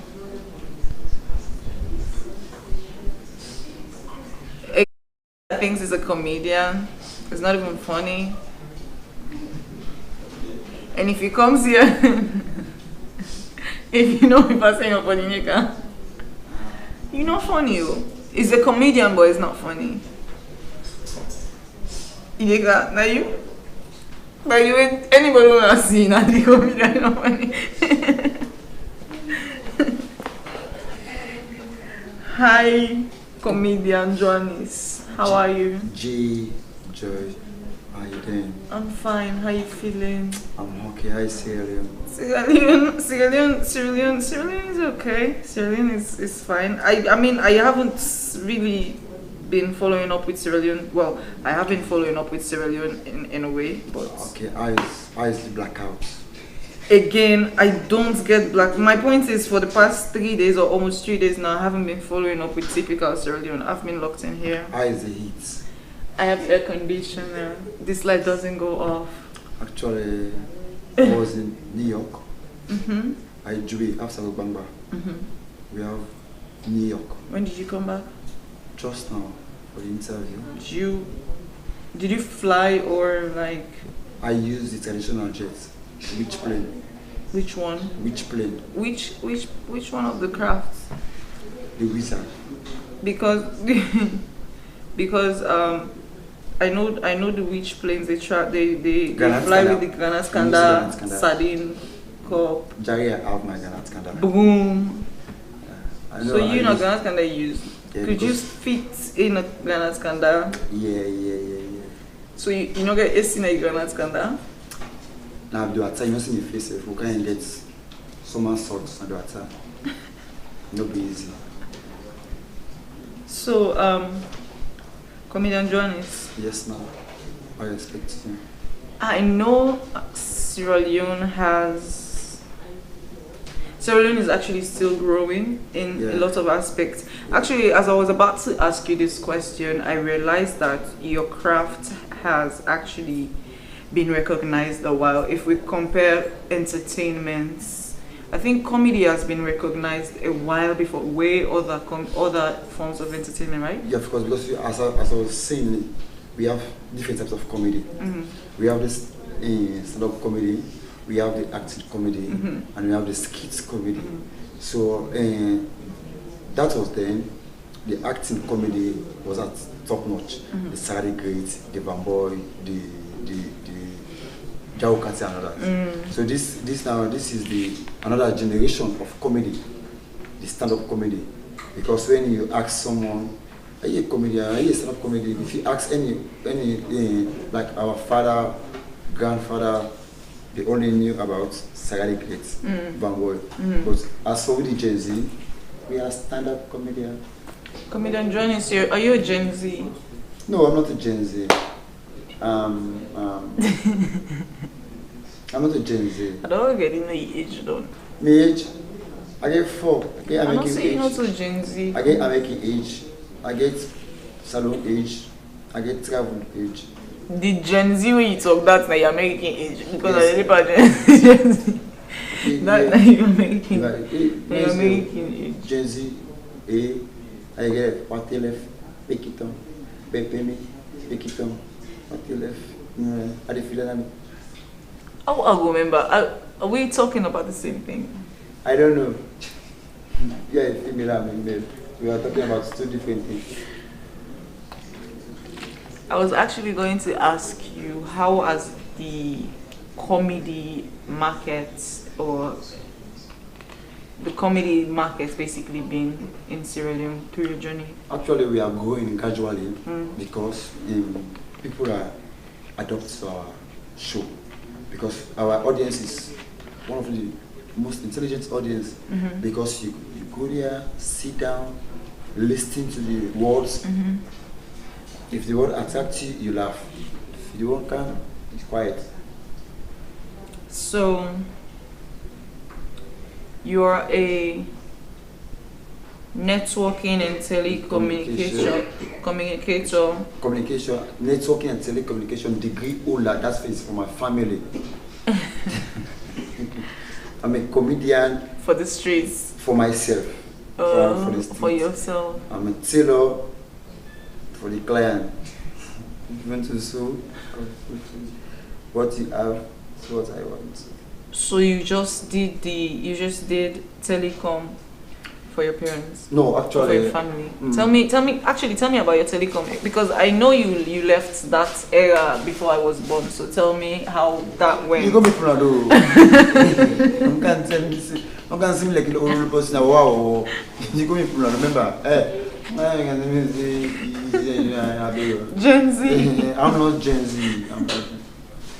You see, like the Gen Z, they have their own slogan. Like Johnny, yes papa, eating sugar, no papa, telling lies, no papa. The millennial they have alapa lapa, alapa lapa, kamulapa, alapa. You have to play. Okay, let's play. Let's play Amela. You have to play Amela. Amela. Suku Sela. Big boy and lazy girl. Amela, Suku Sela, big boys and lazy girl. Statue. This is the Gen Z. Okay, let's play the millennium. Alapa again. Alapa alapa kamulapa. Alapa kamulapa. I'm in this. You see, you guys, you want to talk about me. I get energy. I get energy, a lot of energy for conduct interviews. Not to play la palapa. We millennials, we get to your slogan. We get to say, build your house. How many blocks did you take to build your house for? 1, 2, 3, 4. Up. So you must go out of this game. Yeah, we play that cuckoo. Play cuckoo. You play cuckoo? Mama and Papa? Of course, me na millennial, I play Mama and Papa. Like you sing, we want to sing. Oh, me na be the Pekin. We want music to sing. We are. Asankama we are. Hey, you see me so I die for. I did media. Let's have a look and scream record. I be you say you die for that. I die for Jesus. For Jesus business. Actually, it was fun. I was just joking. Comedy, the telecommunication helped me a great because like I was working at immigration, FBC, coming on in mobile company, and after that I work at the airport in Westminster as networking officer and data analyst, and from there I went to Sagola Hospital, UMC Hospital as deputy admin and data analyst again. I lecture Songa School of Technology. Actually, my CV is rich. Just at the country. The country is country. Maybe my helper is watching me. Say, oh, I hear you are talking about the country negative. The country is country. The country is single woman power. Someday so. Salona, the only country and the government and the country is a job for you. So you have a job for yourself. Like I been telling you, maybe party go commerce. Now you open a bank, College of Medicine. I don't say you can do internship. You're not even using degree. It's like you know medicine, man. You know go in pharmacy or feel like a bank. Yes, you can be accounting and savings also. That's super. What you can do here? Panade saying that's internship or internee. That's not bank. Now College of Medicine you go. Some say we don't drop out at some point. One of my friends, you want go be lawyer. No easy. Now he teach literature. And this how comes. Say that cause a family cause. For the family, we do. Good. Salone. I will know the TV trumpets. We'll get there. Develop the trumpets when you hold on. We'll get to. So we get it. Say next week you hold it on. You can't see again. And it's open the thief. One party engine and thief. At least me show go on next week. At least me show go on. Me show back this Sunday. One of the biggest comedy show. It's not showing name. Loud and funny. It's gonna be loud. It's gonna be spicy. It's gonna be funny. Are you going to be the only comedian? No. I have various types of comedian. Light of the Richie, the faculty, the Kindo, the Yemata, the Robino, Eddie Wise, JP, and others. I have obviously Basket Mouth will not perform, neither Kelvin Hart will not perform, and AY will not perform because they are not coming. That's why they are not performing. I think it's not because it's a party though. Basket Mouth can be shown. How about you may perform? They go jail Kindo the whole. No, they watch me not perform. I take the whole joke. I perform. So take to my basket girl. I went to CLA and the only comedian I saw is comedian Johannes. So that they can only carry it. I don't take the whole joke there. Guys, you can, hey, we don't pull up. I be going girlfriend, I be ex. If men gets problem, what go per program? I say back can joke. I like, I don't hear pull that one.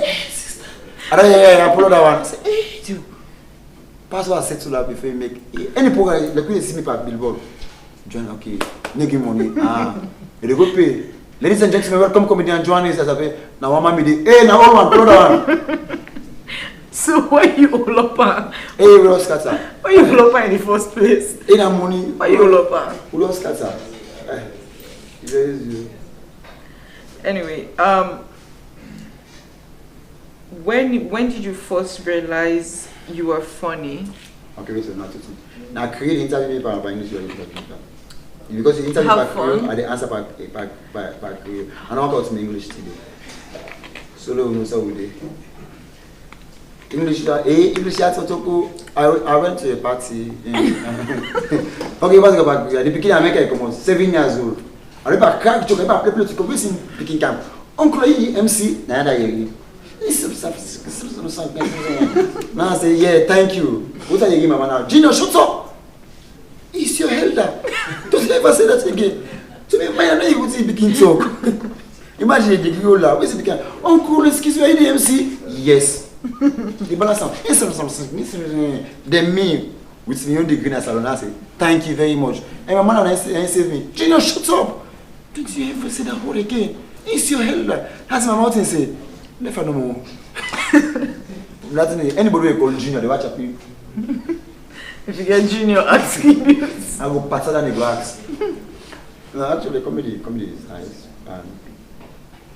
so when you realize, say you're not comedian, because let's say funny. I'm from the country, so I make a realize you're not comedian. You call it just. Did you have to train or it be natural? As I was saying, the country choose job for the citizen. If visa is okay, one can do.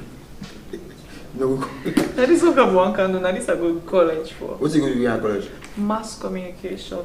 Mass communication. Public relations. So I go do that course in work.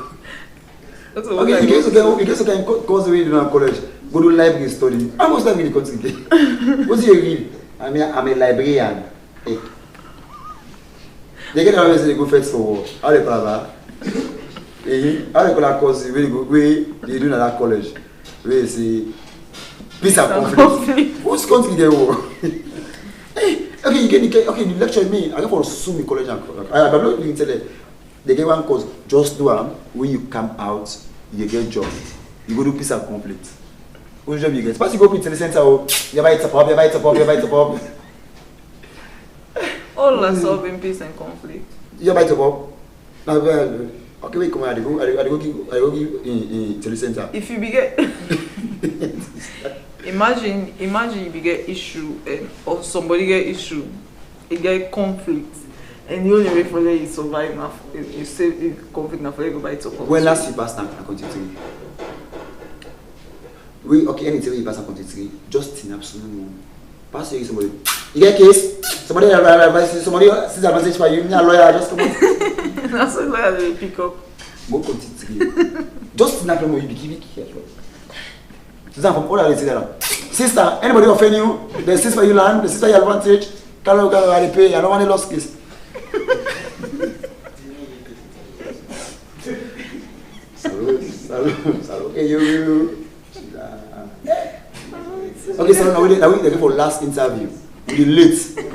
Where the interview done, the angel don't go, they pack, they see the canal. It goes, where are you from? We are from CL. Where? Now go L first. You just imagine, you tattoo the devil, you say like that, you go L. They say I'm going to read that. Sister going to watch you. I mean the back. Only when they get devil say like I wanna put over on that. Imagine the pastor go L. Just won't go L no more because the pastor need to pray for you. Not ever a long line. Pastor J L. The you go church every day. No ask. Just go. Say go to some your kill. So You laugh, eh? the question I ask is if I don't know the answer, you can't talk. You don't ask me. Answer the logo. Now because of is it because of passion for creativity that you turned into a fashion designer? Nah, I don't know. They disappoint me. Actually, my mom was a seamstress. She's late. I decided to continue her dream because she has a passion in tailoring. As I was saying, like as for now, I build dress for person, even without taking measurements. You can stand in front of me, or I can see your picture. I know your measurements, and after that, I will build your dress, and it will fit you. Because I have some friends who they want to surprise their fiancé. Hey, Joanne, I'm missing for my boyfriend. And when they send the picture, they cut it because it's forbidden. The end no need you. So like when I don't do the dress, hey, fits out, hey, this is like, I've been in tailor for the past 25 years. Since 5 years. Because if I say I'll be tailor for, so you want to check me, you don't pass down on you. So like, go continue. If me get issues, so that's so far, you should have. So yeah, hey, join. So you're not tailor or fashion designer? I'm a tailor. What's the difference? Fashion designer, a new brand, I disappoint customer. Tailor man, I won't so for you. Tailor man, I see. I won't so. Fashion designer. No, tailor like we okay to be okay. Let's switch to serious mode because it's not what comedy asks me. Switch to tailor mode. Amy. Oh God. Anybody get back together? Back together. Switch to tailor mode. I need energy. Switch to tailor mode. Press 5 for English. I don't know what they come to come they say if it's fun they go kitchen and call 122. I will call 122. Welcome to CLM Police Askai. Because English they speak for me. Welcome to CLM Police. You don't know stay first. Press 1 if that's if man. Press 2 if na lala. Press 3 if the cow is gone. Now press 1 at if man. Press 2 if you're big. Press 3 if you're small. Press 2 the big. Press 1 if the couch weapon, every weapon. Press 2 if you're empty if the couch. Press 1 the couch weapon. What are you? But I would say your name, that's the name Johannes. You get any bother with the police. Now say no, if I bother with the event and I decide they do, they can take a statement. So that's what they can do. Press 1 if you're English. You know to come in again. So like tailoring. As like what we say, I advise every youth of nowadays do skill job. Likewise, you do. Imagine I get my degree 2016, I don't get work till 2025. Imagine you don't. You get work now. You know what? So like I advise everybody do skill job. This will come together. So not one thing they help you. Right. When you watch at the church, they get school. If you don't go church, you go school. We watch at the hospital, they get mortuary. If you not die, you're sick. So they go to. So you go to way, like be focused on the things because things are difficult. Things are going hard. And you want to get one block, how much is your salary? 3,000, that's at 3 million. 21 days working days, you get for change dress, you get for look good, you get for take bike for go, you get for give side people, they get for get. Because some of the young man they get 3 to 4 girlfriend, where they go for C2, family the emergency day, I go upkeep on else it's on ritualist, we no boku, or it's on if man the jilly quick. But doing a side job gets another things, doing a skill job. Like I was saying, me I tell them, then I get people who look for me, I get a vocation where me I be proprietor, and I'm a comedian. I can get all it matter, me phone it on.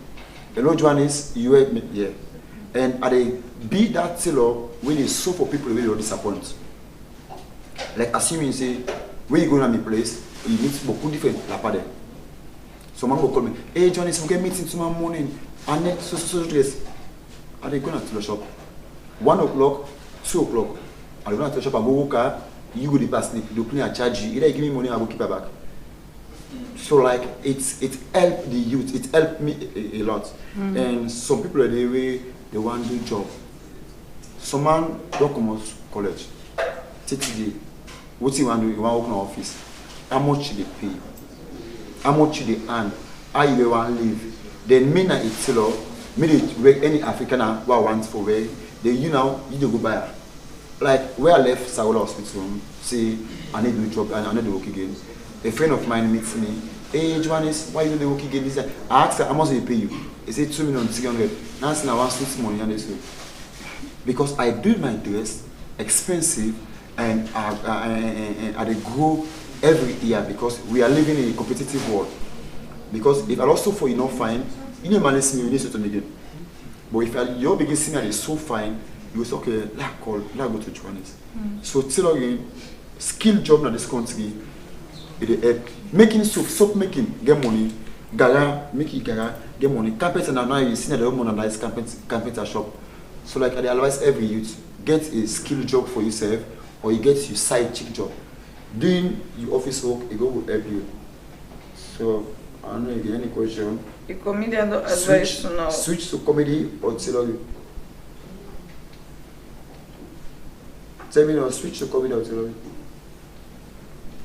Switch to IT tech. Pem. IT. Activated. Waiting actually do you interest for to study IT, particular IT? I be get gifts for technology. Now we be the open the phone there. Doing this tell booking board where they just come. I be open there. I be know the password. Up to now I know the password 40. They open there. We are 111. They open up for lay. It come out to Airtel for lay get Africa. So like I been in a school where I get these gifts.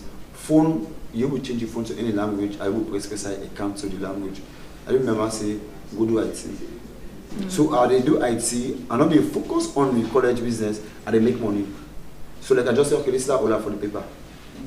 So like open phone, do this, do another extra activity. So like that's make this go do IT in college. Which more they get? You mentioned some vocation. Yeah, I get a vocation. I get an institute vocation where I do tailoring, karate, dyeing, and adult education. Because like in life, get a legacy, create a job na somebody in life. At the end, even if the person not bless you, the person will say, "Hey, this speaking, Papa, let me get that vocation where my wife go." And say, "Hey, you know, that boy where we get that vocation where they learn people learn." That's it. Somebody go meet me. Hey, Mr. I can meet some of my students there. Hey, Mr. Jones, how are you? Fine. You remember me again? I forget. Now I've been going to school. Hey, why you get belly now? So like it's fun. So like build an empire for yourself. It creates a lot. Not to pass beaucoup money. But So who that's them who that you target? I don't even know what I'm target. So anybody can go. Anyway, like I get a masterclass tailoring when I Saturday and Sunday. Like I get a young price. We go na strictly practical. 3 months. We no get sense you pay back for that 3 months. 3 months, 5 hours per day. Like when you go strictly practical Saturday and Sunday at your own time, but 5 hours. Another Saturday and Sunday back at your own time. So I can call a masterclass. And 3 months it take. After that 3 months, you pay back for that 3 months. You pay for 1 month. Now by package, say this 1 month here, learn how for pedal, do this, how for stitch, blah blah blah blah blah. You sabia.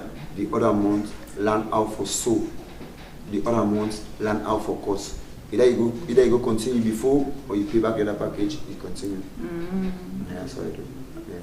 Like in vocation in Moiba Community Education Center. Okay. It is Eastern, Mina Eastern man, Proud Eastern man. Who's passing Eastern? PWD by Ferry Junction, all over. We pass here, we just go down, we ask for PWD. We shade in that for Sabi by the police station. I'm still in New York, you come. I've been in New York. We pass Joy by Ubanga, one community they call New York. We're fine. Not easy. Hey, this man not easy. So, how you can manage your time between tailoring and comedy? Since you need to take again. Yes, I'm very conscious of my time. Tuesday, Wednesday, Thursday, at times Friday, it's for tailoring. Friday night, Saturday, Sunday night, it's for comedy. Monday, I'm a weekend. Check with for check, do everything, I go sleep for the next day. If you see I'm going to the shop Saturday or Sunday, it's beyond my control. Maybe it will be emergency or neither due to the carelessness or due to the person carelessness, because every motorman can be at fault. So I can go and shop Saturday or Sunday. But for nobody, I need pass and shop self. If I pass and shop, I tell you bike, my bike go to speed. Why? Like because like out of mind, out of sight is out of mind. So now I go see the shop, I go say, let go see the shop, but I go. But you too, you can't have anything matter. There you. Now strive. I didn't give. Is this guy waiting at this guy on YouTube? I want using line like oh my god. I am using this to give you yeah the platform, yeah. I give you platform, then you tell people them about you. That gives water. Shall you see watch now your pocket to see the You can give free. you know the nobody since I started this interview now no can give to me say thank you for the platform. Bless you. Okay. Let me bless you. No bless me, no see you na pastor. Hey, our pastor will pray up mountain, see snake. You want to see speed? Yeah, see snake, oh sneaky. You really don't give power for serpents and scorpion. That would make it talk. That is in the secretary, that is the word. Don't know after it. Maybe until I don't even hear in a church. He that is in me greater than he that is in the world. The Bible say he that is in me greater than he that is in the world. That is I don't know. No, he that is me. I really like that people so if I go and make I see if I go good morning Jesus. I don't get that lady that is in me that he that is in me the common saga. You don't go speed. I say no, but you know, say don't be bet. I say go, yeah, that is in your desire. You see me, want to put for dog. Say that is in you, not the inside. Hey, just such a scripture, baby. Look what you do to me. When you read that, baby, you know where call. You say, what you say? You say, it prepare me in the presence of what's it about? Some other. It prepare me in the presence of my enemy. Now. They go put food on the table, the enemy you go put it. Now Edison will take a take light. You grab an empty plate. He said, though I walk in the valley of the shadow of death, what can I be in God? You use some grave shake. No net. Nice you. How does Sierra Leone inspire your comedy? Because you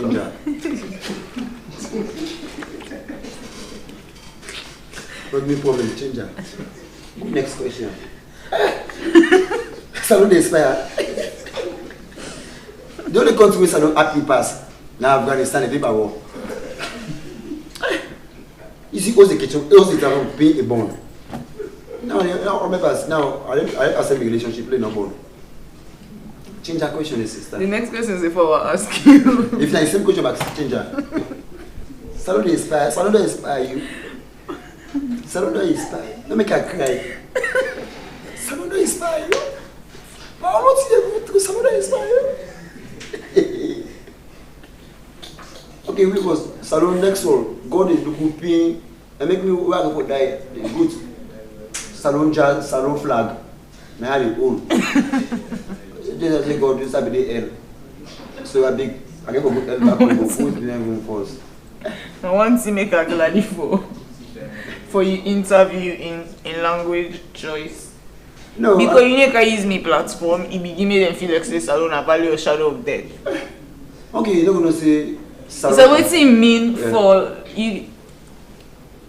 Do you know how difficult it can get for me? You be a IT tech specialist. And the content You are tailor man, you are comedian, you get so many professions. Salon still make provision for making all of these things. You know I'm buying motorcar. You don't ever get past 40 million yet. Not. So you see, now you don't buy motorcar. You Salon is you. Okay, now Salon the country first. We like this outside. Pass you reach outside. You get one also you reach before you also get light.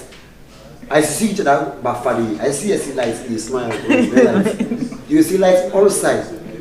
Everybody get that place. Oh, lights. Okay, now Salon. Okay, you don't say Salon get bad at. You don't say Salon get bad at. Now when they give bad lights, they will not get lights. I see lights go. Just watch. Ah, this is a bad light to log you. I see a ticker. God thank you. They can't give me a ticker. You go club the common club. You see lights. I see which I see that man for the odds. What is that? They don't give me lights. They are tired of this country. What's one stereotype about Sierra Leoneans that you love to joke about? What's stereotype?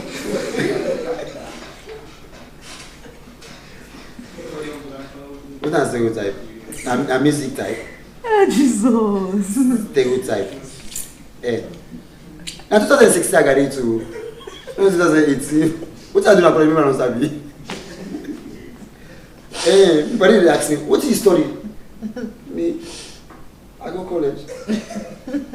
You know what we did class? And how we are. Now tell me about measurements. Hey, Johnny said what college? Which college? Johnny said it's 9 college. Johnny, he did deny college. I go college when we were not supposed to go study. Okay, now we go to school and see place that school come out. Because I'm about to I see income. Now you say, tomorrow school no we read the chair there. I think say that's something where you actually like for doing. No, no, it's just fun. I just want to make it fun. Like, Sierra Leone is a big case study to every individual. I can always say, we the youth of Sierra Leone, we lazy. We the youth of Sierra Leone, we get satisfied mind. Yeah. And a bad thing for get satisfied mind. Now, Salon man, they work 100,000 for the. If you work 100,000 before 10 o'clock, it is off. I be get a bike man. I take her from PW for go Mambo. We go there, accelerate for me. Now I get 300,000. Oh no. I did Bobo tell me say, any go work again, they call one baby, pass to my work. That's what's happening. But you know, I must work so today. This year, I don't know work by day. Yes, I say we go so they call you again. I'm a business-minded somebody. Now, salon you see, we the youths then, they bluff that how they earn. And one thing, we live fake life, it's expensive than the person really live a normal life day. Because if I'm living a fake life, like you ask me, I will give me last for satisfy you, then later go eat gari, then also watch me. Also you watch it so. Yeah. But like if you ask majority of the youths there, like how they say, we ask majority of the youths there, what thing are you saving? Someone in life and they save.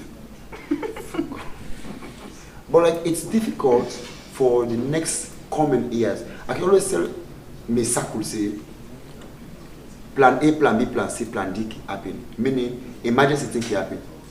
Assume you say, okay, Johannes is a comedian, blah blah blah, something happen. Okay, Johannes, you start now. Pass I begin sell clothes, I begin selling things I buy.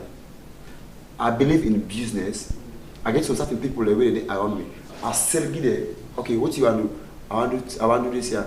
Make okay, I they give the money, I buy. The way the profit take come, I they get 45% of the profit, you get 60% of the profit of your own. Then the business money if you don't put out, we go to police and they lock you. And I get 5 type that the year why they lock people there. During the day of your birthday, we pre the one come, we Christmas one come, we the year around. We your friend they lock you. So at least I make name by you. As I know saying November you born. November 14, November 20 they arrest you. 13 they lock you, 14 they bill you, 15 you come out of the hospital. So like see I don't get you. Let me be hard working. Say like I guess some Nigerian friends they will say your people are very lazy. Do you tell your comedy in English? If they pay in dollar. But we pay in dollar. They pay in dollar, you talk in English. Hey, there was a time me another comedian went one private school, I don't call it comedian, I don't call it private school. We back crack joke. I don't crack joke. The people say, okay, now you can crack joke in English because we have some international people here. Say get one They say you know, see, they go to for crack joke. You know how to English. No workouts in English. No, I've been to Nigeria. Not one, not twice. Like I cracked joke here. English. Yeah. Like it was good. It was interesting. You know, English again your way. And I got on my own sorry for it. But not really easy. Do you act movies? No.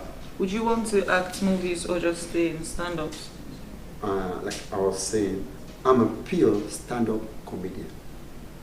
The reason is that, like, be in your lane, let them know you for what you are doing. So, in case of anything comes up, okay, he's a comedian, he's a stand-up comedian. I want to build that brand of being a comedian. Though I'm writing some skits, blah blah blah blah blah. As time goes on, maybe plan B, plan will change because this country, everything will happen for a reason.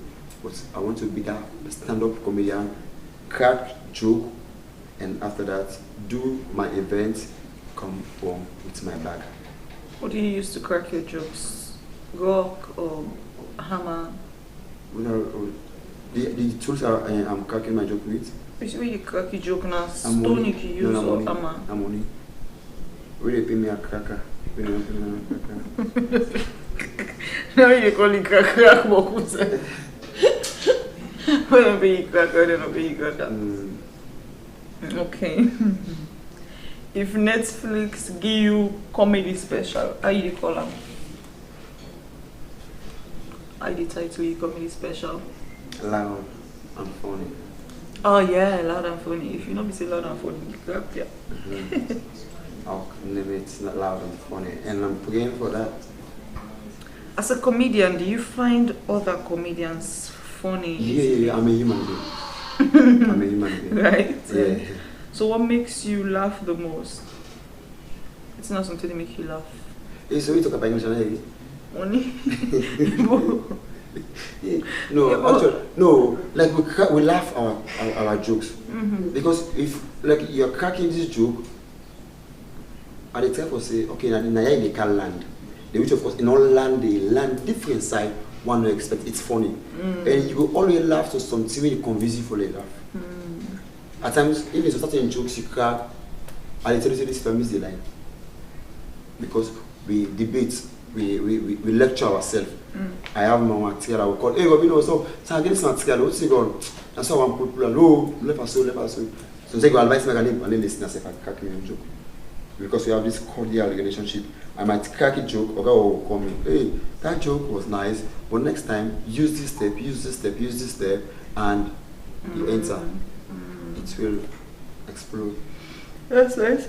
That's nice. So, yeah, let's say if you see your nice. So you comedians have mentors that call you and say do this. Yes, we have mentors that rebuke us. Okay.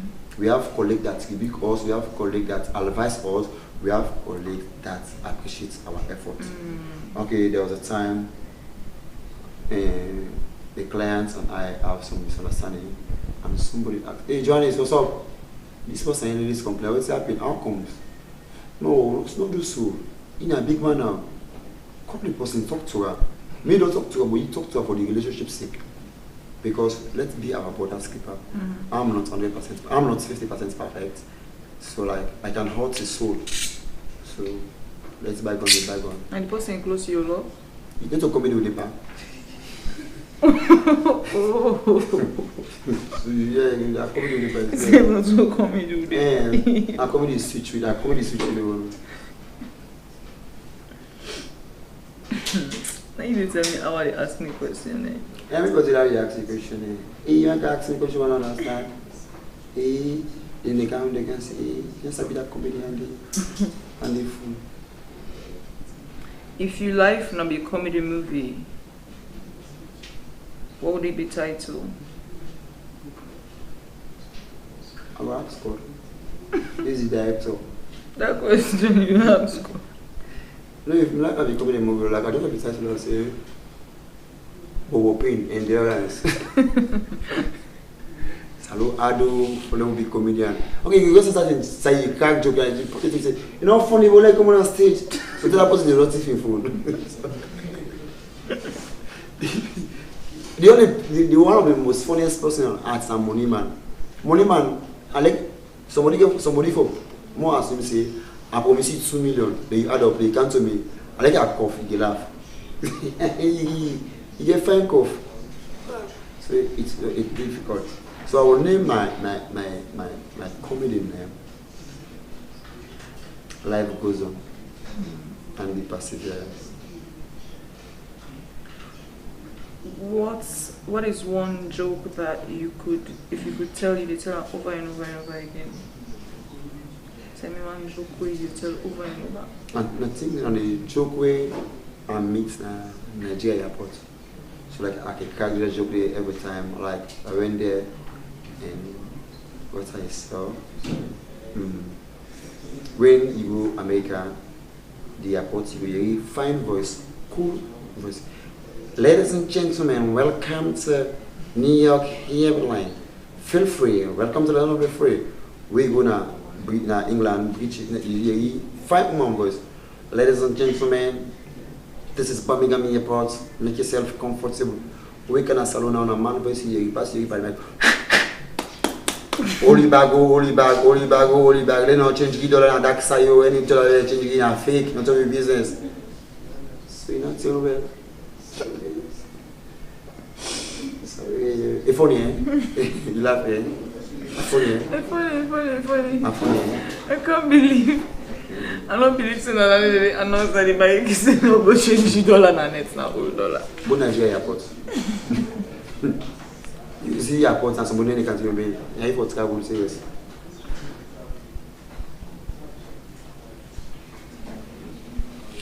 Which one are you better at? Hosting friends or designing outfits? Hosting a friend as a comedian or designing outfits? No, I don't do good at hosting because I came from a respectable family, a respectable home. And because like hosting is kind of insulting to one another, telling the secret of a person openly by cracking fun out of it. It might be aggressive. It might hurt you. You will just laugh for laugh's sake because people are around you. You understand? So like, I crack my jokes plain. Don't go at it. Do whatever. In my joke, at times there are some scripts, some freestyle, some spontaneous. But I'm hired to host person. Okay, that's nice. Now you're the only comedian out there, you know, like for host possible. You don't host, you mean host possible, I saw with you joke then. Even if I knew you, I would never. I will only call you. Hey, ladies and gentlemen, put your hands together for Joy in the house. I will not host you. Because like, I have been someplace where a man talk about a comedian, host him at an event, and he was so upset. So at that time I said, okay, let me pave my comedy wall. Okay.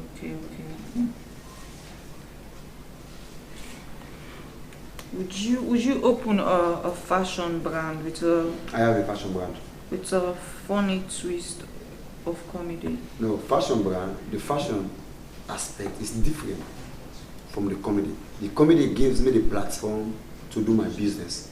The comedy is the foundation because being a popular in the country gives you a foundation to do a big business. My brand is Joanne's Handwork, simply the best.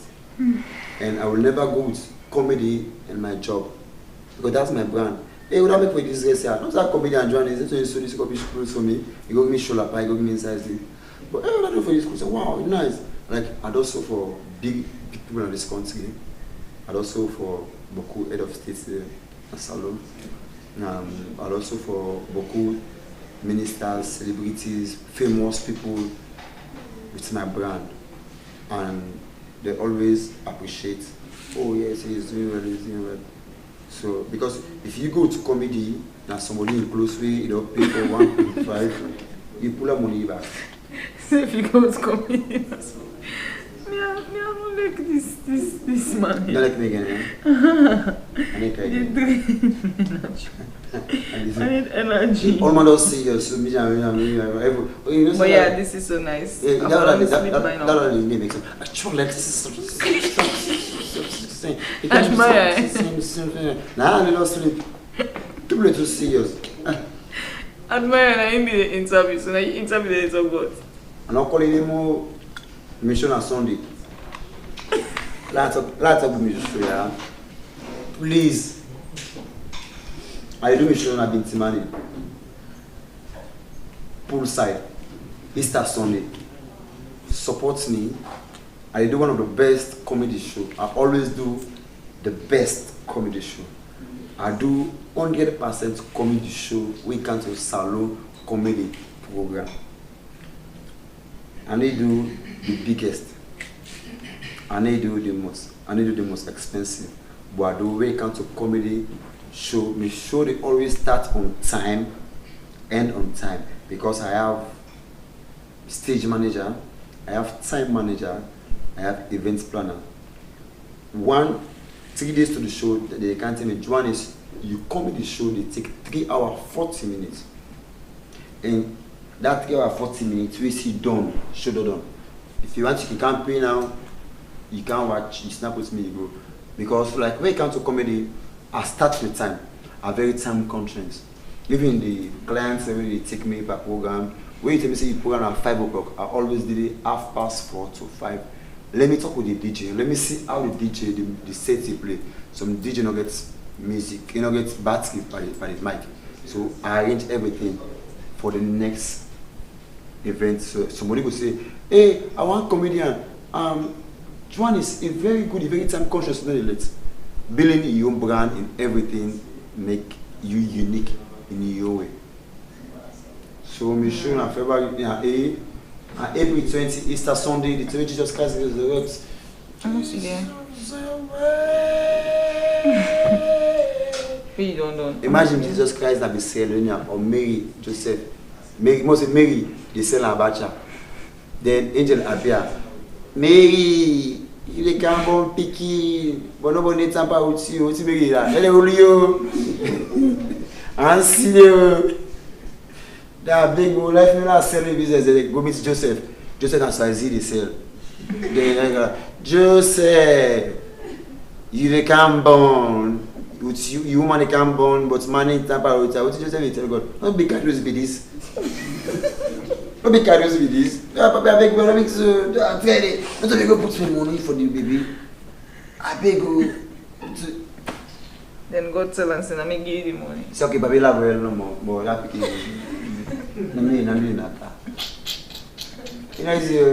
okay, man don't like man. Okay, go see woman they wash. Yes, woman they go together, they wash, they naked. Wow, I say, oh, precious you get in nice shape. You don't even know you joke, I know. Say precious you get in nice shape. They go compliment you. Oh, they couldn't know bone. Yeah, man to man. We powers. Then I mistake to take soup. What you go? Hey, papi. If they go, I beg you food. Papi, this tea and I say it. Any baby we keep and keep again. What are you doing? See. So now that kind of interaction we actually get to when they was snap man there. January.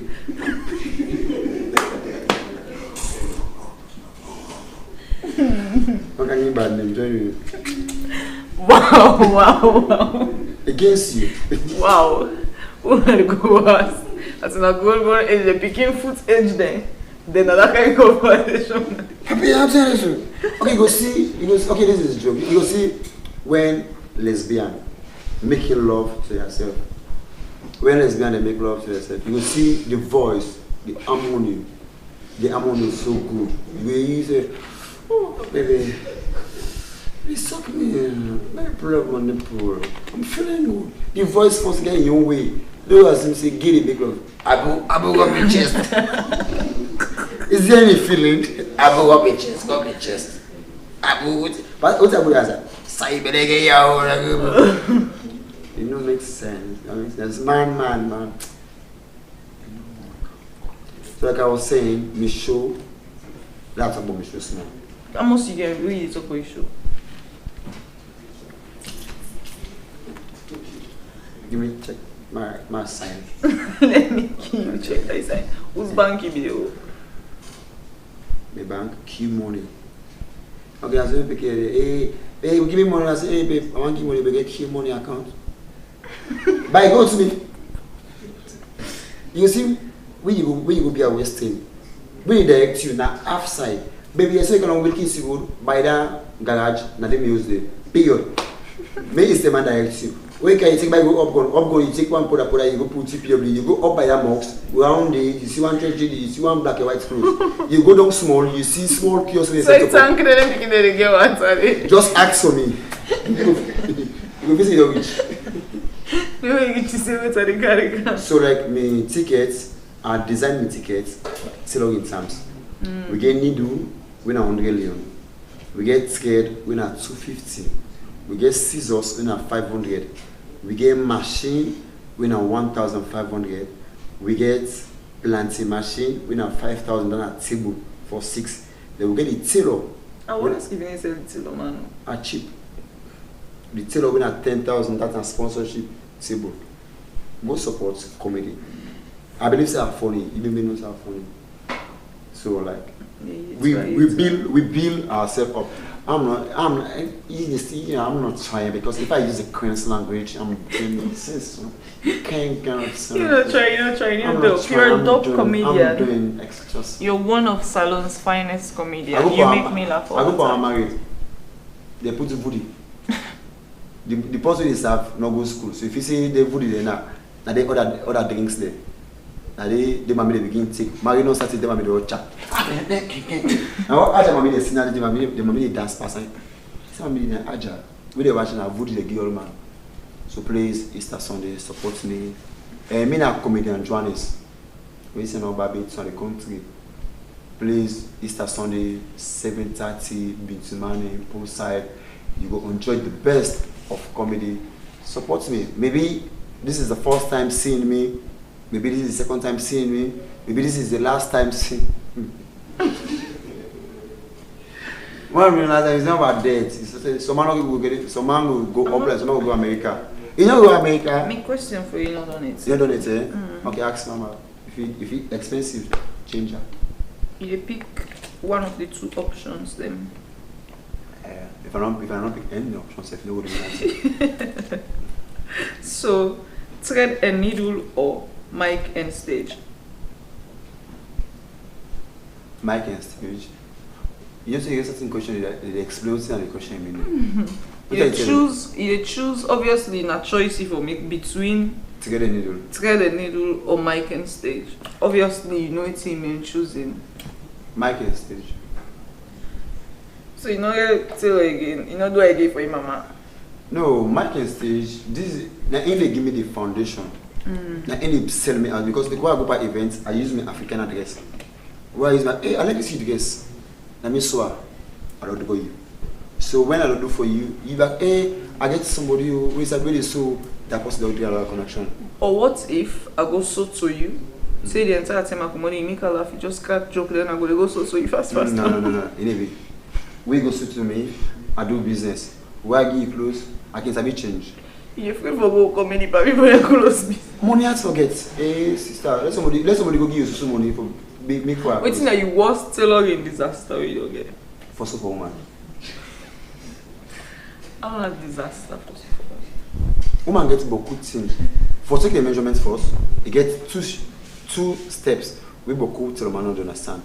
We woman the same time, either in breast, can flop up or in go down. So if you don't sew for her, if you take a measurement in breast up, then when you sew her for contest now, you don't make any work.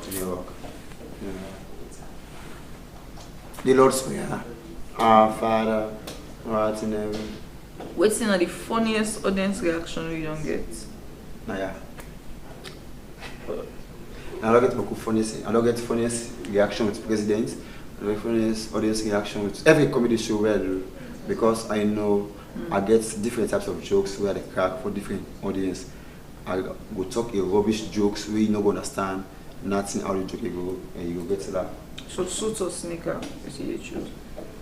Sneaker. Why? I like sneaker. At times I bluff with sneaker. When I put a sneaker, you go wear the kind, but me will be original. So you can buy your best material in front for so. At times I order. It depends the kind of price you pay. Because I get in India and Kashmir is 600,000 for yard. I pull a Dubai and Turkey, Senator and others I pull it from Ghana and Nigeria, and some batik them I pull it from Togo and Benin. And now they country the way they're good at material. One question I'll ask a comedian. How do you deal with a joke that flops? Yeah, experience coming. Yeah, I keep come. Because like you get to start in jokes where you say this is not flop joke. You switch the scenario for let it go aside. So like that's what happen.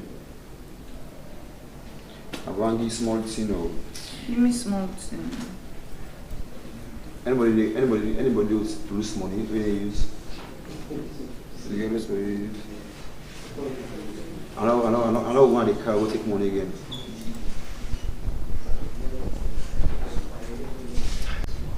What the money? Hey, no, we don't work out money.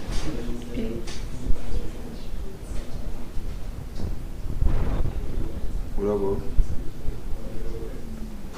It's not you actually mama big with some comedian. Are you mama big? You be like me. I'm mommy's boy. I'm spoiled child. If they find the jokes them funny. Yeah, back there all up at the car joke for it, forget it. You all up a crack joke for it. If they find all the jokes them funny, if they sabi your jokes them. I ain't born me. Ain't no funny now. You realize the bad bullshit for two bad people. Yeah, you see picking Chris me when I got this is for some presidents. You know, so you get picking. So what's your ultimate goal and dream as comedian journalist? For be the best. For be a comedian where everybody like. For be the funniest comedian. Because you be the funniest comedian, you're the best comedian. You want me the funniest comedian? Yeah. You're not funny now? How funny are you now? How funny can make people laugh? As long as make people laugh, it's funny. If people don't laugh, it's not funny. But from where you make joke, people they don't laugh. Not their business. Hey, if you don't laugh, so say some man they gain relationship status, some man you laugh and you interview me. Me laugh? You laugh. No. We must start back. Yeah, one more joke. Now they crack joke again. Me show I crack joke. But come on me show. Mark my share. I'm going to me show. I'm Johannes. Thank you very much. See you. We will meet in Dubai. Thank you, comedian journalist. It was nice to see you. Hey, why you laughing? Take care. How do you do? Go.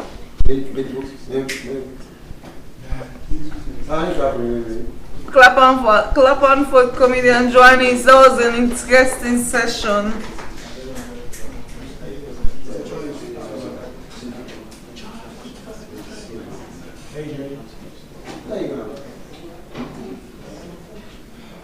So yeah, that was comedian Joannis, and we're 11 hours since today starts. Can you believe I've been sitting here for 11 hours?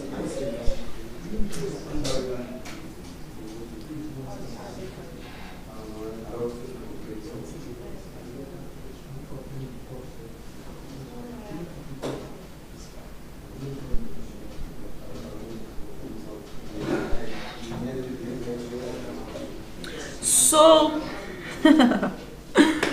anytime about cinema, no sabi call her lab. We next guest, no sabi calling name. By the way, I'm very bad with names, so not impersonal. It's just so default. It's just some factory defaults. But I still know the person named Andrew. His name is Lucky, so at least I got the first two names. He's Lucky Andrew. He's a vibrant young man based in Aberdeen. He's standing at 6 feet tall. He's not actually 6 feet tall, by the way, guys. The person what you see right now is not 6 feet tall. He says he's smooth with chocolate complexion. He wrote his bio, by the way, with saying he's 6 feet tall, smooth with chocolate complexion. So Lucky is known for his passion and talent for dancing. For him, dancing is more than just movement. It's a source of happiness and powerful expression of confidence. He's silent and full of... He's single. After Lucky don't say he's 6 feet tall, he's in chocolate. Now he says single. Well, Lucky is single and he's full of energy. Hi Lucky, please join us.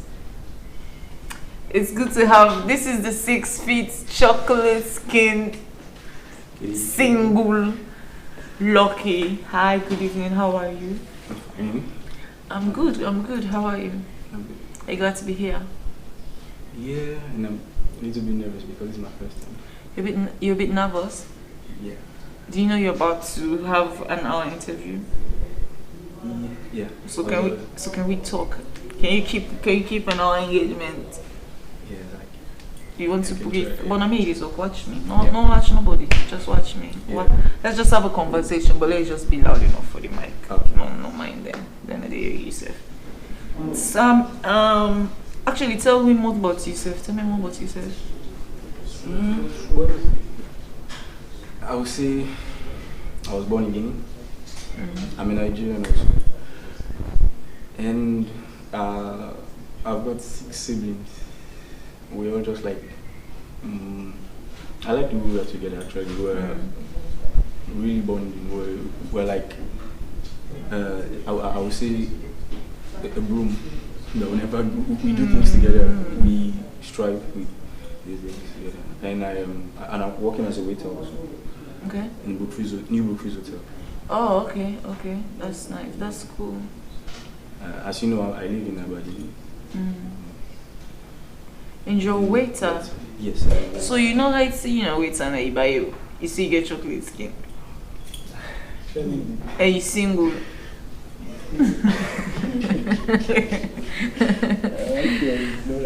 Then you the shame. After you don't see you single, you get chocolate because you 6 feet. Beyond waiter. How is your relationship? You don't say one boom, but give me like a scenario of how your relationship with your siblings ended. Well, we can keep a secret from my mom. Like she won't know what had transpired, or we won't rat ourselves out when something happens. We'd rather she flogs all of us. Yeah. And we love each other very much. We do things together, help each other out. Are you the youngest? I'm the eldest actually. Are you the eldest? Yes. And and you're grooming more troublemakers. And they're a bit troublesome actually, but they respect me. We respect each other. No, see, they say respect is reciprocal. And we love our parents also. That's nice. Tell me about your chef, your chef street. Tell me about your cooking. What gave you the inspiration? That's not even curious, but actually, I'm not a chef. I'm a waiter. I waiter. do service. Okay. Serve guests. Okay. Serving. Actually, it has helped me a lot. As you noticed at first hand, I'm a shy type. So, being a waiter helped me to interact more with people. Do meet different types of people, talk to them, do some services. Many compliments actually. And most things when they compliment me, I really enjoy it because I think I take it that. So I'm really good at this stuff, and I'm really shy. Most times but it has really helped me actually. And so as dancing really helped me. When I started dancing in church or birthday parties, it helped me a lot also because I'm someone that was trained at home. I don't go out or any sort. So when did your love for dancing start? Actually, my love for dancing started at age 10 because at that time I watched lots of Michael Jackson. Actually, Michael Jackson is my first mentor. Oh. Yeah. And followed by Chris Brown. I admire him so much. So it started when I was little, but I didn't start dancing at that time. Learning for myself, doing things. Actually, me and my siblings also, we dance together. Oh, your siblings dance too? Yes, I Oh, train. that's so nice. I know that literally trained them from when I picked up, when I noticed that really I'm good at dancing and I love dancing. And Michael Jackson really inspired me. I watched lots of his videos. I'm good at break dance, time control, Afro, even ballet. Also. You can dance ballet. Where did you learn? Where did you train how to dance? I would say I trained myself. I literally, let me say I have the talent. When I watch dance videos, I get inspired. I create my own dance steps, and I sell myself up. Perform in church. I perform also weddings, birthdays, and so on. But let me see, being a waiter is also challenging because of I don't have a lot of time to dance. Don't get much time to train myself. But really, I'm trying to create time because I would love to do both, and I will be able to do both. But like just a little bit of time, and I'm sure that dancing has really exposed me a lot also. Because the first time when I started as a waiter, no one knew that no one like actually really know me. They saw me, they know I'm hardworking, but dancing made them really get interested in me, like follow me, talk to me more deeply, more than like for other things actually, not just work. It makes me to helped me to interact with most of them, and they've known me through my dancing. They were really surprised because we had a end of the year party last year, and actually it was not even in my mind that I would perform, because let me say one of the staff knew that I was a dancer, so she just went ahead to tell the HR that there is a staff that knows how to dance, so it should be the one to open the dance, so it should be the one to start the program. And I got a short notice also. Let me see, 2 days before the program. So I was really surprised because of I was not planning on anything. Like, who's I don't there has me dance it. Yeah, actually, I did. Well, let me see that the 2 or 3 people that knew that I was dancing saw my video actually, literally saw my video in a church where me and my crew were performing, and I didn't know. And they just set me up with the HR that yeah, I'm going to dance. So I just immediately I knew 2 days before the program. I just did something. I'm really impressed with myself because of I do things in short time. I can master a new step. Like a quick learner. I'm a quick learner, yes. In everything else, actually, I'm a quick learner. In the job, in my dancing, my. How was the experience after the dance? How the crowd? Well, that was it. I was really I even got literally ashamed because of it. It was like the love now I started receiving. It was different than when I started. So it's really a breakthrough actually. It's really a breakthrough. And by God's grace, my plan is my passion for dancing. Praying to God that to not die. Because let me say this, some people they discourage you in some places, but I don't get discouraged. I know what I want. And my plans towards dancing, my passion, I will train or make people happy through my dancing. So that's. When did you start living in Aberdeen? Or living in Aberdeen? Actually, 2019. I came to Sierra 2019. I schooled in Nigeria. Okay. Yeah. What school did you attend in Nigeria? It's called Egon Senior Grammar School. It's a grammar school also. It's grammar school, yeah. Grammar school, not grammar school, whether Yeah, it's as Egon or not. Yeah. It's worldwide. Yeah. Okay, but it's like the same grammar school idea, like the one here and the one in UK. Yeah. Like yeah, I think boys. yes. Exactly, boys and girls. Oh, yours is boys and girls. Yes, mine is boys and girls. Oh, okay. Big compound, lots of labs. Oh, then the grammar school now you can send to the same grammar school. So what's your favorite thing about living in Aberdeen? Actually, my favorite thing about living in Aberdeen. Let me say I'll take it because I'll say it's the beach, because when I was in Nigeria I've never gone to the beach or do any other sort of things. And actually I'm popular in Aberdeen. Everyone knows me. And not just because of I dance, they know I'm a dancer, because of my grandpa. He's a respectable person in Aberdeen. Lots of people know him. So anywhere I go, oh, that's Tunde Cole's grandson. He's in Nigeria and he just came back. So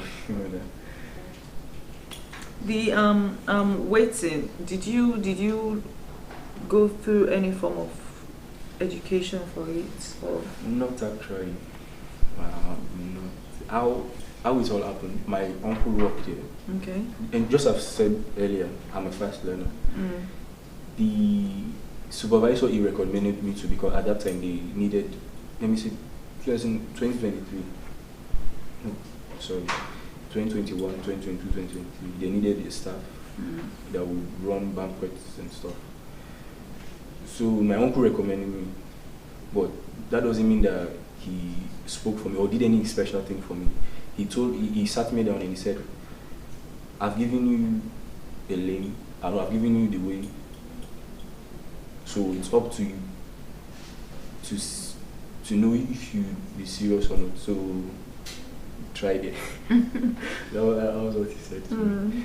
And when I started the first day, I didn't know anything, but that first day I picked up a lot of things. So when the supervisor saw me, it was like, wow, you I kill you too. And it didn't make like, see, you know, Superman or yes, I mean, the whole thing. Okay. So that was how he started. Frequently, he started calling me. I only came as a casual. When there are events, I run the events, do setup. And by God's grace, right now, I'm like perfect. I'm not 100% perfect, because no human is perfect, but I do my job. I love my job also. I do it with utmost concentration and all. And before this, because the supervisor that I started working with, he's not working here, he resigned. But the day he resigned, he called me and he said I was the best intern he has ever worked with. Even the ones that undergo training, the schooling and all, he told me really I'm best. His name is Mr. Aliba, and I also want to tell him thank you for all he did for me. Really. Thank you, Mr. Aliba. So I know you're passionate about dancing. Can you tell us what first sparked your love for dance? Well, I'll just say the same thing. Dance. When I first saw Michael Jackson dance, it's not just like entertaining people or dancing for people to dance. Dancing for me is more like happiness and something that removes stress, that makes me think clearly. So you see, so it would be very hard for dancing to leave me. Actually, It's something different for me. It inspires me also. It makes me think outside the box in most cases.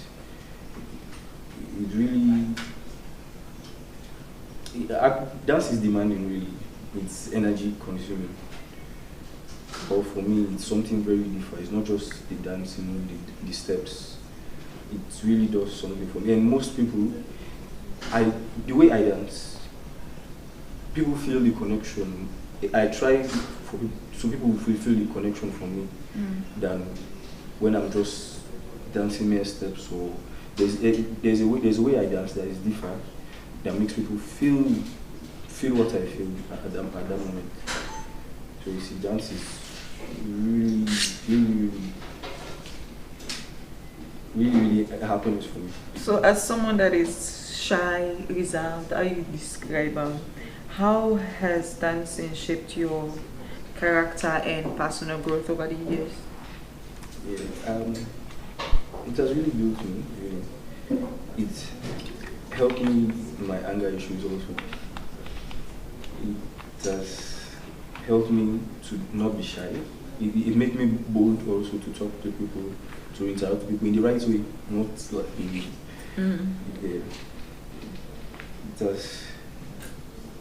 it also helped me in school.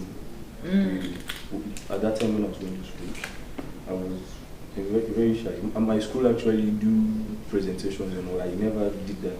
But when I started dancing before the class, because someone knew that I was a dancer, so like when there's no teacher, you would make that noise, beat the decks, and two of us would just come out dancing and all stuff and doing all sorts of things. So that really inspired me now. So if I can dance in front of people, that means I can also present. Yeah. I can also talk to people. I can also stand out and make a difference. I can also encourage people. I can also talk to people, like people who are maybe discouraged, because I don't do that at first, but like dancing really helped me say, wow, I can use this, my talent, to even talk to someone. That time when I in that scenario, let me say, immediately I miss a person. So I dance. So the interaction and the conversation starts. We'll go deeper, we'll explain some things, meet. It has really helped me actually. What's a typical day like for you, both in and out of the studio?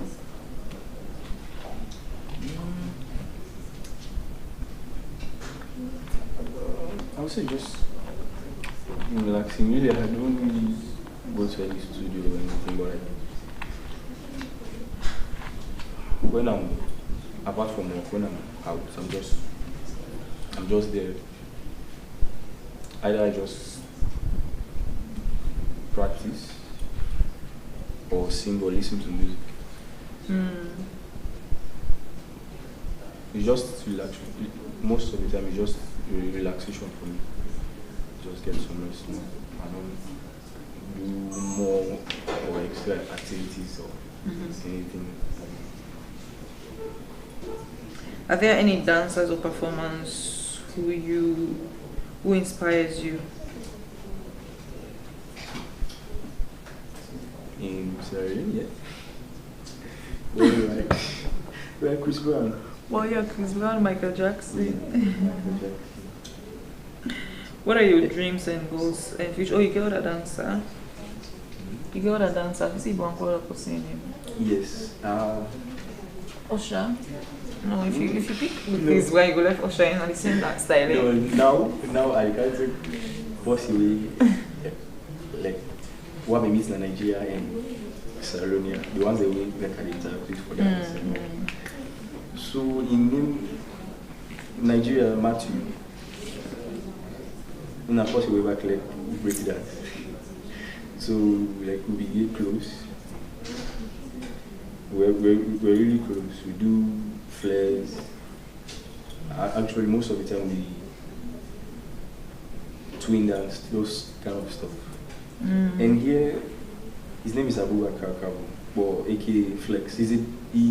I'm sure he danced AYU, I think. Yes, he said AYU. He, when he knows that, he knew that I was a dancer also. He also taught me some things, inspired me in gospel dancing. I was doing a gospel dance also in Nigeria, but it was not as tense as Sierra Leone here. He has really tried for me. He encouraged me more in gospel dancing than any other person I've seen. You see, and gospel dancing, most dancers they don't involve in gospel dancing. I don't know why. They think that is a difficult beat, or maybe there are no steps that would go into gospel dancing, but no, not at all. The Flex Abubakar Kabo, he taught me Afro dance goes into gospel dancing, and it makes it really,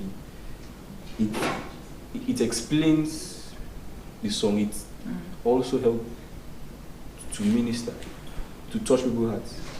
Gospel dancing, when you dance. So are you like mainly a gospel dancer? Or? Well, actually, I would say I do both. Okay. Yeah, because most of the time, there are some people that will call, that will say, okay, just our special demand will be a secular song. They only like gospel. Like mostly when you are dealing with, when a Muslim person calls you and say you have some sort of program, maybe wedding or birthday party, they will have a special demand that they will ask. Do you train people to dance? Do you teach people to dance?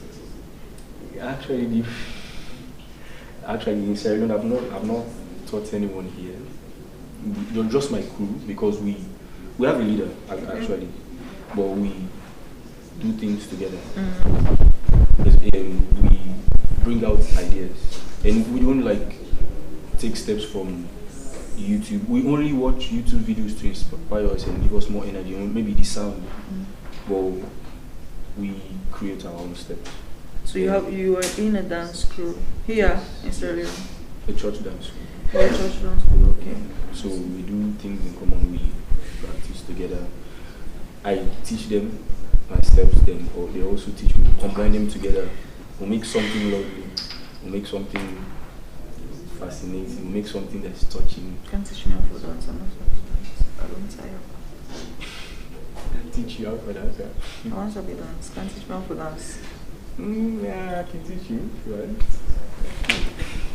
I like that for them. I can dance. Yeah, you need to Simple one. Simple one. Well, hit me. There's this old step that I'll never forget from Nigeria.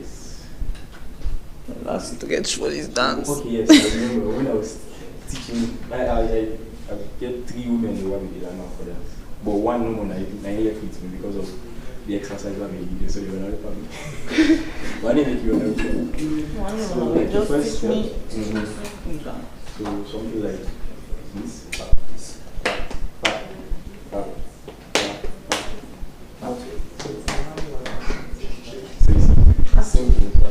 So the first step is okay, but the first step, your right foot goes, then you sort of slant, then you use your right hand. But dance, that's I mean, I'm Okay, music playing. you don't need first step. 1, 2, 3, go. Pap, come across. They make a dance. Hey, I don't guess this one. The Afro dance, the Afro dance, but big boy one. Then dancing back, he combined, sort of combined too. So this one is not Afro dance. Which one is big boy? Afro dance, big boy. So you see, and I mean a big boy. so this Afro now, still. Hello, big boy. Afro. But this is not Afro dance actually. So we don't get the first step, right? Okay, we'll get the first 1, 2, 3, go. Pap. 1, 2. Oh, no, this one. Yes, the right one. Yes. 1, 2, okay. Double back. 1, 2, 3, go. 1, 2, 1, 2, Wait, you start. Then. If you teach me for make a sabi dance, so Hey, at least they hey, need to Sabi, believe you say you sabi dance. So the Also, first only step, big boy. the first step, bounce, take that. Okay, you put it Yes. first. Okay. Let's go again. Yeah. 1, 2, 3. Let's go. 1, there, come on. So the next step now. The issue That was a is 1. after this party, an easy one. So you go 1 and 2. Then we'll go 1 and 2. Then we'll go 1 Hey. and 2. So they'll go the first step, they'll combine on the table. 1, 2, 3, let's go. 1, 5. I feel accomplished. I didn't get it. Yeah, so they do and two, eh? Yes, so The same thing. What do we So that can do now? What do we can do now? I'll let you get easy now. Bounce up. They bounce up. Look, yes, and also you believe it. So 1, 2, 3, let's go. 1. You come back. 1. Come back. He plays it tight for me for dance. I like his face. Like, it's not a big all for you for dance. Let's do this. This small side, I do flare now. I need to touch that. Did you see? Flare. Well, no, stick to this. No, yes. 1, 2, 3, let's go. 1, 2, 1. No, this small. 1, 2. My body now I cannot ever. Now you don't solve the whole issue because my body you need a loose. We slap that make it proud. 1, 2, 3, let's go. So the do now combine now we are Okay. no see we do we stamp now. Okay. So 1, 2, 3, let's go. 1. I almost get her. I almost get her. So anyway, what you want to tell you siblings and us right now? Thank you, siblings. And anybody out there really look me. I'm passionate at dancing. And my goal for build a dance studio where I go train on more because lots of people there. I see na salon see lots of people there. Like one learn out for that, but like that studio, that place no there actually. You know get that side where they go where they say okay, love go like gym no more. Where they say they go na gym for go get fitness, you know. And I'm passionate for go build and train on out for that. So whether na Bali, time control, Afro, big boy, I did dance all that. So by God's grace, actually waiting again I will talk. Salon we encourage the dancers them. We encourage the dancers them. Other countries them they support dancing to the fullest. Elections we not do one thing, but also support the dancers. The dancers they really like they make people they smile, like possibly no more. Sometimes you won't give up, but like, we don't see that we dance. They say well, I just take courage. If I don't enjoy this dancing thing, you know, this dancing, you know, dancing really they take off stress, really. So. Myself don't learn for dance. I hope this dance here will take me places on everyone. I hope this dance will take me places.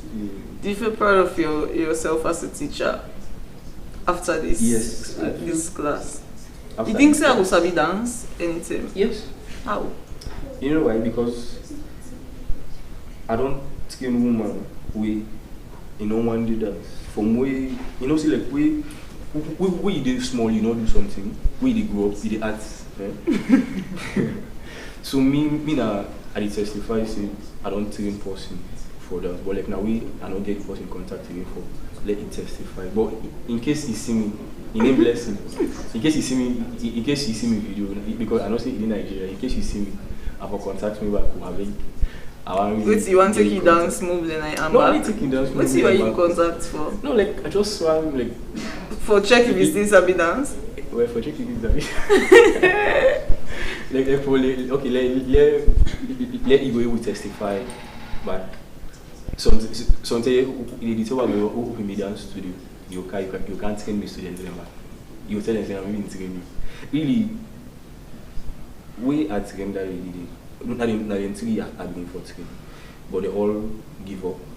They all go. Now in one game, I train until so before I can Nigeria, I get one competition where finally I don't get opportunity for go.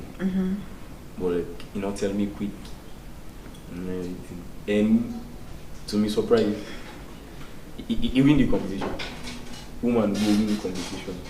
I really surprised me. I don't kind and I tell me say all then there's always of an will be there for it pay off for medicine I win the competition. I say wow, congratulations. Really nice, really dancing nice. No support to some no support to dance as them. Dance as them. It's right now. It's going yeah.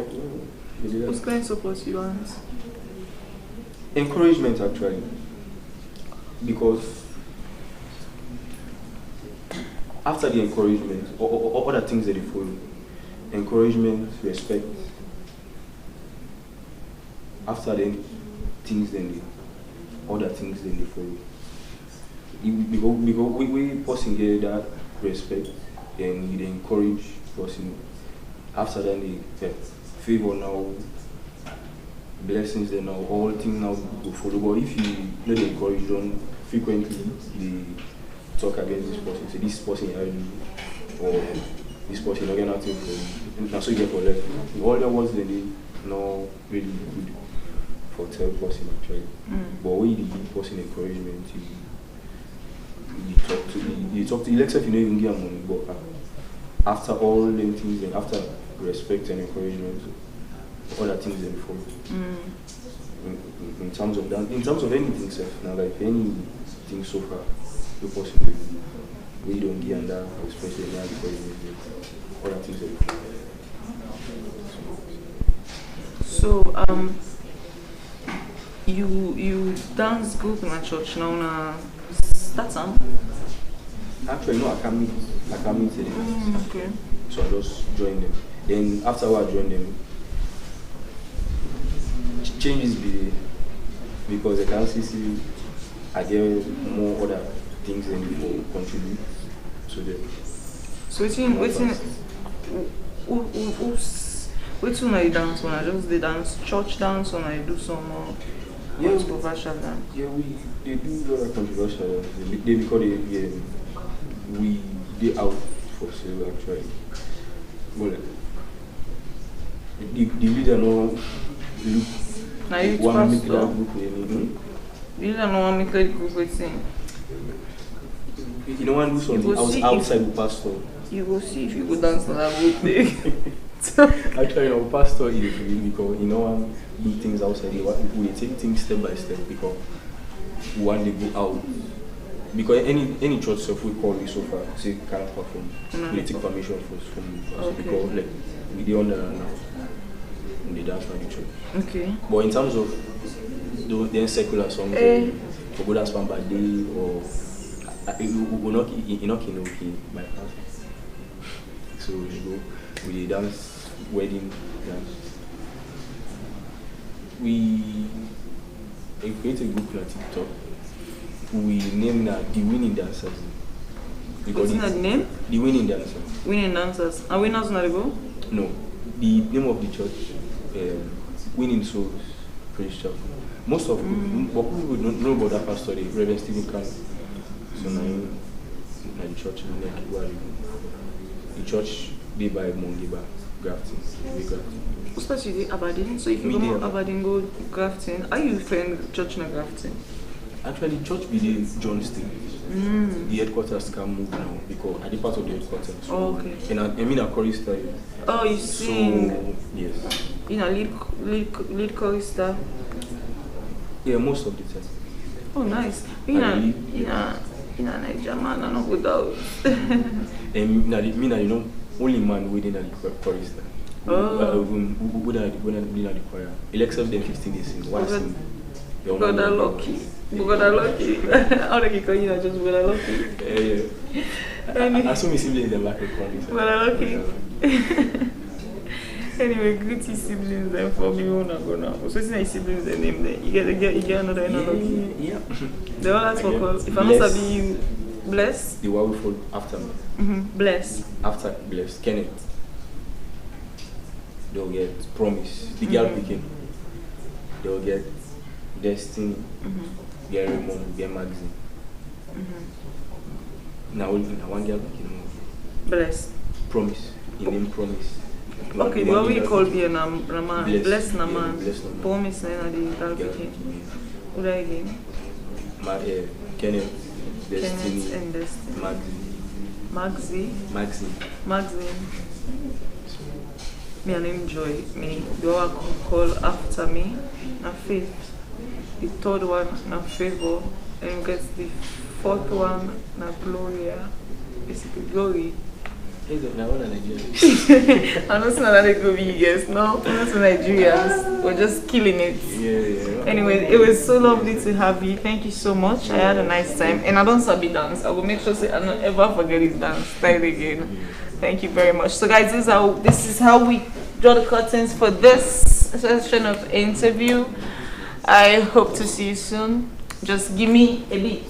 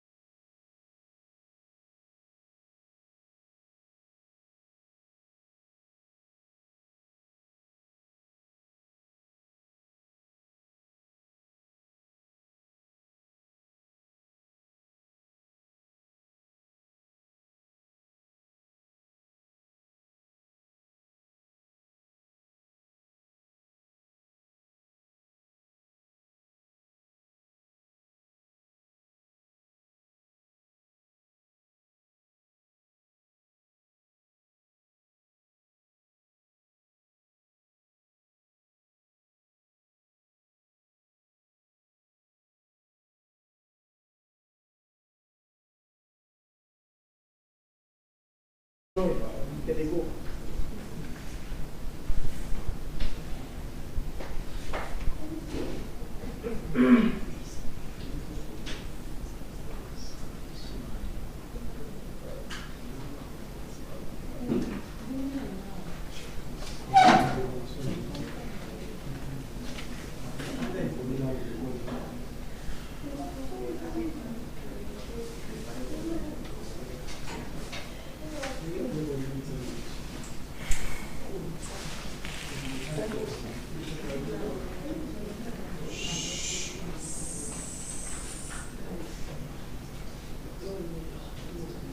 everybody.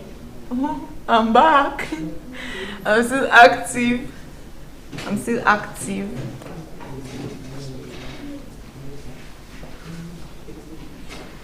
So yeah, today it's finally the 17th. So you don't start from the 14th. Today is 17th. Let's not sleep now. Don't sleep on me. Don't sleep on me. So we're going to get next guest straight up. He's a film director, he's a writer, a cinematographer, and a film editor from Freetown, Sierra Leone, West Africa. He started his filming in 2016, a few months after completing high school, choosing filming as a career to be one of the craziest decisions he ever made.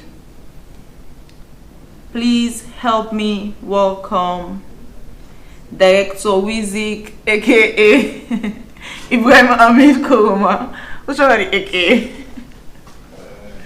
Which one you want the aka? Which one are the real name? The Director Wizik or the Ibrahim Amid Koroma? Wizik. Okay, Wizik. Hi Wizik, how are you, Wizik? Fine, thank you. How do you feel being here? I feel great and I feel honored in being part of this history-making adventure related console. And so it's an honor and a pleasure to be here. Do you feel proud of me? That I'm sacrificing my sleep for your wake? I mean that's the catch. I mean, for anything you want in life, there's always a price to pay. And you're paying yours now. And we're all here to support and scout best. Thank you. We can help you achieve that. Thank you very much. Thank you very much. So, you're a full-time filmmaker. Yes.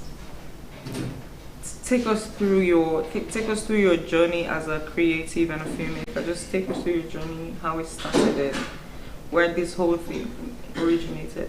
I mean, as you likely said, part of the introduction, after high school, I was not quite sure on what I was going to do for sure at university level.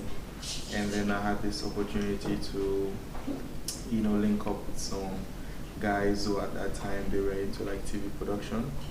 They used to work for a company called Concert Multimedia. Guys like Eric Kawa, I had the chance, to meet Eric Kawa at that time. The Michelle, the F-Mans, So it was during this period, I had my first encounter with a camera. And then ever since then, it's just been magical. Magical, indeed. So, what was your very first story? What was your very first story? Story as in film. So I think, so it was 2016 actually, take up the whole thing. And then fast forward to 2018, I was able to make my very first shot with the help of, I'm not exaggerating, over 50 people. And we shot it in a span of 3 days. And it was supposed to be a one-day filming, but because of, it was my first time and we had to do with so many actors, and the story was a little bit, tricky. So we lasted, I think, for like 3 days shooting everything in one location. It was one, I believe you must have seen that, and I know a lot of people have seen that. And yeah, it was fun. It was such a crazy experience because I had a chance not only to just make the film, but also to learn from other industry professionals who, at that time, they were all there to help me support make that film. So it was such an amazing experience at that time. So your first film was actually a job? Was actually a job project, or was this your whole direction and like just being creative? So at that time I was in university, right? And I had this class project. I was supposed to make like a 3-minute short film. But by the time I've been done with the idea, I was like, nah, this definitely, it's not gonna be it's gonna be more than 3 minutes. So I had to like scrap it and see how best I can just work on something else for me school submission, and then try and see how best I can use that as the one as a passion project, and then I have to invite and collaborate with a lot of industry professionals. So it was more like a personal project. It was my project, but I had to make sure that I collaborate with guys who I knew at that time. They know much more than me. Yeah. What film was that? Run. For 2018. When did you shoot Run? Back in 2018. 2018. Oh. Yeah. Oh yeah. Yeah. The story behind One and One. The story behind One and One. Yeah. For people that will not actually see One yet, now we understand the amount. Now we see One, I understand the amount of chaotic thoughts. It was crazy. It was crazy because the story was quite simple, but executing it was a bit of a problem, But the good thing is, we start and then we make sure we finish. Good. So how do you know when an idea is strong enough to become a movie? I don't think you get to know when an idea is strong enough for a movie. It's just, it's a whole process. Because there was a movie, my last project I work on, it's not yet out. I think I took like 2 months to 3 months just going. I have like several drafts of just the script. Because every time I go back and look at the script, I feel like, okay, there is something missing, and then I add. So it all depends on, are you fully satisfied? You think it's okay now, or you feel like, okay, there is still room for improvement and all. But then I feel like when you reach this outside Wally story for each, you definitely know it's okay, yeah, I don't reach that side. So creatively I would say you just need to listen to your gut.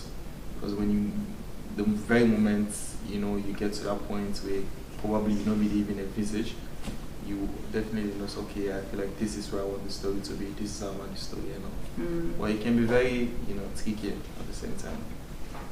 It takes patience a lot of time, I would say. And you have to be fully satisfied with whatever information you don't gather, because research plays a vital role in that too. Yeah. So you have to make sure all the boxes are ticked when you're working on a movie, because just get for people who are excited. Okay, I have an idea. Let's just go make a movie. You have to make sure that you're very sure of the idea, that you're actually communicating something at the end of the day. Yeah. So if your filming style, I know you love music. I see you on social media. I see you on Facebook. I see you on Wheezy. I know you love music. Yeah. I see you on your Wheezy fanboying stuff. Yeah. But anyway, if your filming style was a music genre, what would it be and why? I don't have a box. Yeah, I'm very experimental. I would say I'll probably a genre I'll be able to do a lot of fusion here and there. I like to experiment. Like then sound you can make ping ping ping ping ping ping. Yeah. Like a matic sound. Like a sound I'll play for you, you might not even understand what it's you understand. But then it just get that way with it, get that emotion out for whosoever when I decide the target audience and all. You don't ever create a film and you get some certain you get this particular scene that just gives you goosebumps, like this is my wow scene? I believe for every project there's always that one scene where you feel like, okay, yeah, this is like that scene. So give us one scene that you have directed that still gives you this goosebump. I don't know if goosebump are the right word, but when we did Joy Gborie with Jazz right there, so there was a scene he had to do pretend as if he was masturbating. you know. So for me, that was, whenever I watched that side, like, I always feel like, yeah, I shot that. yeah, that was like whatever was on our mind, but we shot that. Yeah, that was like top cinema, like wherever I get to see, because you don't get to see that quite often. When people make movies here, most of the time, we try to make it as beautiful as possible. We try to shape the story in such a way that we feel like we see and we don't create a film. But when I make film, I try to make it as raw and authentic as possible. No filters. I don't care how people are going to react to it or what they're going to say. I just express myself, you know, and gets my message or idea through. I think that's the most important thing for me. Yeah. But anyway, Yeah. nah, smart man. This question I asked is just funny. So, what is the most unexpected source of inspiration you've used in a film? Unexpected. As in, It's an inspiration. Unexpected. You didn't know that this not in way they give you inspiration for film, but then I don't know. I never think. I'd say, because there's one thing I know of, you know, when I'm on set, you know, for production, because there is obviously the pre-production and production. For pre-production, I make sure I enjoy, if I'm creating, I make sure I enjoy as much as whatever it is I'm creating. And then on set in production, there are chances that which I would don't plan for from pre-production might not happen due to 1, 2, 3 things that we need to be in control. So there are very moments where I feel like, okay, we have to improvise this, not that, not that. I just tap into my inner self and just allow, you know, my brain to just give me whatever it is. I trust my brain. Like that's just one of the few things that I really like trust with me also. Like they never disappoint. So if you say, okay, there's a low take Joy, we'll put some behind that. I know by the time I get to the edit, I know it's okay, it was a very good decision for me because I actually said go behind that. Like I don't question myself that much. I just allow myself to flow. Once I'm in a good spirit, I'm in good energy, and I'm surrounded by good people, everything just happens. Yeah. Creative much. That's nice. Yeah. That's nice. So did you bring that because you were coming for the interview and you wanted to be? Yeah, I had to show myself, you know. Yeah. If your camera could talk, Yeah. what story would it tell about you? What story? What story? I think a honest, point blank, just something very honest about myself, like no filters. It will look like documentary. You know, documentary different from film. You know, documentary focus more on the actuality. You know, what's actual and blah blah blah. You know, I'll say something very honest. I'll say just raw, plain truth, no filters, no hide. A better is coming on the remote. Well, Yeah, because it's coming on the digital. well, it talks in other ways too. With remote. Yeah. So when shooting or when building your vision board, however, when getting a scene, how do you decide when to say cut? Sometimes, you know when, the scene will end, but then the other time you get for allow whosoever will before screen you what you want. So you just, like I say, me I dey listen to my gut. I don't know for other people. If I feel satisfied from within, then it's okay. I can just easily call it cut. But if I feel a little bit of, no, I'm not too quite sure yet, or I'm not too, then I'll just keep holding and keep holding. But once I feel like, okay, that's it, and then I'm in the envisage where somebody creates, I'm not in for stress much, but then that's it.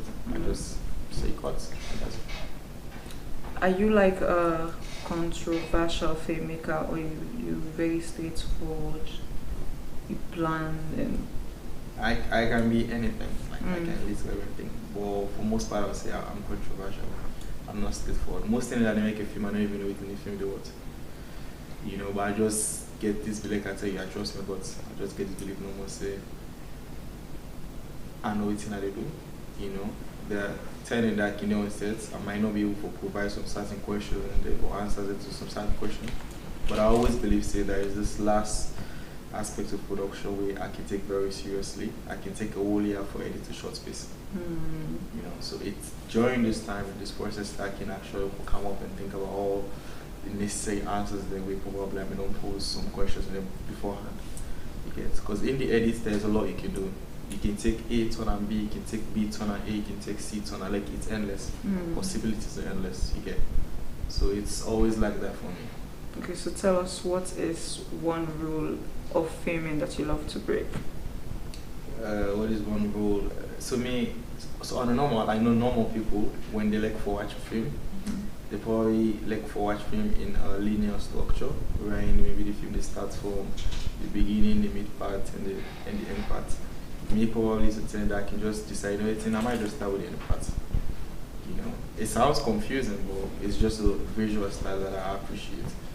You know, I'm not like for B2, you know, direct, straightforward as you likely said, because obviously when people are going to cinema for watch film, they already know, so okay, this film also, you get for definitely get a beginning, you get for get a mid part, and you get for get like the resolution or climax. Making always try to see how best I can just experiment and just, what if we start the film with the middle part and see, and then maybe we'll go to the end part and then cancel the beginning part, like a Christopher Nolan type of vibes and all. So you start from the end, you go back middle, or you go front?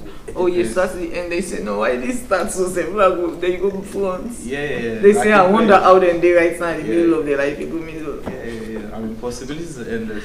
Okay. Sometimes you go forget the brain, let the brain not get the story easy. Take them through some. Okay. Well, yeah. So, as a visual storyteller and director, how do you paint emotions through camera? I always try to put myself in the position of the character or the subject or the person they put me, and try to understand, okay, this scene we're about to film here, waiting at the situation. Is a character happy? Is he in a sad mood? Is he depressed? Waiting to go through.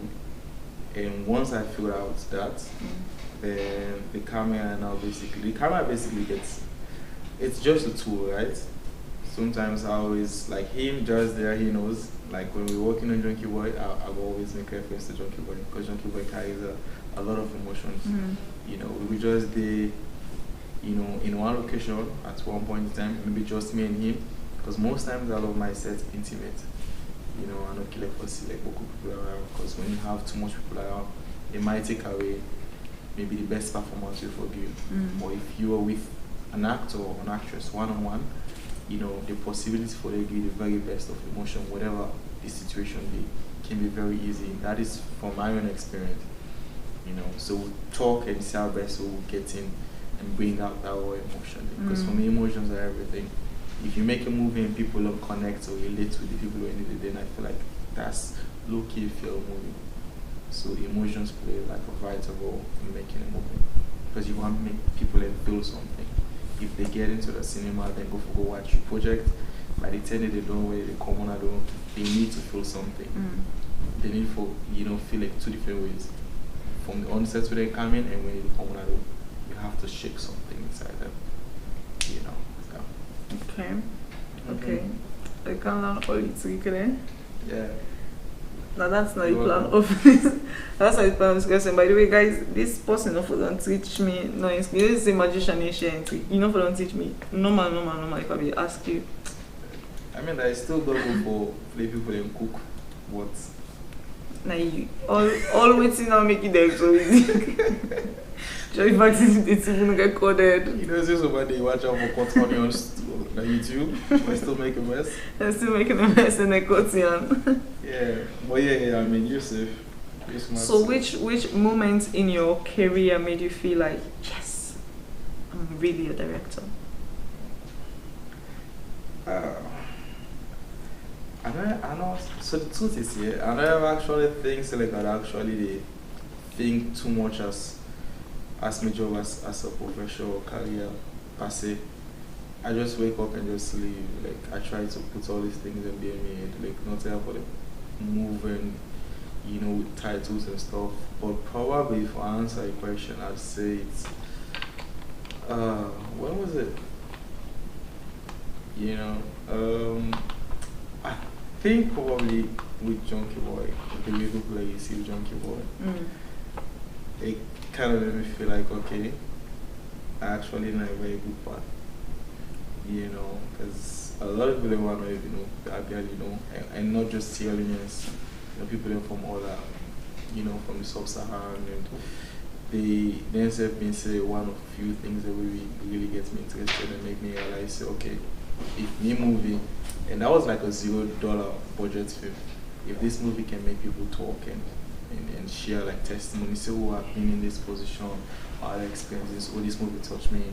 And I was like, okay, probably, yeah, I'm in at the right path. I will always refer to Junkie Boy as probably that moment or that movie. Yeah. So what was the actual inspiration behind Junkie Boy? If you've seen Junkie Boy, it's something I would say it's very common for any young African guys for the experience. You know, it's so easy for the experience. And not so easy back for the experience back at the same time. You know, with so much going on, you know, sometimes you get anxious, sometimes you feel a little bit like, okay, things never go the way we want, you know, and as a guy, you know the society way overwhelmed, just exactly way the pressure of society they puts for women figures them, you know, and you look back and say, okay, probably I'm feeling. We can be probably you're just overthinking, you're not feeling. Things that might just they won't slow for you. You know, so it was all of that. You know, I'm a young guy and I'm an African, and I believe say the things about the experience. I believe say me other man them too. We all share the same experience too. So it was easy for me to just communicate that through the screen. You know, with the help of the Joseph Jazz, such an amazing actor. You know, yeah. So it was just Jazz and you. Yeah, with the help of, I think it was the X-Stairs. You know, they had one minor scene, but that scene was like my favorite, one of my favorite scenes as well, yeah. You know. And we watched Junkie Boy. Actually, I think Junkie Boy was your first film I actually had seen.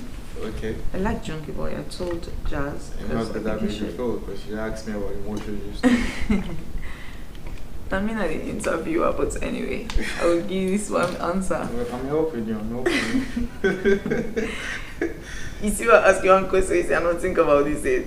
The kind of question I can ask you today. You remember suicide? You see, what send me screen here. I'm suicide question. I'm ready. Because right now, so yeah, we see. I'm in my AI or ChatGPT mode.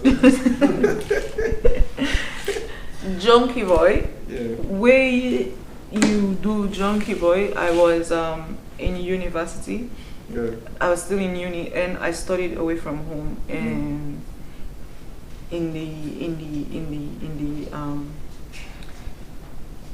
provinces. So people that don't study away from home, upline provinces, know it in feel like for how it's like, how the life is like when they explain about the whole loneliness, anxiety, just and that was just what I felt about Junkie. But I felt like myself actually is where they make you example. You said a lot of young African men.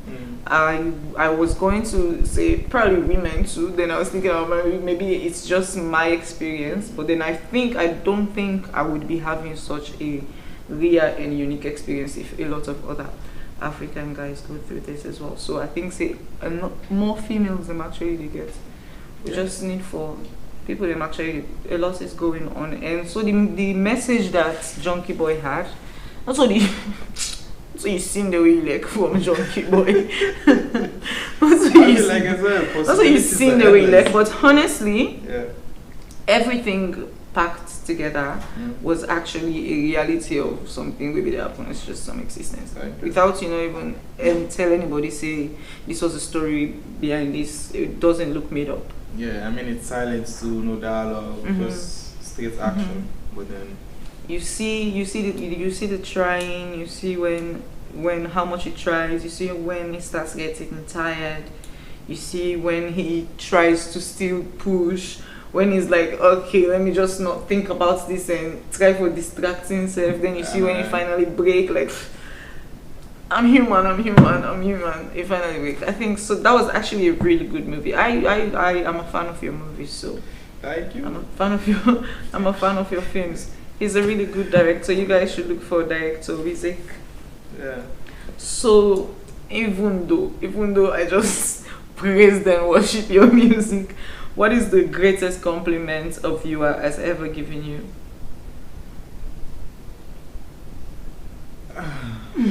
Okay, yeah. So I don't forget how you tell me this. Well, it was just one person, right? It was like a short phrase, maybe like 3 words, I would say. I think it just said me walk. All waiting you don't see from me whole catalog and everything. It just speaks honesty. Saying walk, my work is honest. And that was it. I don't mean it for say more than that self at all. Because I understand when somebody tells you you're honest, you look so honest. It means a lot. You know, I mean, it says 1,000 words. You know, because in this day, you know, of creating content, making films, or whatever audio visuals, part of the multimedia, thing we all literally get into more now. It hardly you see people and they do something where, look honest.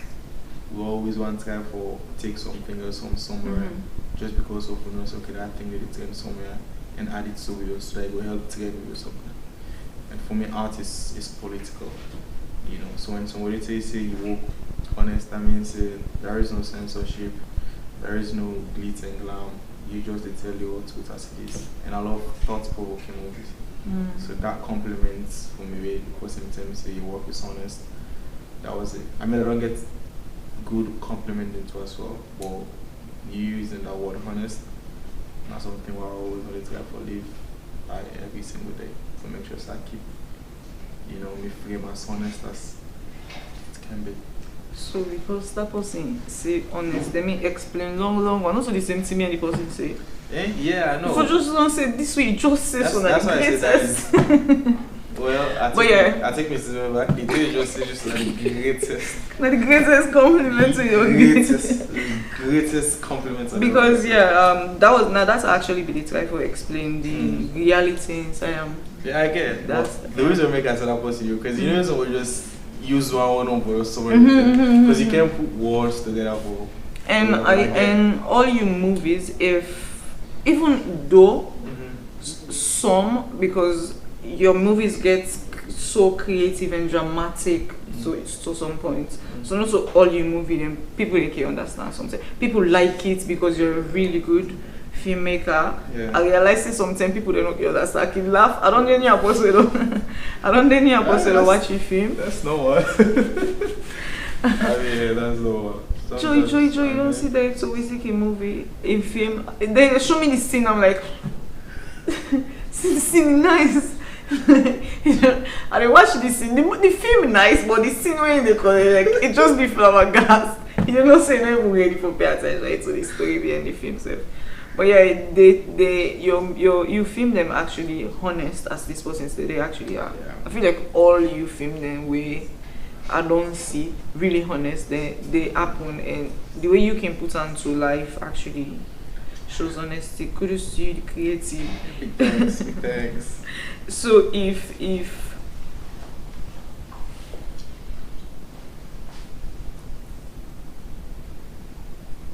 okay, so how do you gain actors into becoming their characters without losing themselves?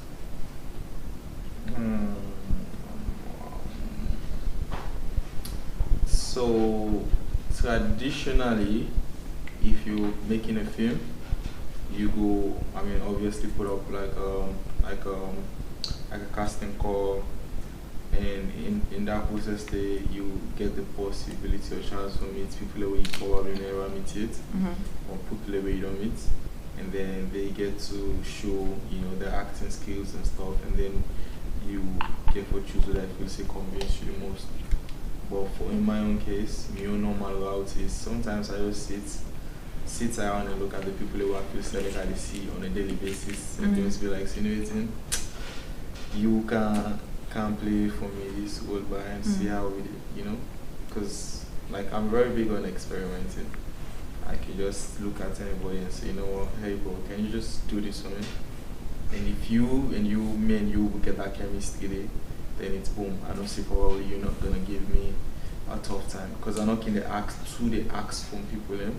I only the ask which I can say you will give me, which is the bare minimum or just the basic, because for me acting, it's better when it comes natural. Way it can make somebody, it's got to like put them in a box. So you have to sound this way, you have to be this way, you have to be that way. Sometimes it just comes easy. We just talk and see how best you do. We like get whatever personality we want to get in the meantime, So I don't think it's a bit of a hassle for me, because for me it's everything just chill, It's the chemistry between me and the possible believe before the camera. I will like connect and relate. You get it? So yeah. So have you ever completely improvised to sit down for shoots? Then you completely a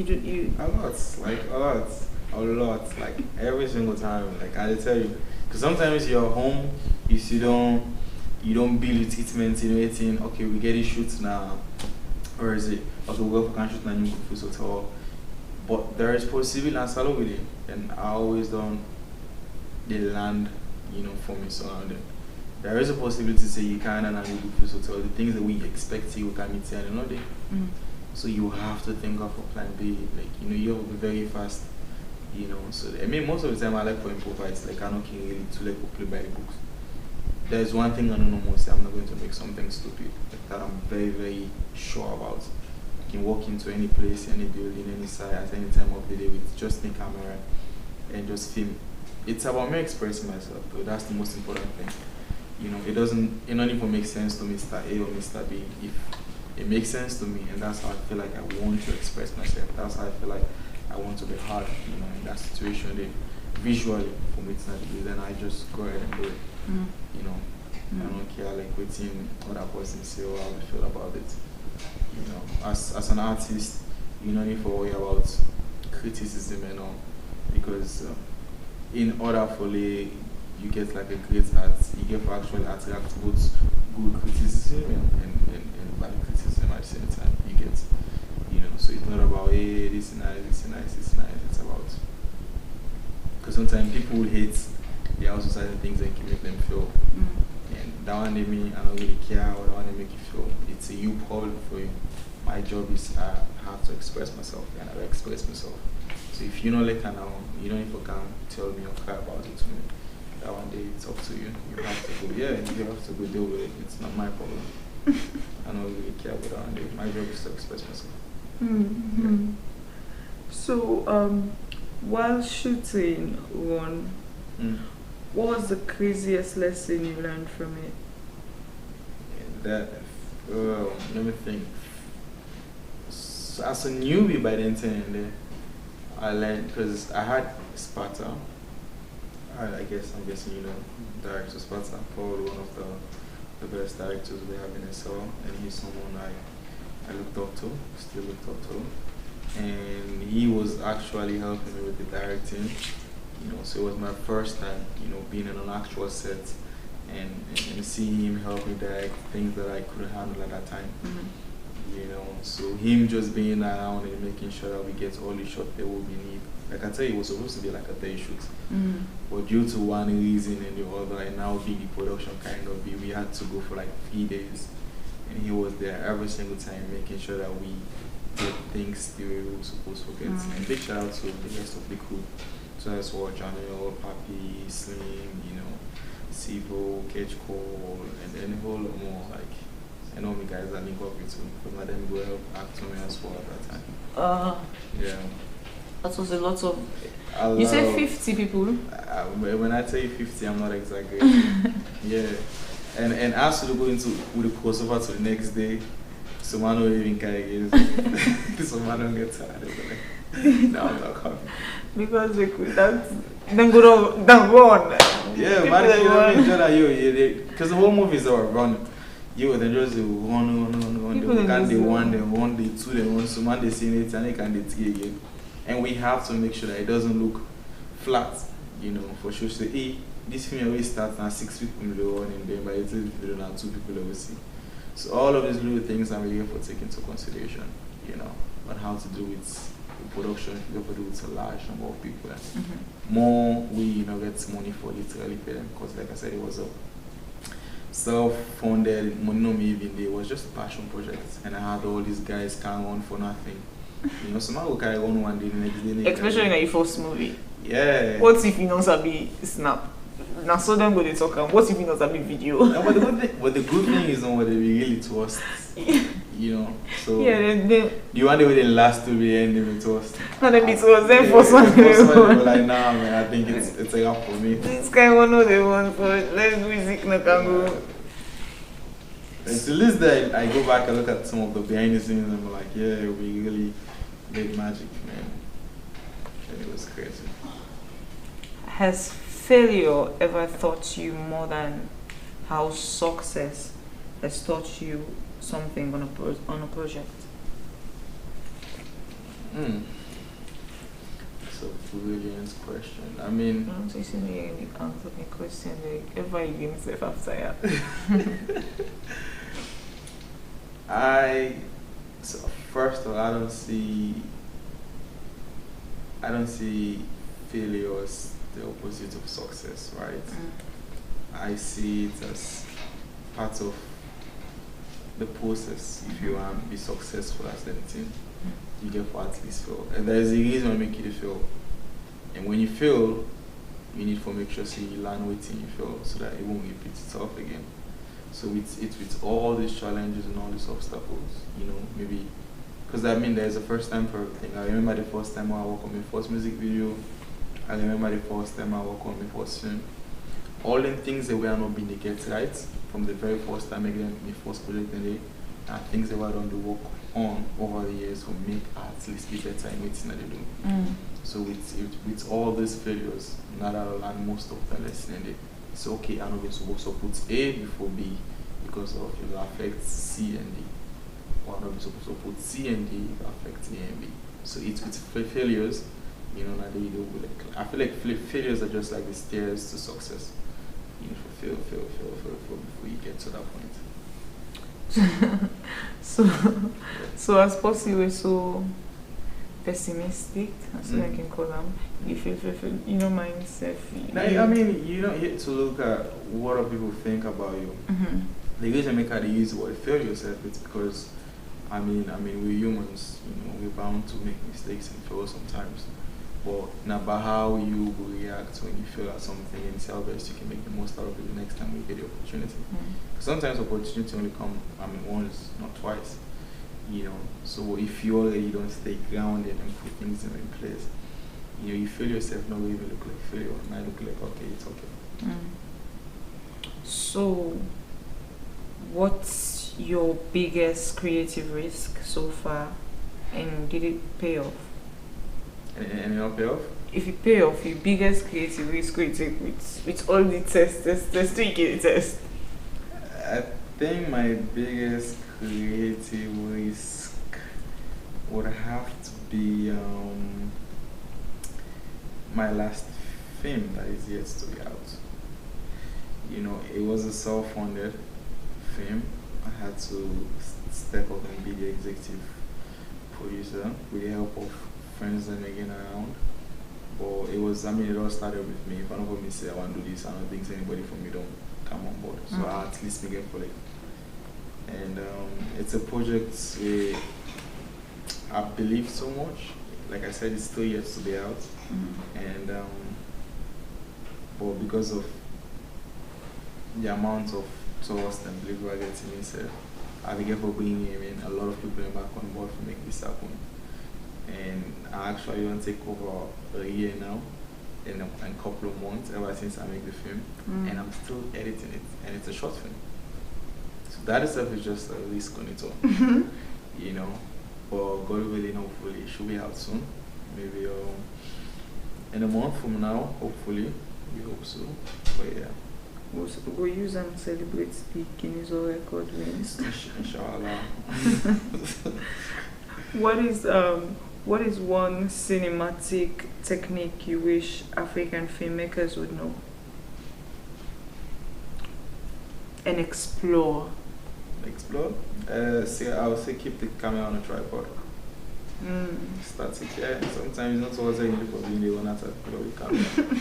Yeah, sometimes you just leave the camera and allow people to just see them and get themselves in the story. Because that is one thing I noticed is everybody want to move the camera, everybody want to shake the camera.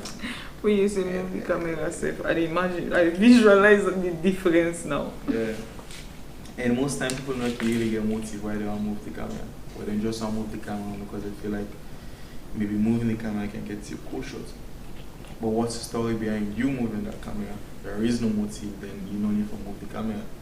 You can make a perfect cinematic looking image by just leaving the camera on a tripod and make sure she gets proper action going on. So yeah. Good. Who's school you at? Is that speak English? I can speak now. I have been speaking. He says I can speak. I have been speaking. I have been speaking.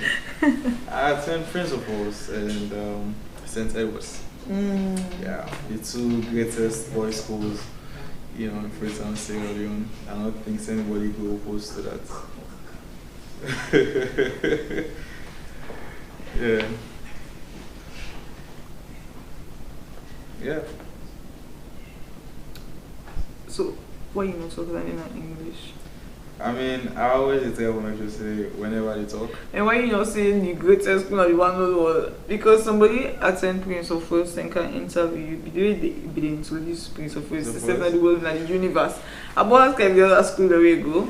But I remember saying. Say someone will talk, someone will talk. Yeah, I know Prince of Wales and St. Edwards probably the two biggest boys' schools in Freetown, Sierra Leone, and yeah. And no joke.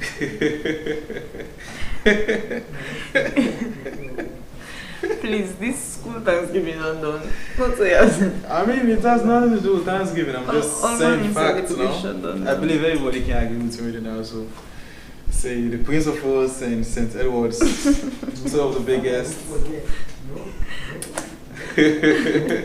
Waiting at the arguments. Now the sense. So say, are they on the Prince of Wales? I mean both. I mean, like I said, there's the reason why they're not the same road, the same area, then just share like fence. He said the same road, the same area fence. Yeah. So now make also the greatest. Yeah, I mean get anybody know who's any otherwise. I mean, yeah. Director, if you had an unlimited budget, what film would you create? What film I would create?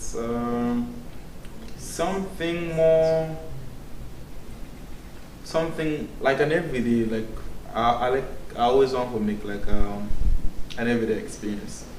Just like the normal Lena Salon, but then with a strong story behind it. Like something very simple. It looks casual. It looks fun. If Sierra Leone is fun at that moment, so depending on how the content and how everything. We see something very simple.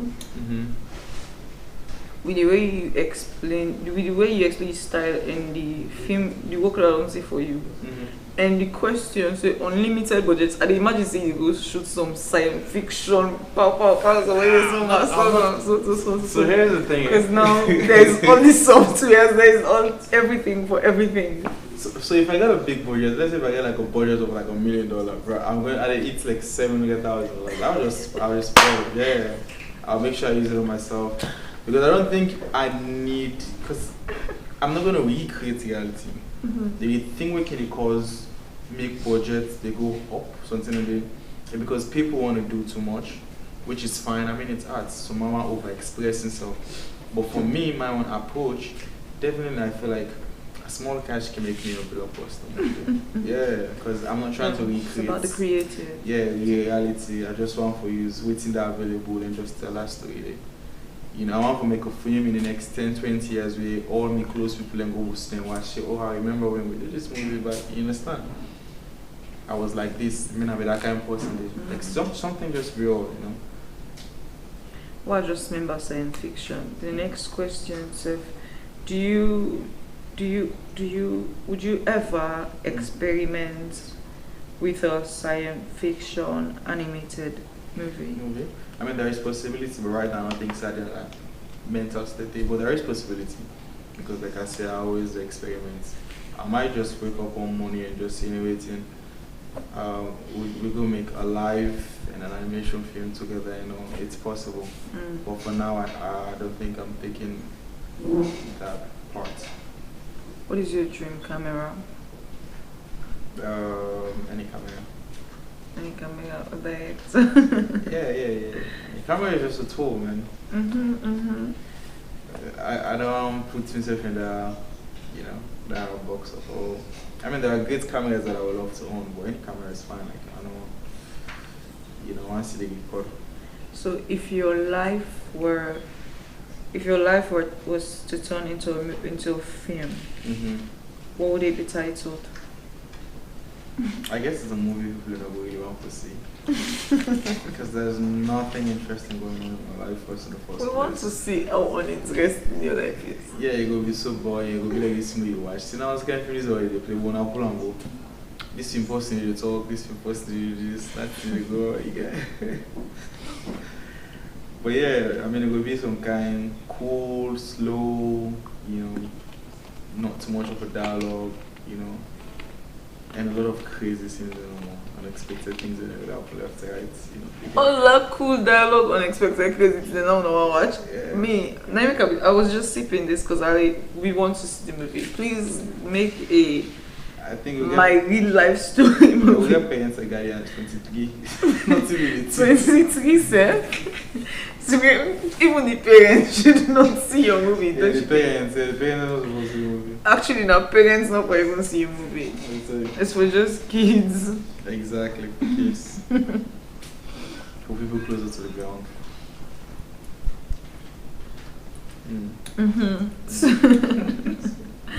What is tell us something about your childhood that shows up in your films. Something from my childhood. I think I just did that for me to say some of the things that I feel say define me as a person or as a human. You know, because on a normal, I'm not more of a talker. I'm not supposed to talk too much. So I can tell people that in my film. So we say on a normal film, we say but with dialogue, they go explain a particular situation. I can just prefer to just keep it maybe less dialogue or even silent. You get so because me, I can always say I will talk.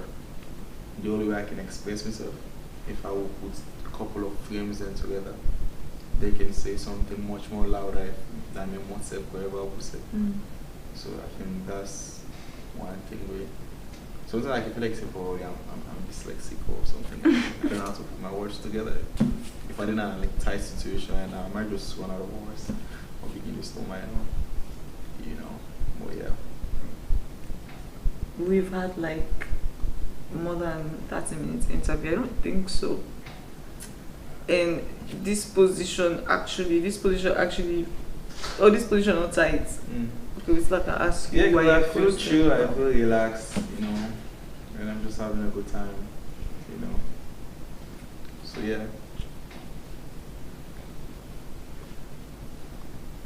The Arsenal film. Oh yeah.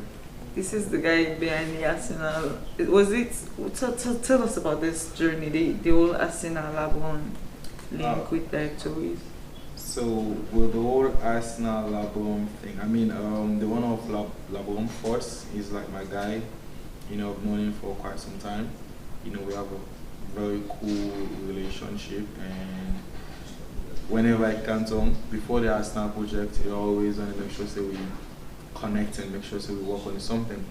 You know, because aside the Arsenal thing, he's a designer for his own brand, and he makes clothes and stuff.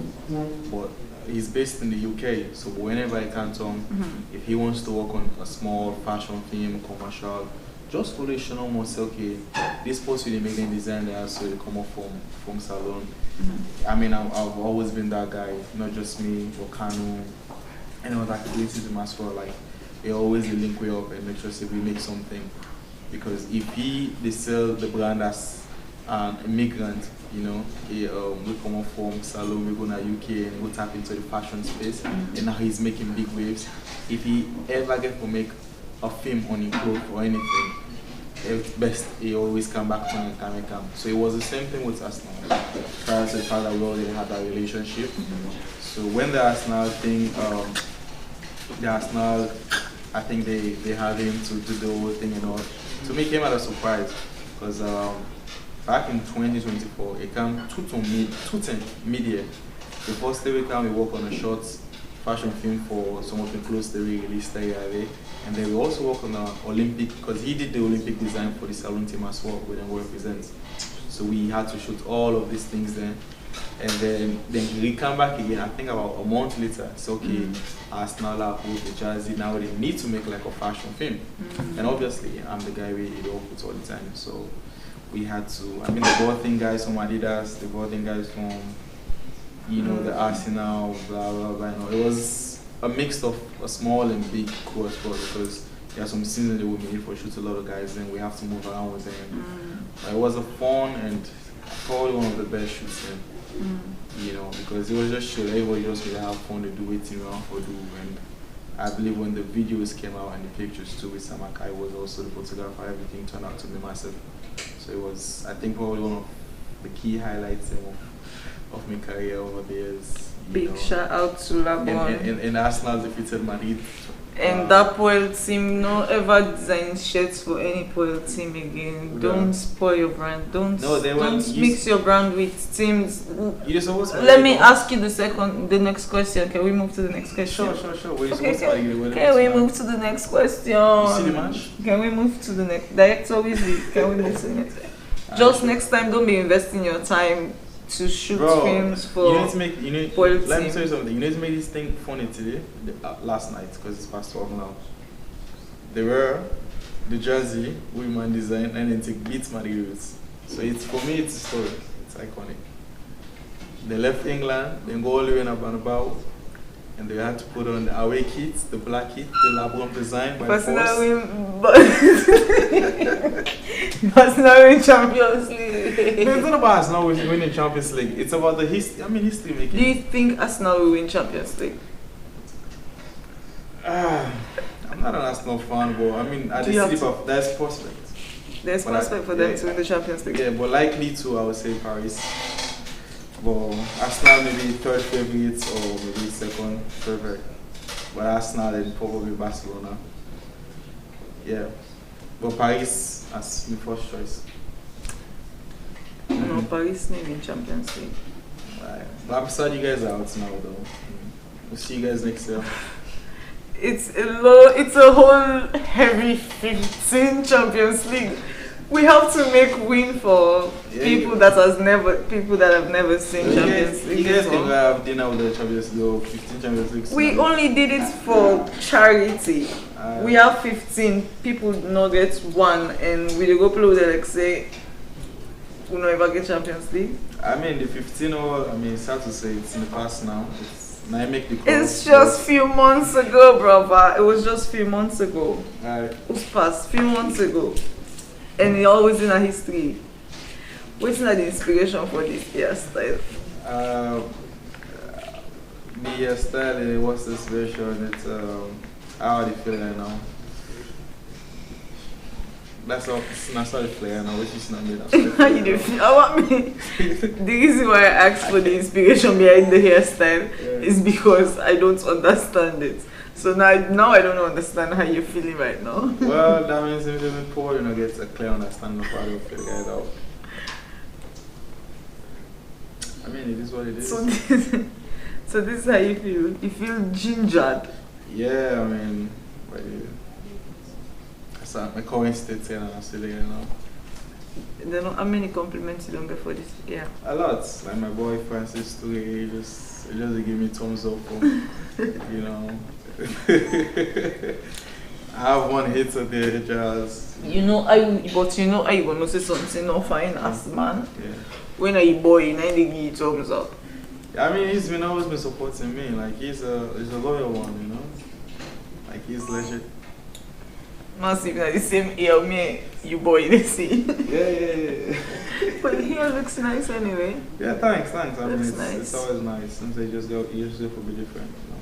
It looks nice. Yeah, sure. Always, I choose different.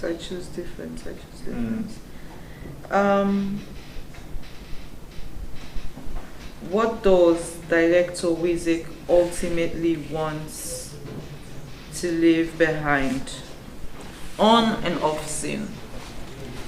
So I was having this conversation with I think one of the managers of Hotel K3 yesterday, and we had a very short meeting, you know, and then we just made a kind of conversation on how the art scene looked like before the war and after the war. And then there's one thing women actually been come together and agreed on was that there was this break in tradition where in the one day we supposed to collect from London before the war, but because of the war, they were unable to, like, you know, connect and tap into their own artistry, you know, from all forms of art, music, writing, poetry, I mean everything we involve with that, you know.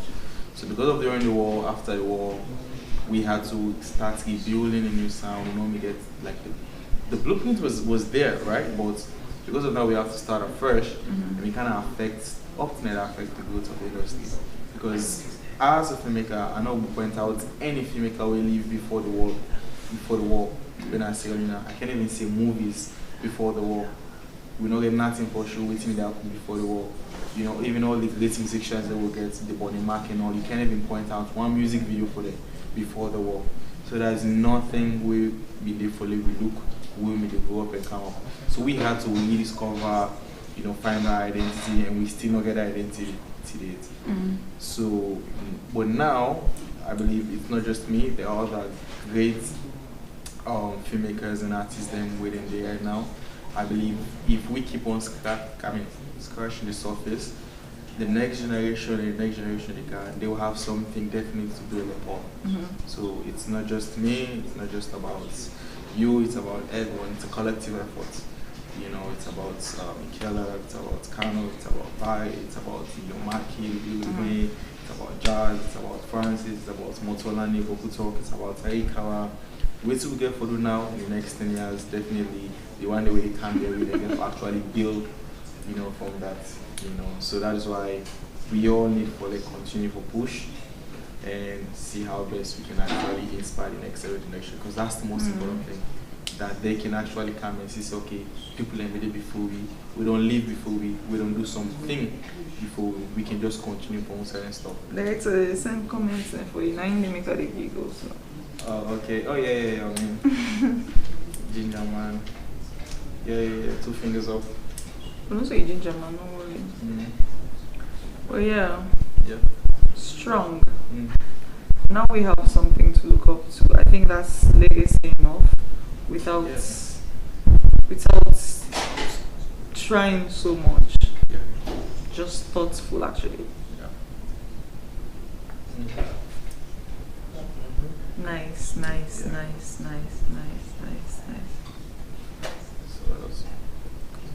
Then say you hear inspiration about Obate. Obate is a nice guy, no? I mean, he's a guy I believe, say, you know, man they respect that talk. For people that talk boy, they will respect you. So you call him mentor? Well, if it's useful, man. Of course, yeah. I mean, he's a great individual, I would say.